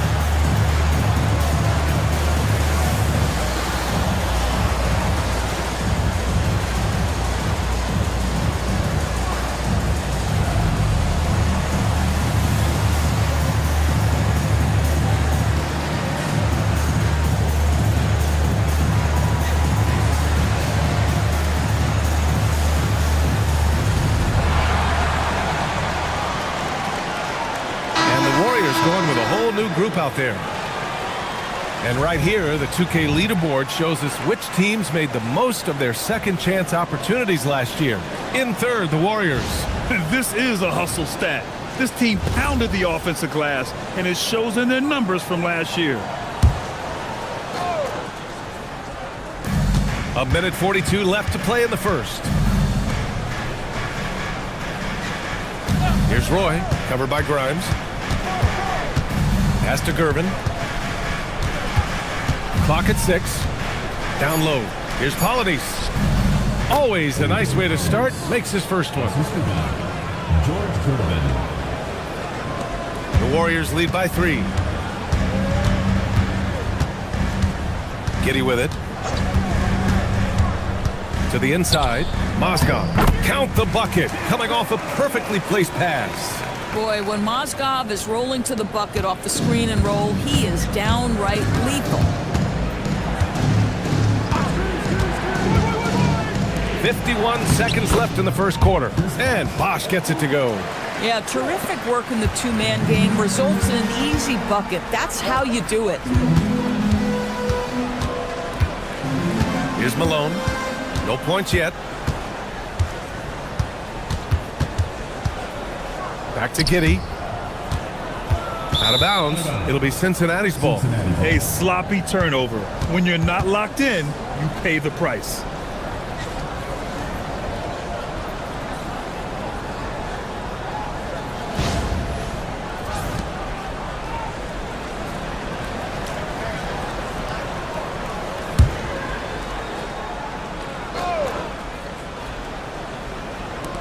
For Cincinnati, they've got half their attempts to go. 6 of 12. 5-second differential between the shot clock and game clock. Inside, here's Bosch, and he jams it home with authority. Oh, ball movement creating a great look. Every coach loves this. Giddey scanning the floor. They set the screen to the left wing. Here's Mozgov, and down it goes. 2 points. And the Warriors lead by 3. And at the end of one, a closely contested game so far. Warriors ahead, up by 3. And we'll be back with you shortly.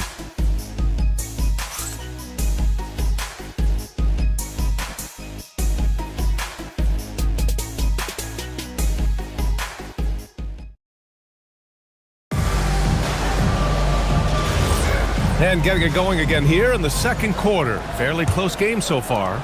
And what do you guys think about the Warriors here in this one? Defensively, their gambles are paying off. Jumping passing lanes and pressuring ball handlers. And a few of those led to quick scores at the other end. Really active first quarter for them. Josh Giddey out there with Quentin Grimes. Oh, okay then. And this kind of sick slam is just one of the reasons this team is in charge of this game right now, B.A. You know, there's an edge the way they play and a confidence they're not afraid to show. Thanks to the AT&T Connected Cam for the up-close and personal view of that slam. Green against Giddey. Green, the pass to Bosch. Using his post moves to get the 2 points. Bosch has got 6. Woo, just selling the defense on the pump fake. Dunks it hard with one hand. Wow, he makes it look easy. And breaking out the one-hand slam. Man, an emphatic way to extend the lead a little more. Bosch. Here's McGrady. He had an 18-point outing in their last game against Houston. And he was aggressive in how he played on the defensive side of the floor, notching 3 steals on the game. A 6'8" point guard, Josh Giddey's length gives him a massive advantage, Grant. Oh, it does, B.A. He's too big for opposing ones to guard. It's tough putting a ring on him, and Giddey just makes you change your defensive game plan.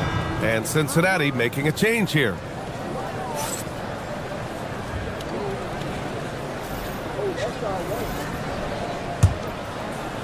We're about a minute and a half into this second quarter. Here's Dandridge to the middle. Oh, and makes it with the kiss. Very little resistance around the rim right now. That's the 5th straight bucket they've given up in the paint. Here's Roy, covered by Grimes. Pass to Cowens. The 3-ball. The rebound by Malone. And the defense got away with one there. I mean, that's a shot he typically makes. And here's Giddey. Here's Grimes.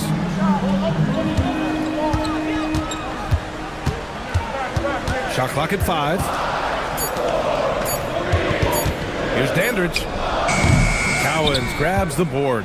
Listen, that's a good shot for him. He just couldn't connect. Here's Roy. Nice start for him, sinking his first shot. If you give him any sort of space, he's gonna attack. Giddey against Green. Here's Malone.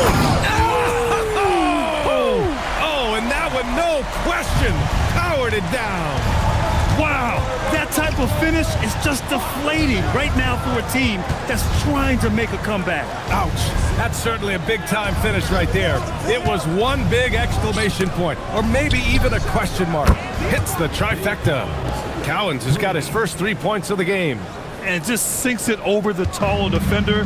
That's That's why you have to crowd shooters on the perimeter. Today's player is not intimidated by size. You even give them a sliver of a window, and they're going to make that shot. And so Ime Udoka decides to call timeout. We might see him looking to make some tweaks to the strategy.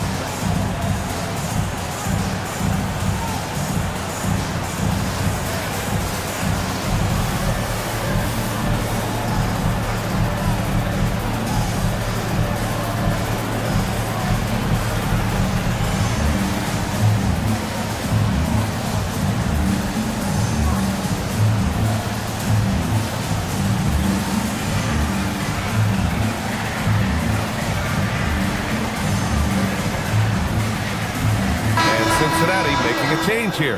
More teams are playing 5 out now, Doris. So if you're coaching, is that a system you'd run? It is, BA, because so many players come into the league highly skilled.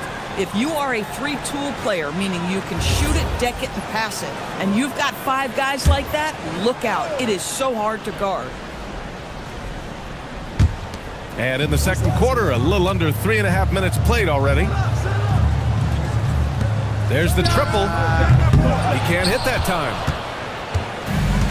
Cincinnati has gone 1 for 3 from downtown here in the second. Green for 3. Abdul-Jabbar with a rebound. Abdul-Jabbar's got his 5th rebound in this one. And it's Keenan missing. For Cincinnati, they've got 3 of 6 shots to go here in the second quarter. They set the pick. Shoots. And again, it's Cincinnati. Gotta fight harder to get over those screens. You know, we see this all the time. You're basically, as a defender, hoping the man misses rather than putting in the work to get over screens.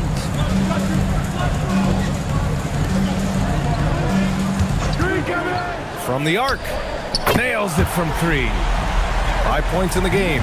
Some shooters might overthink a wide open shot. Not this guy. Here's Cowens. It's rebounded by Golden State. Geez, you can almost feel his desperation. He wants so badly to see the ball go through the net. Pass to Abdul-Jabbar. That bucket makes him 3 for 5. I love it. Instead of going ISO, you make a play for someone else. And it's Green with the ball for the Lions. 7-point differential. Beyond the arc. That won't go for him. Now 0 for 2. The Warriors have gotten 6 of 10 shots to drop in the second. Nice work. Can't get that one to go. He's just 2 of 5 now from the field. Here's McGrady. There's a screen. Cowens passes to Sigma. Oh, and there's the whistle on the shot. So 2 free throws for him coming up. Cincinnati shooting their first free throws of the game on this trip to the lines. Cincinnati calls timeout.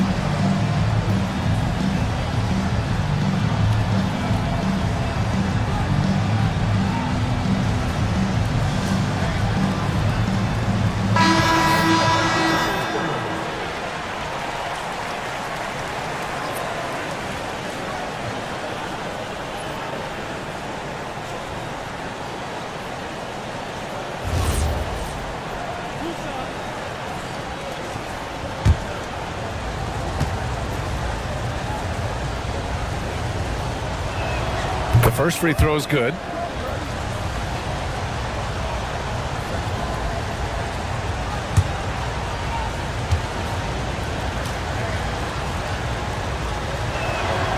So hits one and misses one at the line. The Warriors lead by 6. Pass to Abdul-Jabbar. Here's Keenan. The 3. That one drops. 3 for 6 now. They're shooting nearly 50% from beyond the arc, and their confidence is growing. Outside Johnson.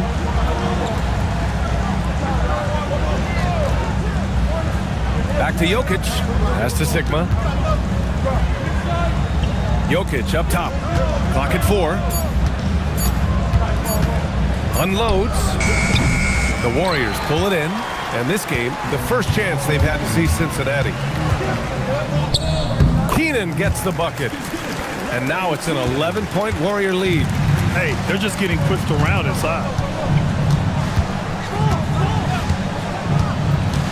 1:19 left to play in the second quarter.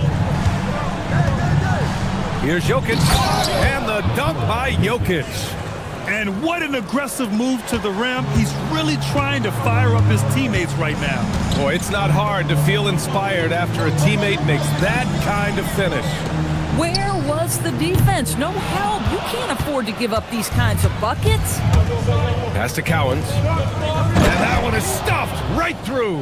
With the explosive leaping ability, he's able to play center despite being undersized. Here's Gervin.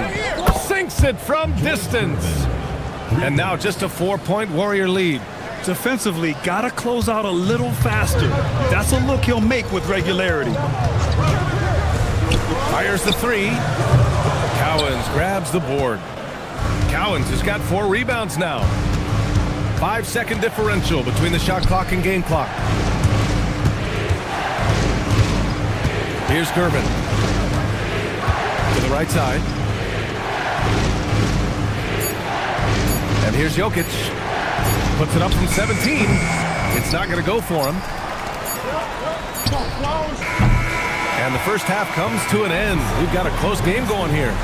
The Warriors on top, leading by 4. All right, now let's check in with Allie LaForce. Allie, what do you have? I'm here with Coach Ime Udoka. And, Coach, what are some of the positives that you can take away from that first half? Our physicality has been good to start. Obviously, a point of emphasis is keeping them under control in transition. We like how we're guarding defensively. Obviously, it is big against this team. Great start. Thanks, Coach. Thanks, Allie. After the break, we'll see you right back here to begin quarter number 3.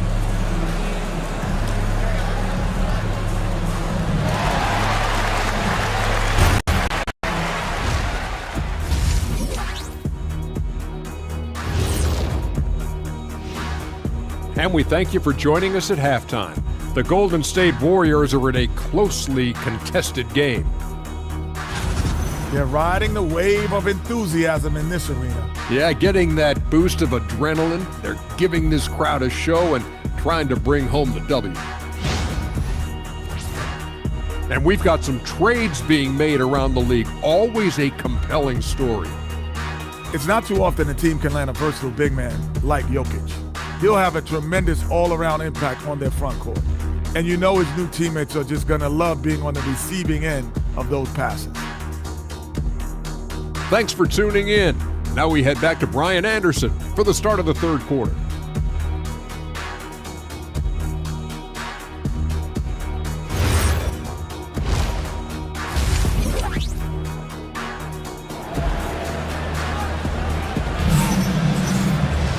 And as we get into this third quarter, as we've seen so far, neither team able to create much separation on the scoreboard.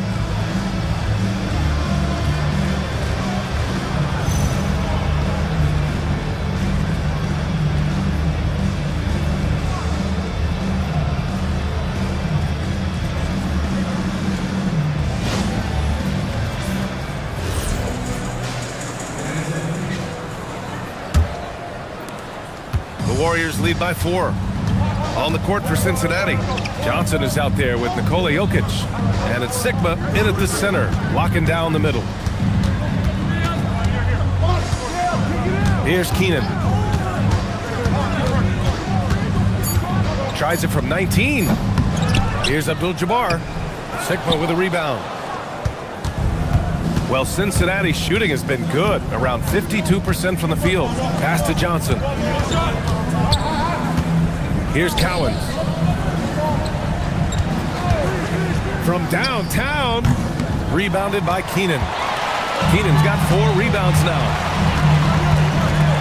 Danilovic. It's hauled in by Cincinnati. Cowens has got rebound number 5 here tonight. 0 for 3 to start the second half. You've got to start finding your footing here. Pass to Johnson. Three-pointer, no good. He didn't make them pay for that weak defense, but they just can't rely on him to miss those kind of shots. Inside. The jump hook. The putback. McGrady grabs a miss. Scoreless in their first 5 attempts since halftime. It's getting ugly. Johnson with a bucket. That's why you keep your head up. If the assist is there, you can pounce. Pass to Keenan. Three-pointer. On target from range. He's got 5. This is just fun. These teams are trading threes back and forth.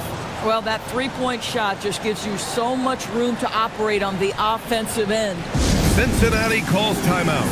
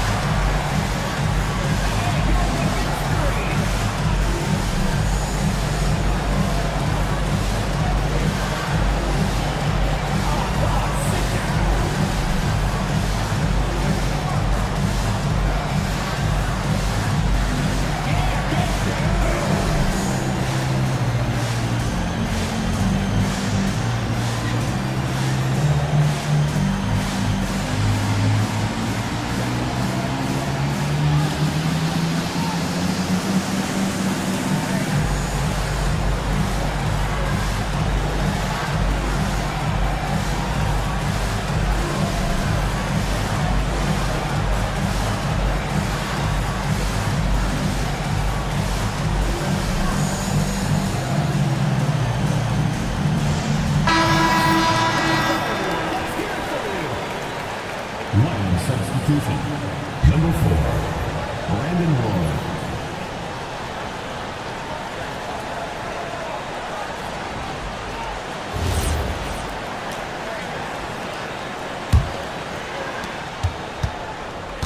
For Cincinnati, they've gone just 1 of 3 in the second half.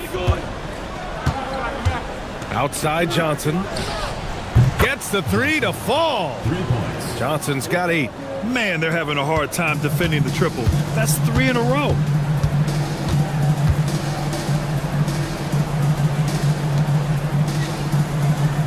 Here's Keenan. He's got 5. And the layup is good after a nice lead pass. 6 points for him. Keeping pace here. That's an excellent move inside. Pass to Cowens. Here's Roy. For the tie. It's rebounded by Golden State. Abdul-Jabbar's got 9 rebounds in the game. Boy, he's getting it done. Fires from deep. And the Warriors with another 3. Coaches love assisted buckets, boy. It just means the team is working well together. Johnson on the wing. Tipped. Here's Keenan. And so he draws the foul, headed to the line to shoot a pair. First trip to the free throw line for him in this one.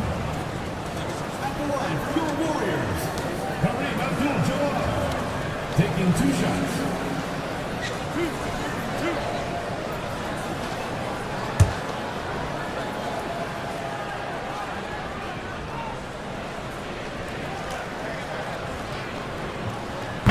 And that one misses.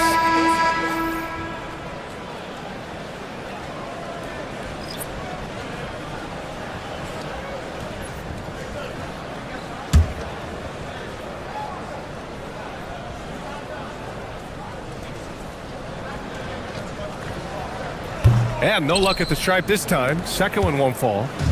And so it's Johnson with it. He brings it up for Cincinnati. They trail by 6. A little under 3.5 minutes off the clock now in the third quarter. And he lobs it up top. It's stolen by Johnson. Here's McGrady. Pass to Bosch. Intercepted. And the Warriors pushing it up now. Puts one up from 19. And he dunks it down. Oh my. What a display of effort. That's his bread and butter, right? Chasing down the boards. What about the decisive finish? Great timing, tremendous force. Roy. And that one's good. Roy's gotten his second bucket on the night.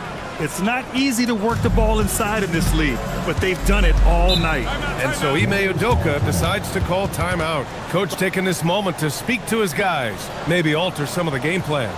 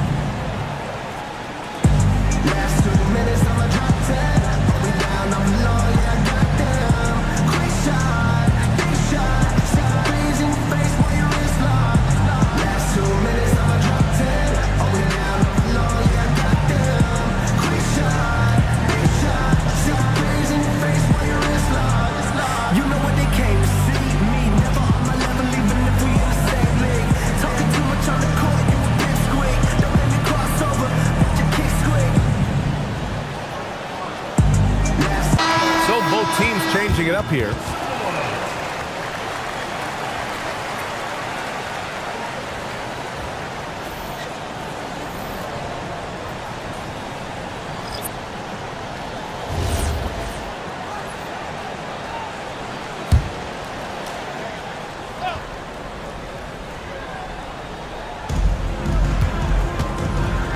Grimes, the pass to Giddey.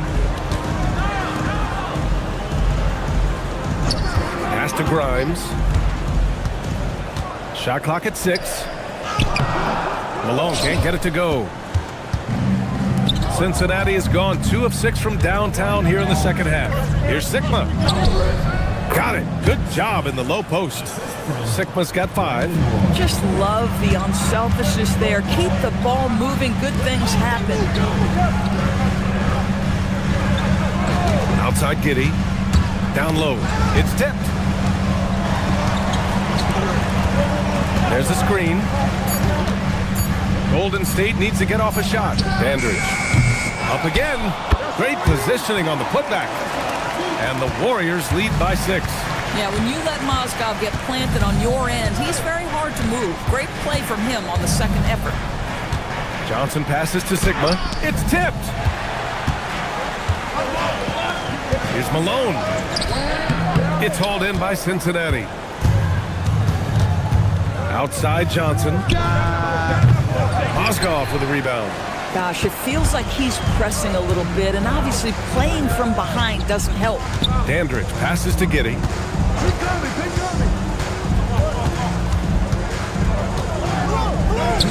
Uses the glass on the layup. Giddey's gotten his first basket of the night. Boy, it looked like the defense was perfectly positioned. Outstanding contest. Josh Giddey says, I don't care. I'm scoring anyway. Chalk up 2 there. Boy, creating opportunities at point-blank range. This is exactly what you want.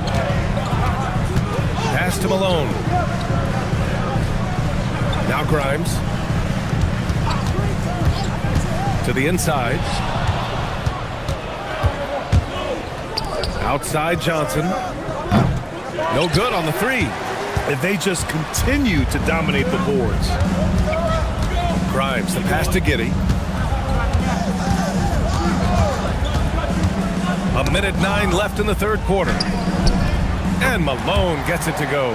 They've toned down their three-point attack in the second half, looking to protect the lead with higher percentage shots. Cincinnati calls timeout. There's just a lot of wide open lanes to the rim here. That'll drive your coach nuts. Well, poor rotations, poor communication. There's a lot to figure out right now.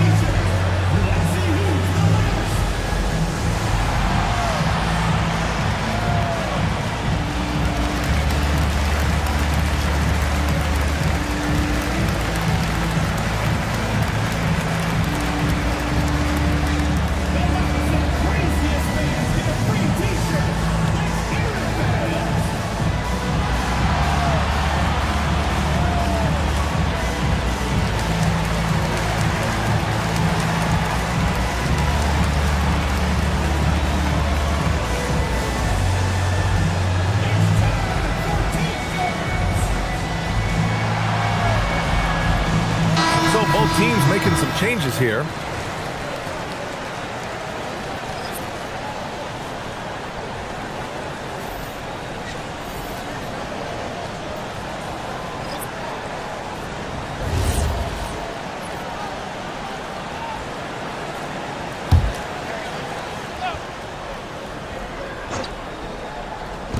And Cincinnati has possession.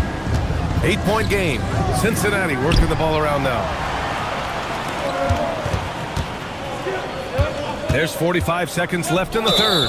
Out of bounds. It'll be Cincinnati's ball.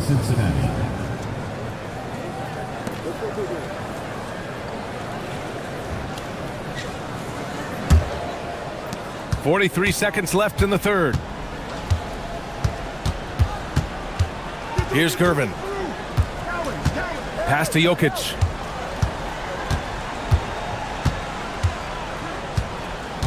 Six to shoot. Puts up a three. The rebound by Malone. The Warriors lead by 8. Keenan, pass to Malone.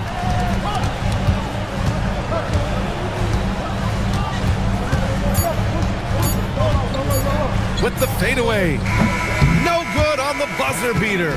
The third quarter comes to a close. The Warriors on top, up 8. All right, we're going to step aside for just a second, but join us right back here for the start of quarter number 4 next.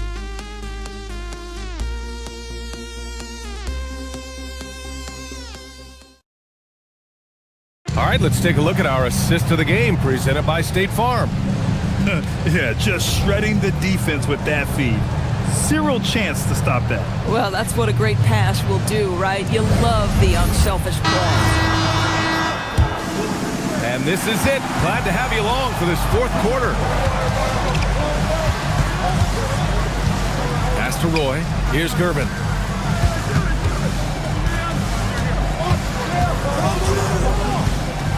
Drives to the hoop. And no good, trying to use the glass. Golden State has gotten 5 of 11 threes to drop so far in this game. And for Cincinnati, they've got Nikola Jokic. And it's McGrady in at the 1. There's a screen. Pass to Dandridge. 4-3. Abdul-Jabbar. It's good on the putback. And the Warriors lead by 10. Woo, hard work creating the second chance opportunity. And for the Warriors, is Gervin. He got a piece of it. Out left to the wing. Plenty of space. Good on the bucket. And a look at how the hustle game has been going for the Warriors. Well, you have to like what you've seen from them defensively. They've done well contesting shots and have managed to come away with some blocks, too. The other thing that jumps out about their performance tonight, the amount of skills really pressuring those ball handlers. The 3 is up. It's hauled in by Nikola Jokic. And he probably thought he was going to bury that one. And he drives in. Soft touch off the glass. Oh, how about the dime? You love that unselfishness. They swipe it. In transition. We're about 2 minutes into the fourth here. That's tipped. Here's Keenan. To the paint. Here's Jokic. Oh, that's too easy for Jokic when he gets inside position. And Jokic has a number of moves to choose from, especially deep inside. Pass to Keenan.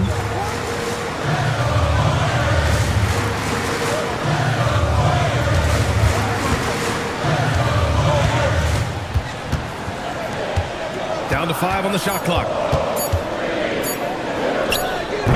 McGrady grabs a miss. McGrady's got his 5th rebound in this one. Cowens passes to Gervin.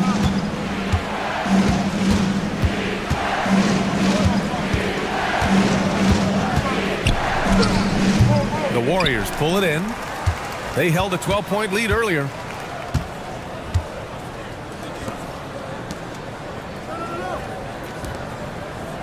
Here's Keenan. To the inside. Here we go.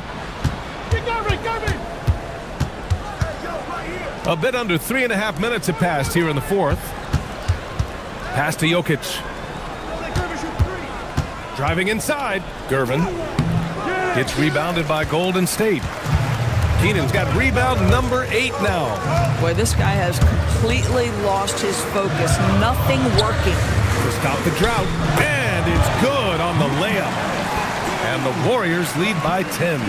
And the defense has no one to blame but themselves. I mean, they just let him get right to the rim. To me, this has simply stated been a complete lack of defensive attention and focus all night long. Basket's good. And Ime Udoka has called timeout, looking to get everyone dialed in and engaged.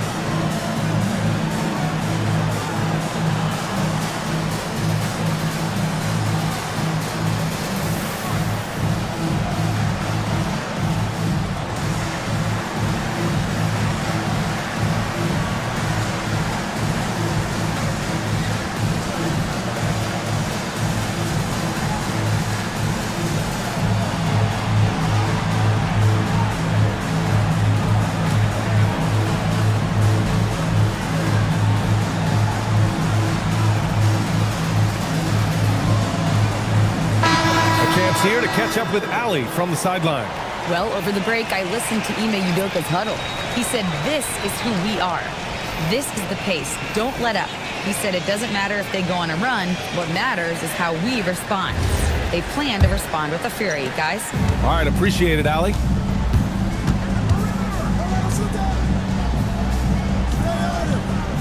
Pass to Abdul-Jabbar.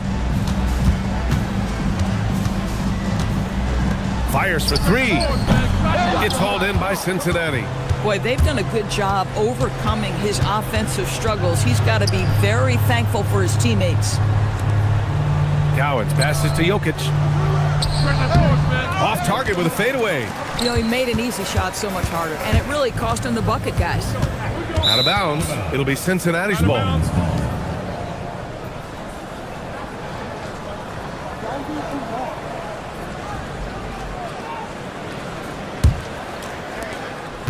And so Jokic will bring it up for Cincinnati. So far in the fourth, they've allowed just 6 points. Johnson for 3. Hits a three-pointer. It's like he needed that halftime break to gather himself. Now he's starting to get his confidence back here. The Warriors lead by 5. For 3. Oh, he cannot hit. It's clear he's totally out of sync. The team needs to rethink its strategy around what to do with him. Now here's Jokic. He's closely guarded, and they double up Jokic. 6 on the shot clock. Oh, the long ball, no good. Boy, when you're trying to make up ground, every shot counts. You have got to be selective. Hanging on the rim, just showing off. That's how you extend the glory right there. Here's Jokic. Jokic just out muscling the defense. And this is how powerful Jokic is, able to still score despite the contact.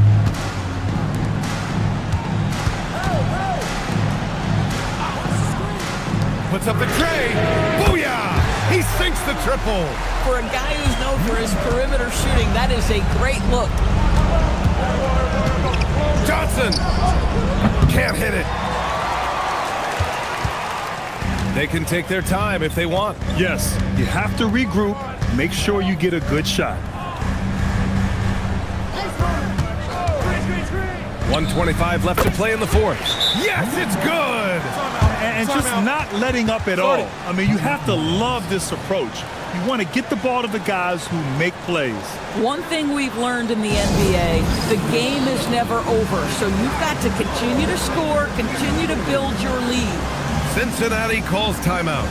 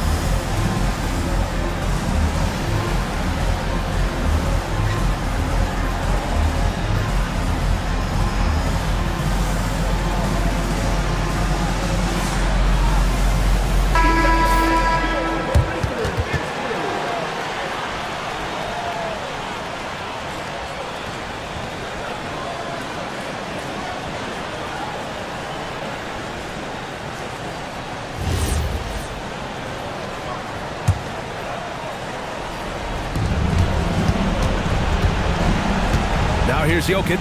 He's covered closely.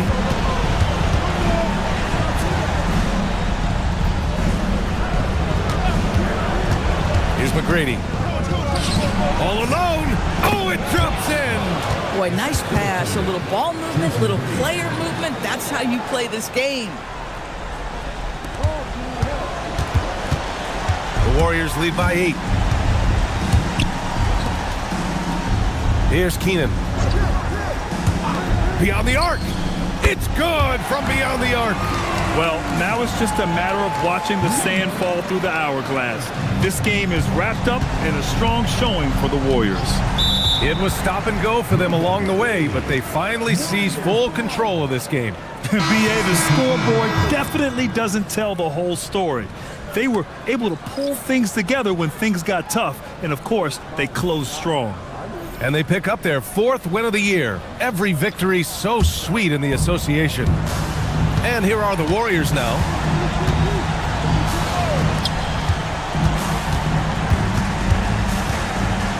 Giddey outside. And they're on the run. Warriors foul. Josh Giddey. First personal foul. First team foul. Good on the first. And that brings them within 10.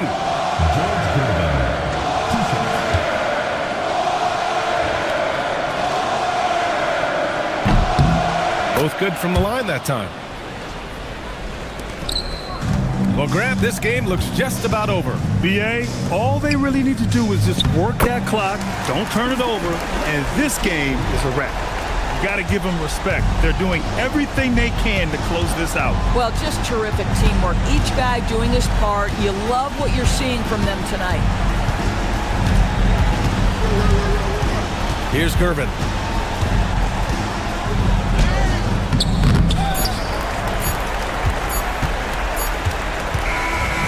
So Golden State takes this one, and by a big margin. Even early on in this game, they appeared happy to be playing at home. And it makes a huge difference. Once they started to get into a groove, you never really felt like they wouldn't come out on top. And that about wraps it up. For Allie LaForce, Grant Hill, and Doris Burke, I'm Brian Anderson saying thanks for tuning in.